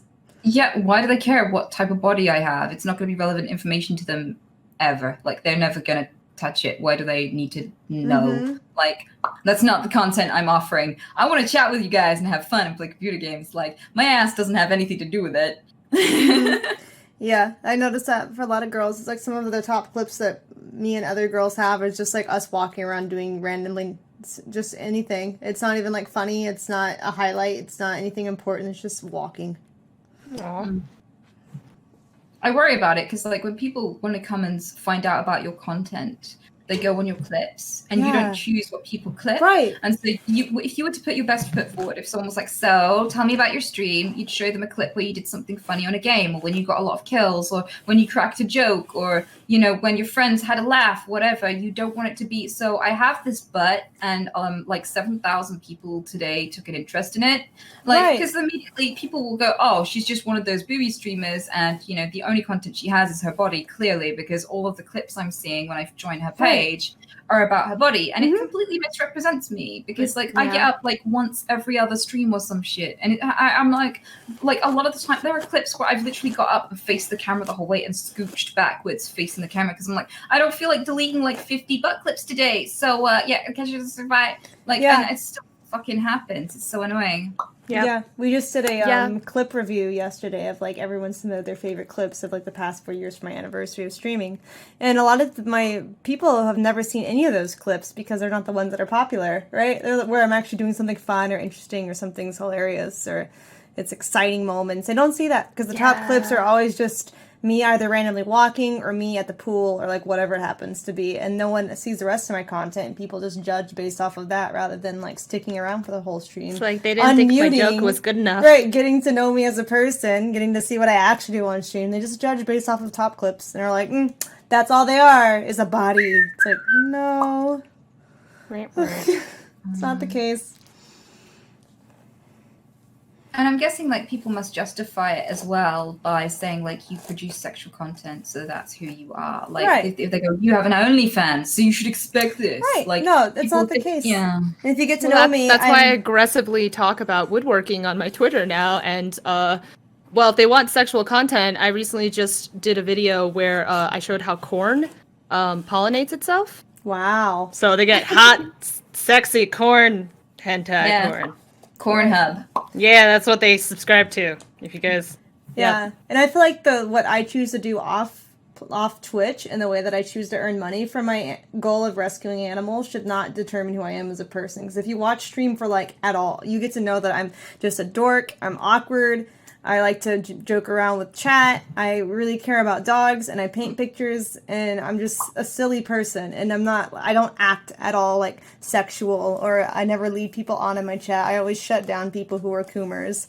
And it's like, I don't do anything behaviorally on my stream at all that would imply that I'm some kind of like sex goddess. It's just like people like assume like, oh, must be a slut, must be a whore. And I'm like, no. Must be exhausting to do that all the time. Like, why can't, like, they just understand that we're also real people and just do real things? Yeah. I don't know. It's so weird. It's so weird because, like, a girl can take a picture of herself and be attractive in that photo, and people will be like, this must be your whole identity. You are a slut now. You must be obsessed with sex. You must want every dick you see. But dudes will happily boast about spending all day fapping. And no one goes, oh, they're a slut. They must be obsessed with vaginas. They must do nothing else. Like, nobody, they're just like, yeah, that's a guy. That's just an average guy. He has other interests. He can be smart and funny and a doctor and stuff and fap. And like nobody defines guys by the ways they express or talk about their sexuality. But a woman takes a picture of herself, and suddenly that's the only bit of her that anyone will ever think of or understand. And it comes with connotations of being manipulative, of being a user, of being like, what's the word? Like, what are those people that like sponge off a richer older man? Gold digger.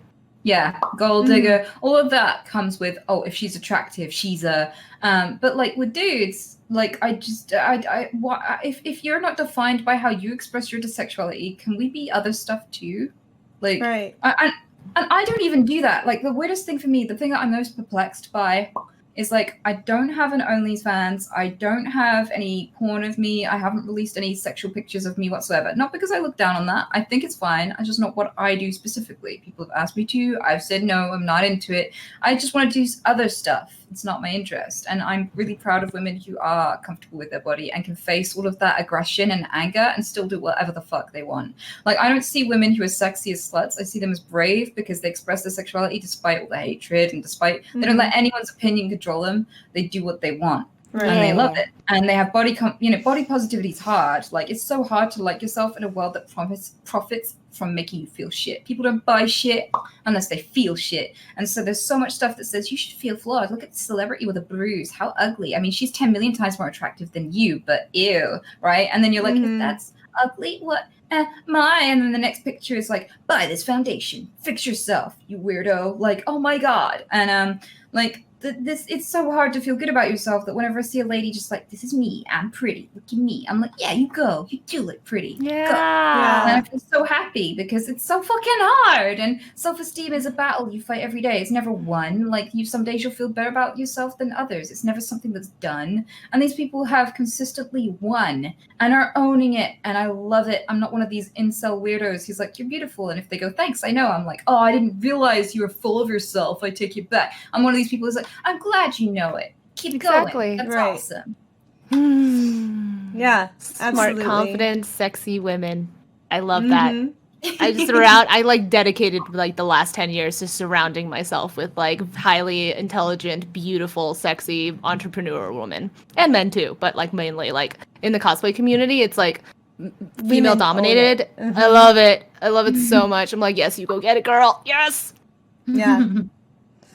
And it also makes someone conceited to know, like, to be confident with their own body and want to share it. They're not saying, like, you should only worship my body. They're just saying, like, hey, here's my body and I like it. Do you like it? If you do, cool. If not, cool. Like, it's like not a big deal. I think people associate, like, showing yourself to the world with, like, conceited ego. And, like, that's not it at all. I think they just don't at this point in understand. life, being conceited is the least problematic trait. True. Yeah. 100%. I Yeah. wonder if, like, it has something to do with movies and stuff and what people grow up attributing female beauty to, because I have to say, like, a lot of the time when really beautiful women who know they're beautiful appear in movies, it's because they're a femme fatale who's out to get you. They'll deceive you with her looks and then they'll strike. And I don't ever see any positive depictions of, like, gorgeous women who like how they look and are proud of themselves or have ambitions. Like, even Disney, like, the woman with power is usually like the evil queen, and like the good girl who knows her place and does the cleaning and scrubbing, the Cinderella, the Snow White who serves everyone else and doesn't have any ambitions is the good girl. And like, I'm really struggling to see enough representation for women who just like themselves. The ironic part is the only one who has ever done that, been a strong, sexy, confident woman, is Barbie, and people often associate Barbie with negative, like, unrealistic beauty. It's like, fuck, man, you know? Yeah. Barbie was like, you can do everything. You can be your own woman, you can be smart, you can have your dream house, you can accomplish however many careers that you want to do as long as you have what it takes. Some people are like, oh, Barbie's setting bad examples for women to be beautiful and skinny. I'm like, oh my God. Do you remember Xena the Warrior Princess? That was a show that changed my life and made me want to be strong and powerful. And dude, we need more shows like that. We need more shows that are unapologetically like, here's a woman. She doesn't have to fight to be herself. She's just fucking cool. And there's a lot of cartoons like that. Like She-Ra is amazing if you haven't watched She-Ra. That is probably one of the best like main female characters who doesn't even have to talk about that she's a female character. It's just she's just badass. Like, it's great. 10 out of 10. I love that show. Hell yeah. Yeah, absolutely. I've recently been watching The Magicians on Netflix, and all of the female characters are badass, but they all have to fight to like show that they're badass, and it's really annoying. That it's like constantly like, by the way, I'm a woman and I'm strong. I'm like, you didn't have to write that in. You could just be strong. You didn't have to talk about it. Just help us progress further by being a human being who is strong. Right. Yeah.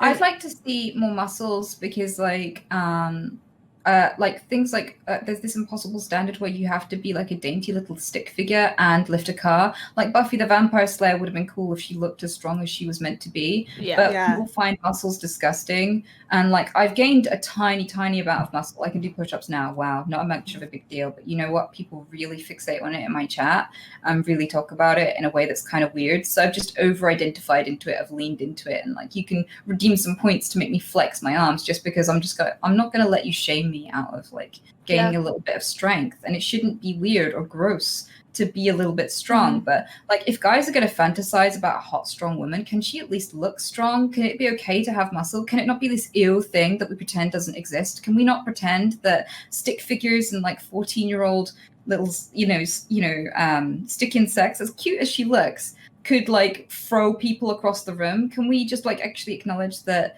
female strength exists and that it can look okay and that it's acceptable? Can we normalize that so that like I've definitely seen a push for that. I've absolutely seen people starting to go more towards not just like women who are muscular, but women who have like natural bodies. Like a huge push. Like it used to be like really hot to be stick thin, maybe like a few years ago, but like actually in 2020, like I've seen, well, because I watch a lot of hentai, way more appreciation for girls with like natural bodies, like a pudge on their stomachs, like thick thighs, like pudge around their face even, and just I love that. And even like the sex workers that I follow on OnlyFans, like none of them are trying to stick with the stick thin figure. They all just show their natural body. Like some of them don't even Photoshop anymore because it's just like, I don't even care. Like I don't want to waste time trying to Photoshop myself into looking some kind of like fake Barbie doll. Like I'm just gonna show you me. And I'm like, yo, that's so hot. That's so great. That's like, I love that because like, they're never gonna see if a guy is gonna date a girl in real life, they're gonna learn very fast that like there's wrinkles and there's pudge and there's like lines around your body, and that's just what normal is. I mean, same thing with like guys. Like I don't mind pudge on a guy. Like I think that looks natural. I don't want you to be a 6-pack, all fit, gym 4 hours a day. That's boring to me. I want to see your video game body. That's what I care about. Yeah, I'm happy. Hell yeah. Like I'm Those happy dad everybody bods. does.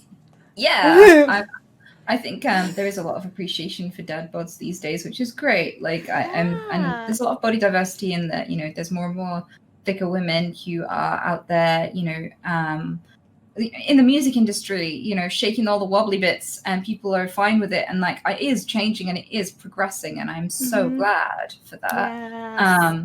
It's not a finished battle. I don't think it's No, fixed it's yet. not. I mean, I was watching XQC play The Last of Us 2, and one of the characters lifted her arm and she'd hit puberty.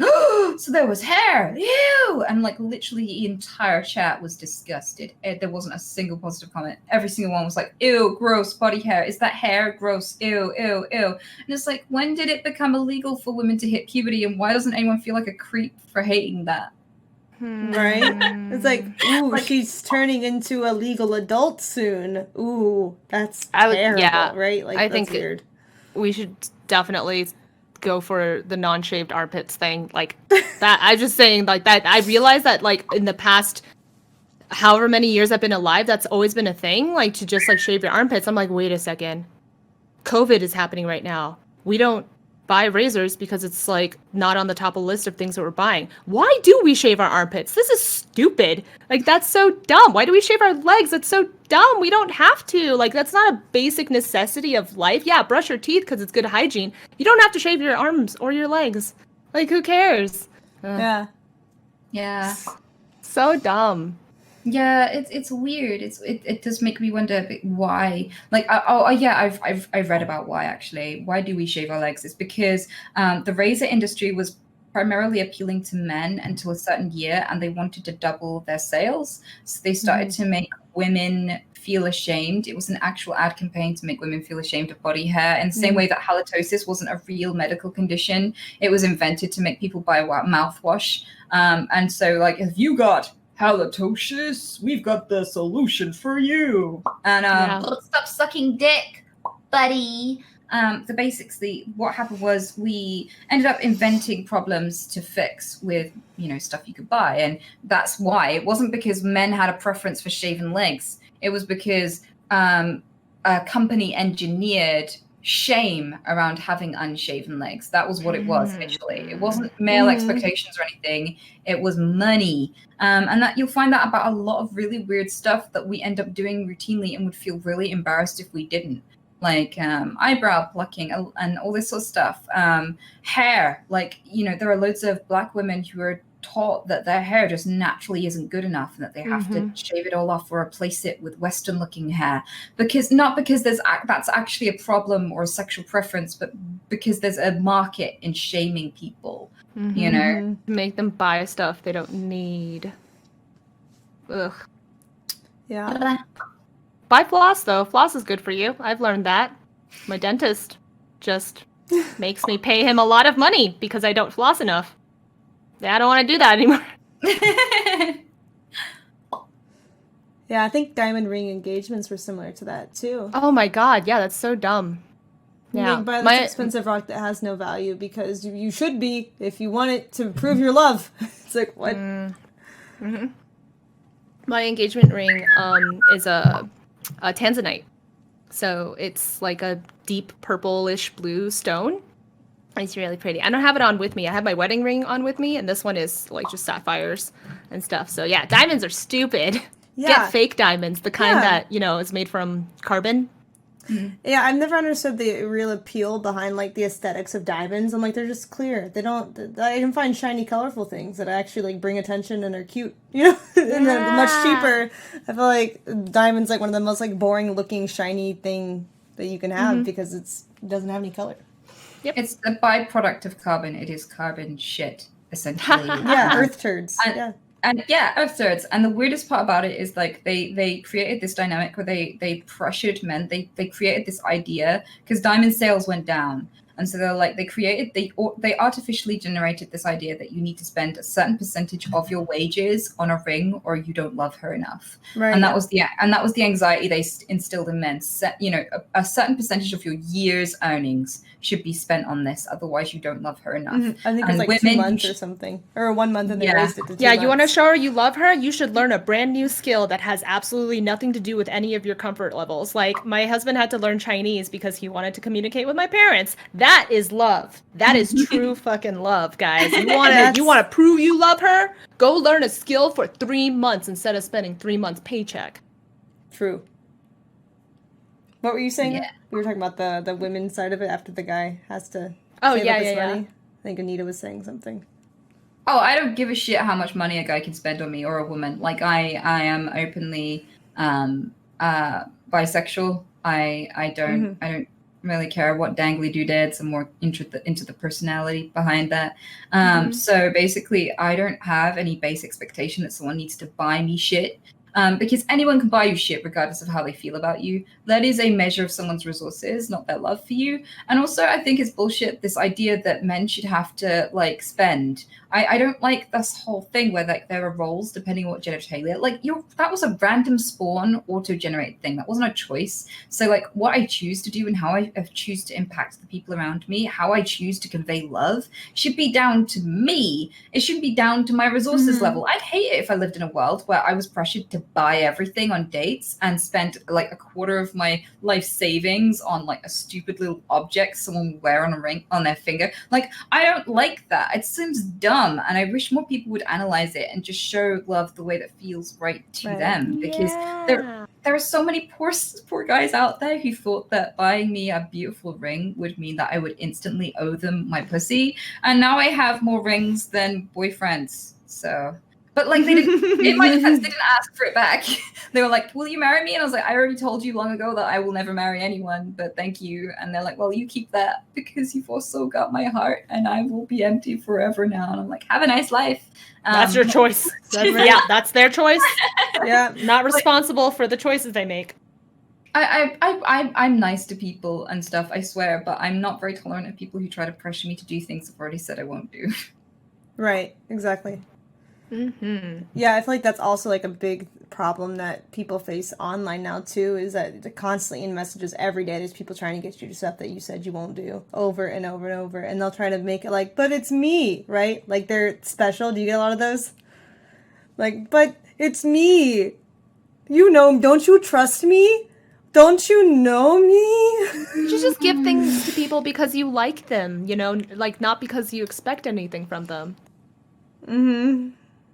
Yeah. Exactly.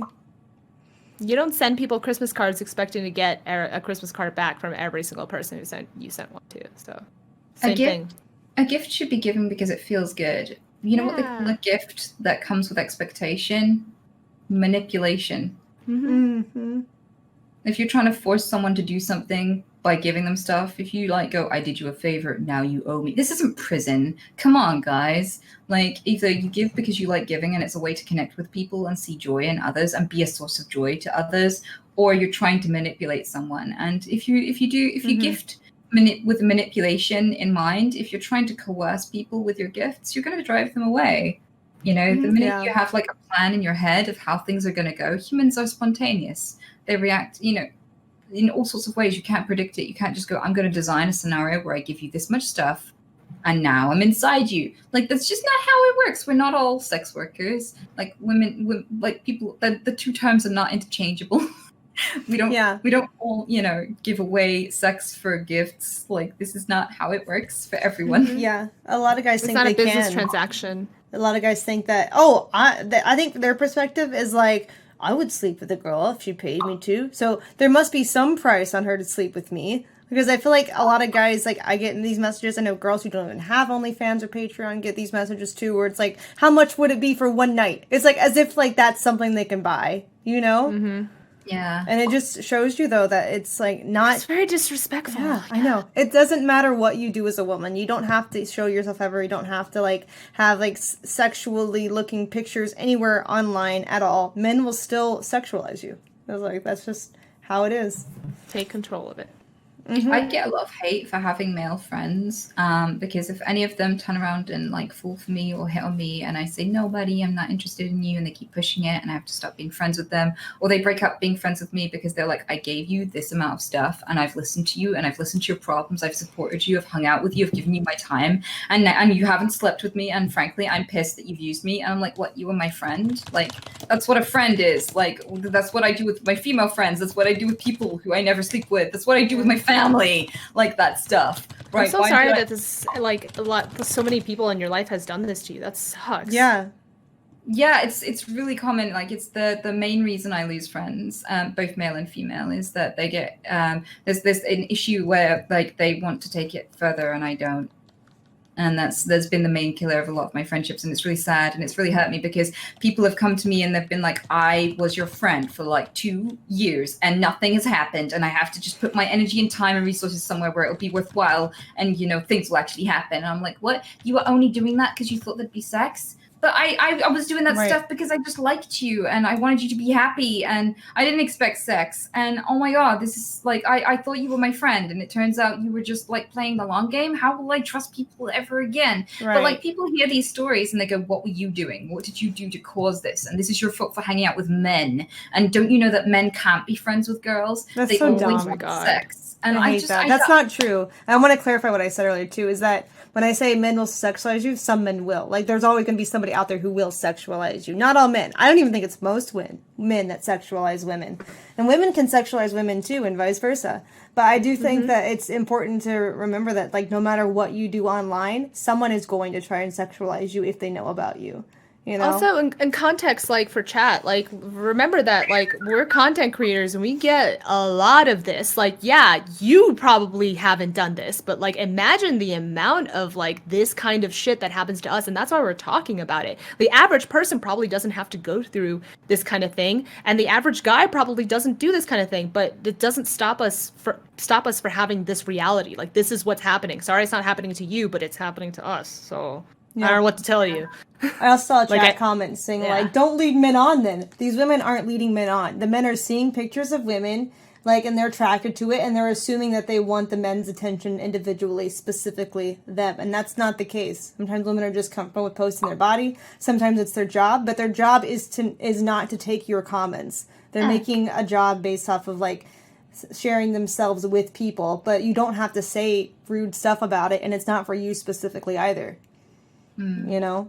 I kind of feel like a lot of the misunderstanding comes from like a lot of guys when they're with their male friends don't open up and talk about their feelings very often because they're scared that it might be misconstrued or they might be stereotyped or perceived as weak. And so it's really common for women to talk about their feelings and really open up and be vulnerable with each other, but maybe not as common. I know there are male friend groups that do, and they're great and healthy, but there are so many male friend groups where guys grow up never knowing what it's like to have a genuine conversation where they don't show emotion or don't show any vulnerability. So when they hang out with girls and girls socialize with them as if they would socialize with another girl, it looks like intimacy because they're not used to these kind of conversations. Exactly. And it looks closer to them than it would be if it was between two girls because they just, are afraid of this level of vulnerability. So they think this must mean we're very close to each other. Whereas the woman is interacting as if he's a friend because she's interacting like she would a girlfriend, like with a female friend, a bunch of female friends. He's interacting one-to-one with her and going, this is special. I've never done this before. I can trust her. Like this, we're connecting.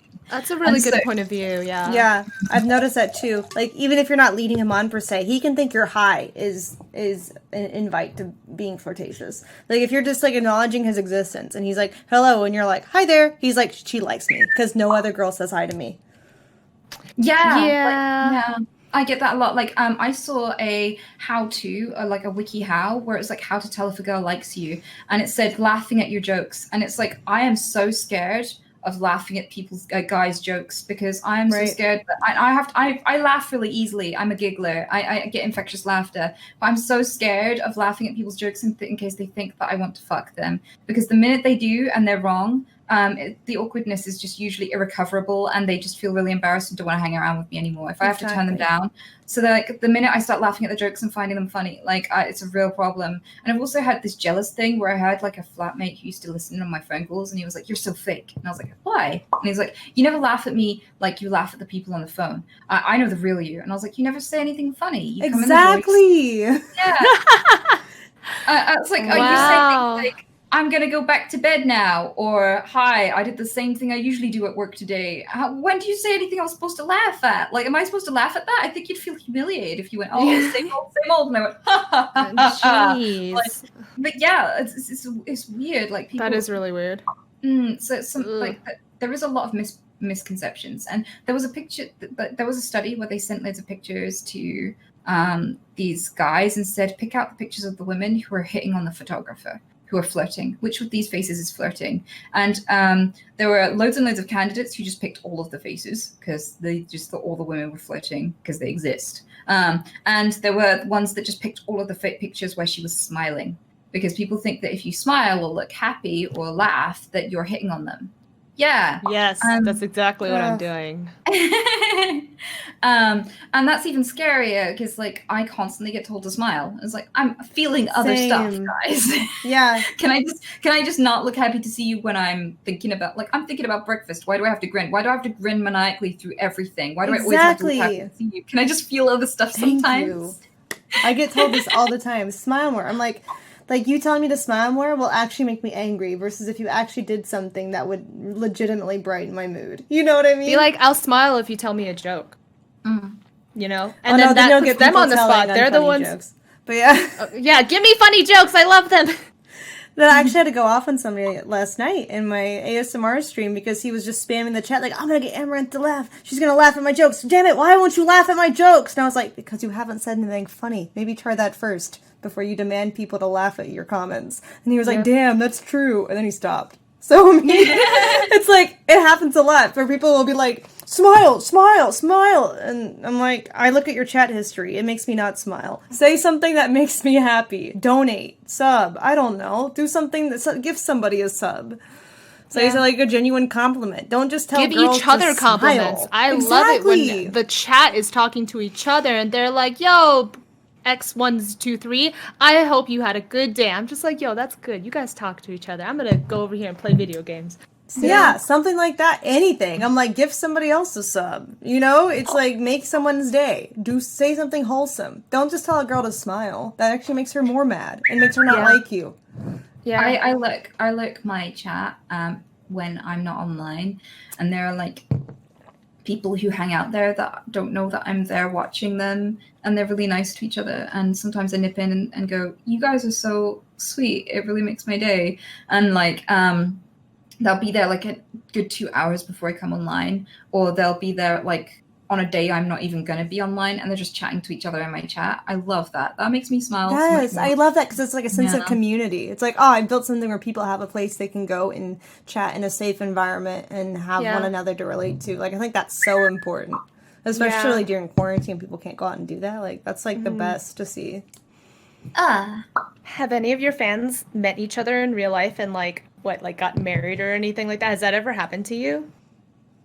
Well, not marriage, but yes, quite a few relationships have spawned from my community. A lot of people who never had any friends and couldn't speak to people have worked their way up from being in chat to being in the VCs, because we have lots of VC lounges that are very highly active. So people play games together. Sometimes people will lurk there because they don't know how to talk yet. And then a few days in after lurking, they figure out that they can say hello, and they say hello for the first time. And they've gone from being terrified to do that to being like the main people who talk and meet up and arrange like to hang out at TwitchCon and stuff. And they've become, really social butterflies as a result, because a lot of people are attracted to my community because they have a disability of some sort, maybe, or they have mental health issues like depression or anxiety or social phobia. And they gravitated towards my stream because I was talking about that stuff. And then this whole community is aware of that stuff. So they're more likely to understand it and be welcoming to people who are a little bit different. And it's like a place where they can grow and learn socially and be forgiven too.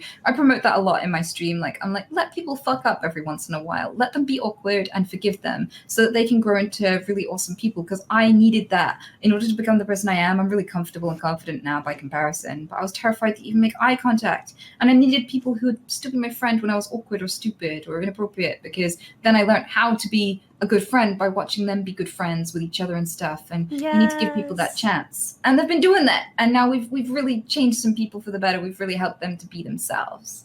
Yeah, I've actually gotten to the point where I try not to ban people on my channel, because I'd rather just like let them, if they come in through the front door and they're saying some stupid stuff, like I don't normally ban them right off the bat. I kind of give a timeout. And then if they wanted to watch me for whatever 10 minutes or so that they're banned, and they actually want to participate and be in the conversation, like they can be, like I'm really tolerant of that kind of stuff. Just because it's like, yo, man, they're probably just think they're probably not having a good day. They probably like think that this is the correct way to talk to people. But eventually, if they like really learn, like I can help make their lives better and stuff. But yeah, I so like back to the whole like two people who met. They're not like a couple or anything, but like I had two people who figured out that they lived in the same state, and they actually worked in very similar jobs, and that one job was actually connected to the other job. They just had never met each other, and then they started hanging out with each other and becoming friends, and now they're like best friends, and I love it so much. That's so cute. That's amazing. Yeah, I want more stories like that from like my streams, because it'll motivate me to stream more, knowing that like, my stupid self-interest has now caused other people's lives to be better. That's what I want. Yeah. That's awesome. Yeah, it's a good motivator. I mean, how often do you stream these days? I try and stream 5 days a week. I've been playing like Persona, but I know I should stop being a variety streamer and just start doing like more regular stuff. I don't know. I haven't figured it out. Streaming is really, I'm just like really wishy-washy with streaming. But yeah. I kind of feel like okay. you don't owe anyone anything. Yeah, like you can be a variety streamer. There's a lot of benefits to being a variety streamer. You don't have to stick to anything. I mean, what draws people to you is like, I hate this kind of language, but in the industry, like talking to lots of experts and people who've watched from the sidelines, people who make money off streamers, people who are management, people who, do the whole sponsorships thing and, chase down talent for their sponsorships and stuff for companies. These people have been telling me that, your brand is your identity. So it's not, they don't come for the game you play, they come for you. And if you're a variety streamer, that's even more so. If you establish an audience that isn't based around a game, you don't have to play that game in order for your audience to be there. The trouble with people who stick to one thing is that people don't care about them. They're there for the game. And the minute that game falls out of fashion, so do you. And so you want to build it around who you are and what you're interested in. You want to be having fun and people be happy for you, and for you to be engaging with these people and them be the kind of people who will stay no matter what you're doing. Don't corner yourself. Don't feel like you have to be. truly what I wanted to do was to continue doing Stella Transforms, where I like transform streamers into the cosplay of their choice, right? But I can't do that during COVID, and like I don't really want to transform myself every day on stream. It's really exhausting. I don't really find the fun in it anymore. Like I want to make other people smile and like look at themselves in the mirror and be like, "Oh my god, this is me. Wow, I turned into my favorite character." Like I want to do that. I feel like I kind of want to start doing streams where I direct somebody on their stream to like, or maybe they direct me and we can just do like Twitch puts on my makeup type of thing where like I'm directing that person and they're like, wait, do I do it like this? And I'll be like, yes. You know? I don't know. I have to figure it out. But certainly I'm a social creature and I don't like streaming by myself. I'm learning that I want to stream with somebody else all the time. It's just like, I just want to like, I miss hanging out with people. I miss hanging out with my friends. I want streaming to be an excuse to hang out with them and stuff. Yeah, that's why I love podcasts so much, because it gives me the opportunity to stream with other people. Because in person, I used to love streaming with my friends, and then they started reading Twitch chat, and suddenly they didn't like being on my stream anymore. Because you know how Twitch chat is. They'll just pick apart anybody without any thought on their, feelings at all whatsoever. And so they're not getting paid to tolerate it, which is understandable. So that's how I lost friends who would be willing to stream with me. They would start stalking my friends, harassing them, whatever it was. And, it's just... That's what sucks. Yeah, it's really hard to stream with people who aren't streamers. Well, I'm really sorry you had to go through that. I really am. It's okay. It happens. Yeah, I really appreciate these podcasts. Like, seriously, I love talking to you guys, like learning about what's going on, learning about you. It's nice.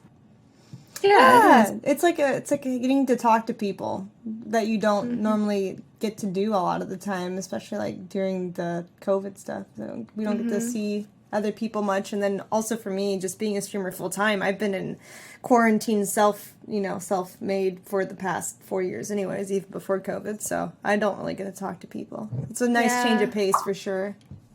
This is less distracting than like seeing each other in passing at a convention with loud noises and lots of other people involved, like, oh, I gotta go somewhere, but I'll see you later, but you don't, things like that. So we're locked in. We have to talk to each other on Zoom.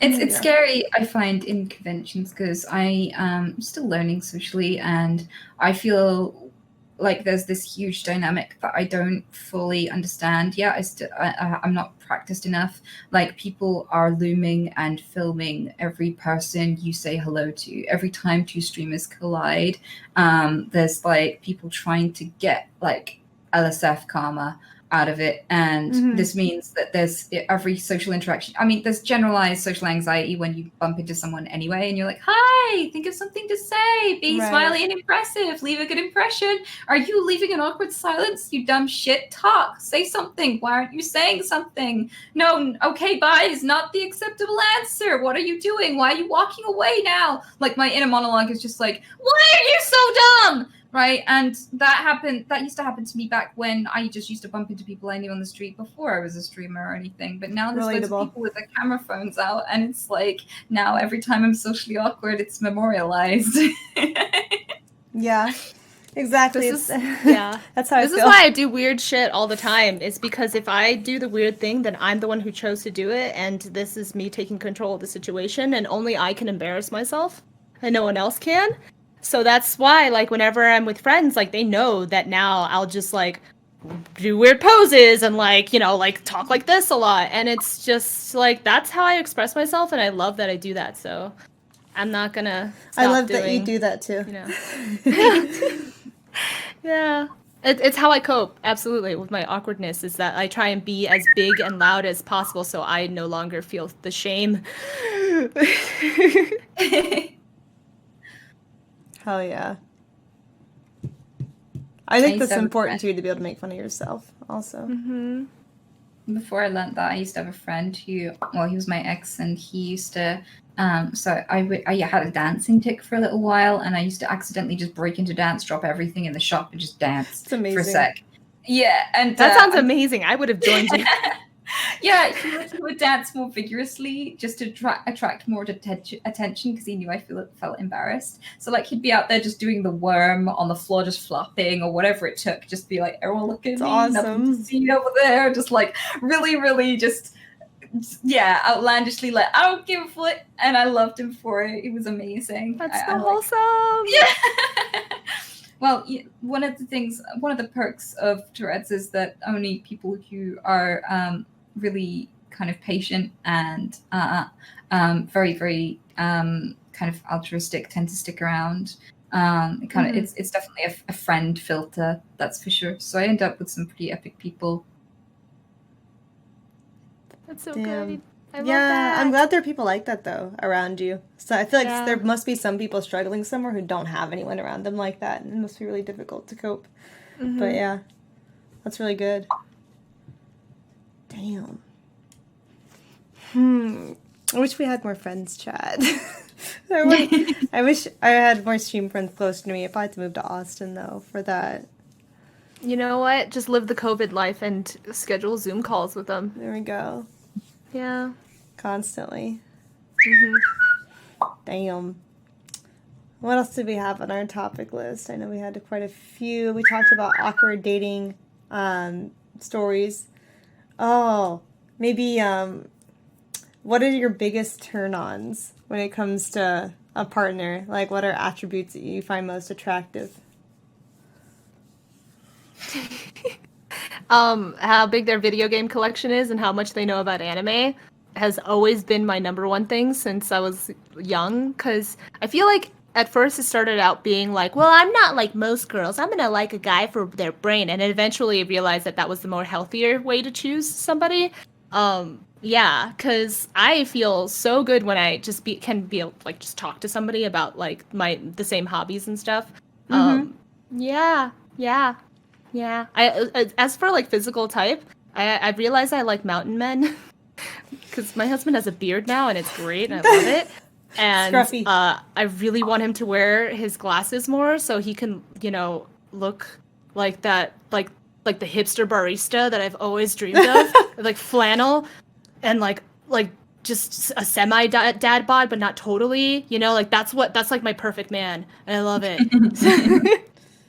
So like a Chris Pratt with a beard and flannel. Yeah. There you go. What about you?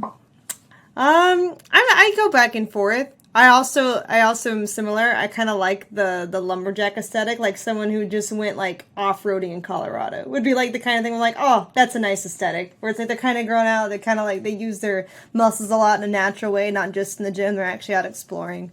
But I also could see me with someone who is just like really hard worker in general. Like I think ranchers are really respectable because one, I love ranch lifestyle, but I also just like really like someone who's willing to work hard every day, get the job done, dedicated to the things that matter in life, like family, hard work, enjoying every moment. So I feel like stuff like that is like my aesthetic, where it's personality or like physical, like capable. I don't mind if the guy's weaker than me, but I just find it so attractive when they're stronger than me and taller than me because I can't reach cabinets and I also can't lift all the things I would like to lift alone. So that's not a You're requirement.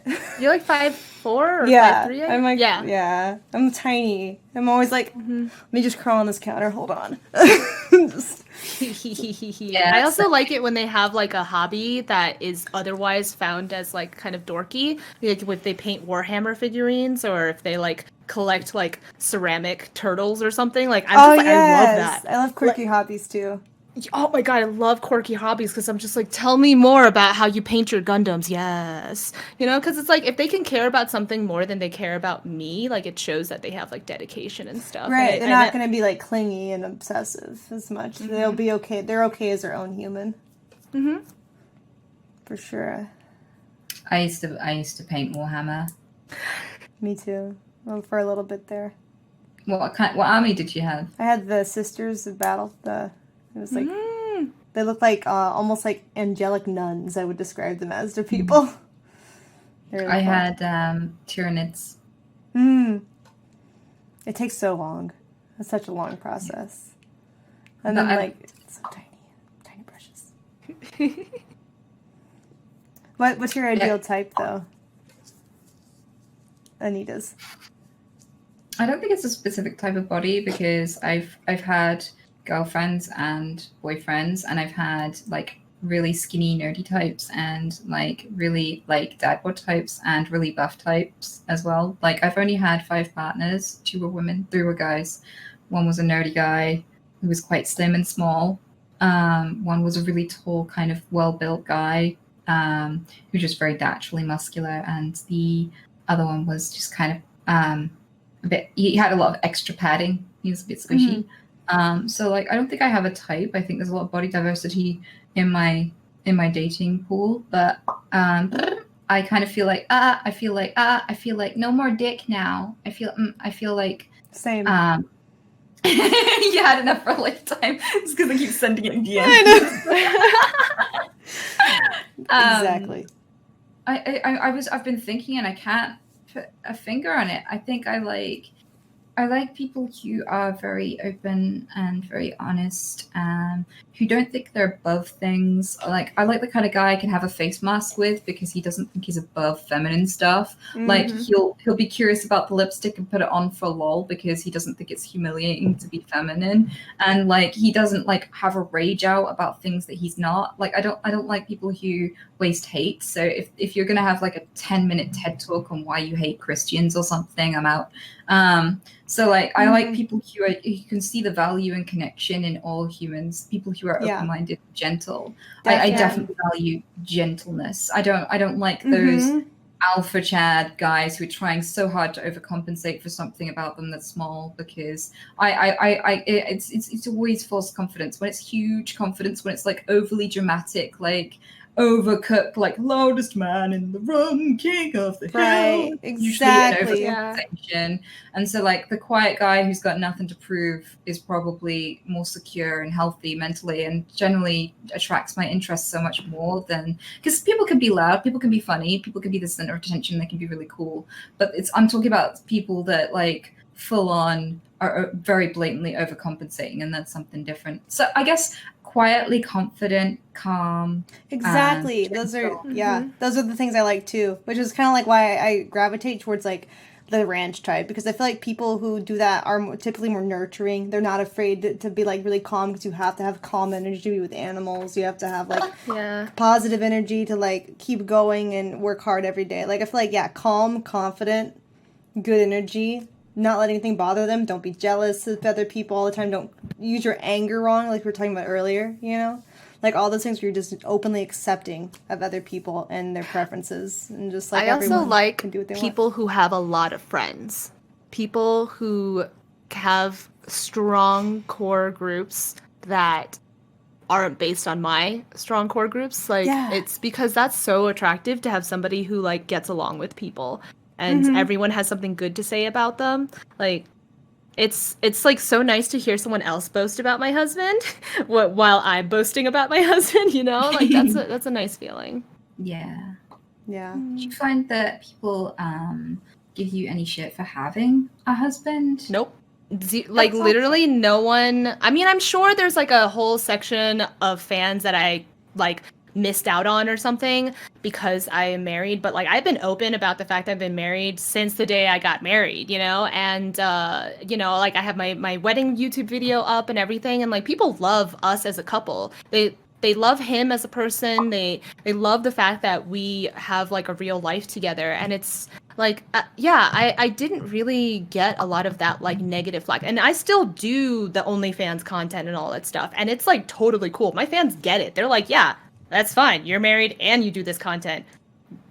Big whoop. Here's $5 for the thing that I wanted. I'm like, yep, here you go. This is a business transaction. And it's like, you know, it's like when I'm like living in that good life right now, where it's like people are nice to me on the internet and I get to live my real life on the internet. And that's like, I know that's like not real for a lot of people. Like that doesn't happen for a lot of people, but I just want like all of the people listening to realize that this is like, we got to live our own lives too. You know, I love talking about my real life. I love talking about the fact that I'm playing with those chickens and we're staying with our friends in Colorado. So yeah, like if I can't be honest on the internet, then I can't pretend to be a character. It's just so hard for me to be something I'm not. So I'm just like, my husband. You gotta listen to me boast about my husband, you know? I've had other friends though who are like in that same position or open and all that stuff, but they've gotten people who take that as a challenge, I guess, and they want to like cause harm to the husband and like take her for themselves. Do you get any of that ever? No, thankfully not. But yeah, I know what you're talking about. Like I've had friends who get that, and it sucks. It sucks so much. But I would say like that's a really small percentage of the fan base that is negative like that. In fact, talking about the fact that I have my husband actually helps my fan base understand what their future could become. You know, they can meet somebody nice and get married, and this is the life they have to look forward to. And in its own way, it's like, you know, living vicariously through us. And I think that that's more healthier than assuming that like I can get a date with this hot girl on the internet, you know? Yeah, I do too. I worry about people's safety sometimes after having incidents happen to friends and mutual friends. Yeah, and it just takes that one scary. bad fan, that one stalkery fan that ruins everything. Yeah. Mm-hmm. I asked my community, how do I ask this guy on a date? He was really sweet. He came to fix my boiler, and he spoke to my bunnies, and they were really chill around him. He seemed really interesting, and he seemed like he didn't want to leave. He seemed like he really wanted to stop and chat. So I was like, oh, I could see us talking longer, but I have to do my job now, which I'm not going to specify in case you kind of give away my address or some shit sometime. But like, I have to go do my job, so you have to go. And he left, and I sat down and I complimented him. I was like, oh, that was this really cool gas man. I made loads of jokes and stuff about it, and it turned out he stood outside the door listening, so he put his phone number through my letterbox. And I was like, I'm socially awkward. I've never asked anyone on a date. What do I do? And I asked chat. I was like, it turned out a disaster. Like he had a girlfriend who started messaging me and shit. It was just such a drama thing. Like in the end, like I never slept with him. I never did anything with him. I went on a couple of dates. Yeah, I made a whole video about it. It was such an up and down thing. But anyway, the thing is, my community gave me so much hate and backlash. I got like death threats. Well, not death threats, but like full on like hate and anger. Well, why? And for asking, because they were like, I guess they thought that I would fall in love with them one day or something, and or I don't know. Right, exactly. That's scary. Yeah. And so like I've kind of spoken to my community and said like, when I do get a partner, I'm never going to tell you guys, because there are some people here in chat who'll give me such a hard time, and you know, I think I'm entitled to a private life, and I don't think that you guys would be expected to declare your marital status or whatever in order to do any job that you do. So I'm going to just say like, it's not prerequisite that you guys know, and for my safety and just sanity, I'm going to keep my relationships to myself. I'm also not going to date a streamer, I don't think, because, you know, what someone's tragedy is someone else's content, and I don't want my personal life and my home life and my friendships and stuff to be stuff they leak to everybody for attention if we break up out of resentment or something. I want to have like real relationships that don't turn into like some big drama explosion, you know? Yeah, I understand that. I felt the same way though. Like people often ask me like, why don't you get a boyfriend? Why don't you ever stream with any guys? You should stream dates. Do you have a crush on anybody? And I'm like, if I did, I would never tell you, because I feel like some of you would go crazy with it and never leave the guy alone. You know? It's like, that's just like, Yeah. I would love an internet where we can share everything and have it be okay, but that's not the world that we live in. I mean, Maya, I've seen people talking about Maya and Miskiff saying things like, you better buck up and treat her right, mister, you're gonna lose her, or like, you could do so much better than Mayor Miskiff, and all this sort of stuff. And people judge and people project on relationships really badly, and I wouldn't want that to be a distraction from what I have to offer and who I am. I don't want to be defined by my relationships to others. I want to be defined by me. Yeah. Yeah. Yep. Just hope the internet becomes better. And that someday we can actually just be honest with it and not get any flack, you know? What? Yeah. What do you guys think about the TikTok stuff being potentially banned in America? I foresaw it coming. Yeah, because it's a spy stuff. They're Like, afraid that since the Chinese own a company, that they would be leaking private information or using it to either push like a political agenda or whatever. They're billing it as a security threat. Yeah, it's a huge security threat. It keylogs you, and like, you know, you could have passwords and everything, and it'll just keylog all of that, like private conversations, your browsing history, like what you purchase, like all of that is TikTok knows it already because they have access to a lot of it on your phone. For some reason, it's just like it just does that. I don't know why Apple allows that to information to go through. So, yeah, I've known it for a while. I was really like kind of hesitant to use it, and I used it for a bit, but eventually I just deleted it because I stopped posting content onto it because I just really didn't feel like it was a good choice in the light of all of the things that are happening around in the world. It's just interesting to me also that I don't really have like a particular view on it as far as like the politics of it go, but it is interesting to note that China bans every other social media in its country that isn't Chinese owned, right? Like Facebook, Twitter, et cetera, et cetera. And it kind of reminds me of like an ex that I had that after he started cheating on me, started accusing me of cheating. So it's like, why are you so insecure about this unless you have something to hide and a hidden agenda yourself? So I don't know. That's what it kind of reminds me of in a way. Like, I don't know for sure if they would actually do anything with it, but it is a little suspicious. Yeah, and I know that TikTok is this great new platform for a lot of people's voices to be heard, really good content, really funny content, and it's made a lot of people's lives like change. Like, you know, overnight people have, you know, gotten 12 million followers and stuff. But I don't want to take that risk. I mean, I already spend a lot of my time on other platforms, so I'm not too worried. I just hope that the people who already have big followings on TikTok start to, you know, reestablish themselves on other platforms, and, you know, stuff like that. Yeah. It's very 1984. Yeah. I'm not worried at all. Like, no, I've got no secrets. Like, no one's gonna find anything. I don't take nudes. I don't have stuff that they could find or expose. Like, I'm not worried. Like, just genuinely, just do not I think they're mostly concerned about TikTok, since it has such a young audience, pushing a foreign agenda politically into the minds of young people, which I feel like is unlikely, but sure, potentially could happen. I just don't want to realize too late, I guess. I mean, like, I use Facebook, and Facebook is equally as problematic. I guess it's just I'm choosing to not use TikTok, even though Facebook has the same problems. I don't know. It's kind of like a weird place to sit in right now because we don't know what's going to happen. We don't know where these social media platforms are going to take us and like how the world is going to end up using them.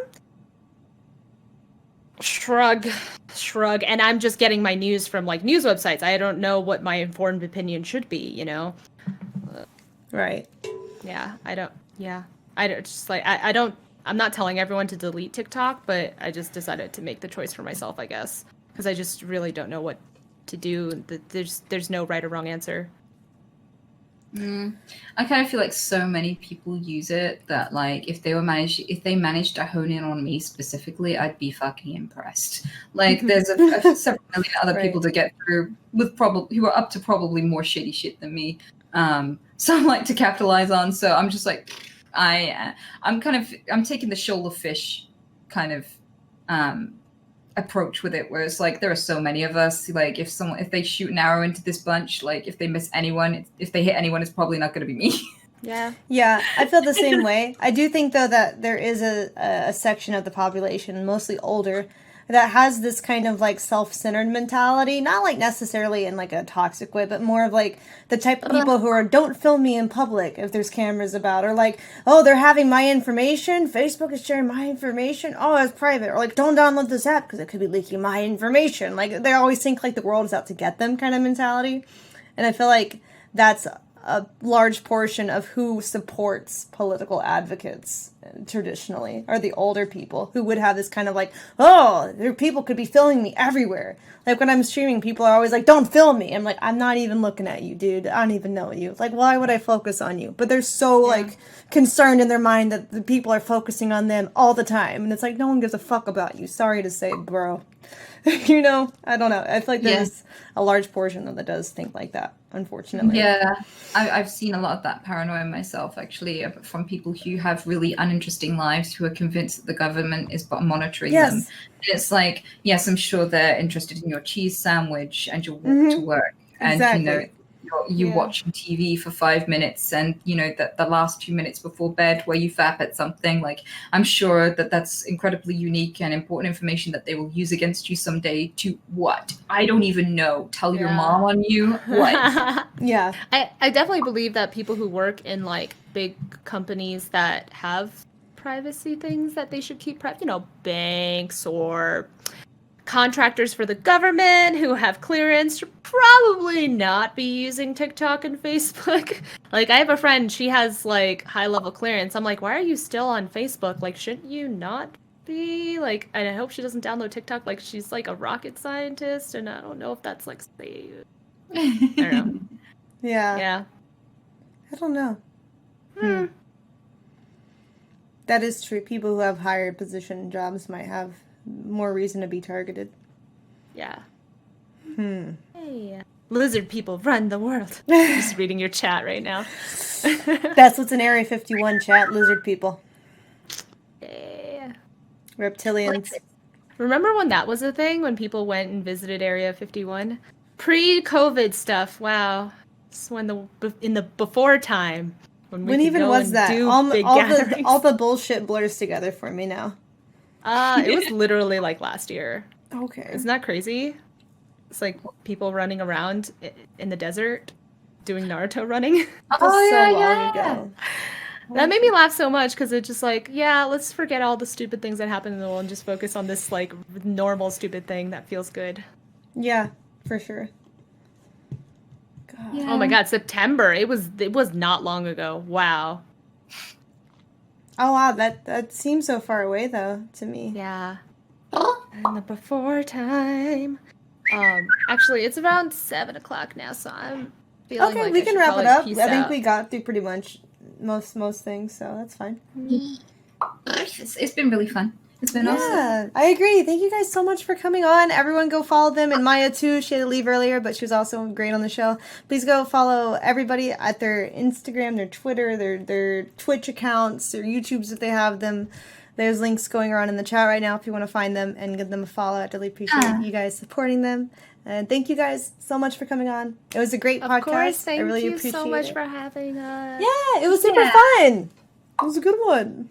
Yeah, I appreciate the invite. And I hope you have an awesome day, both of you. And I'll see you next. You too. You too. Good All right, night. bye everyone.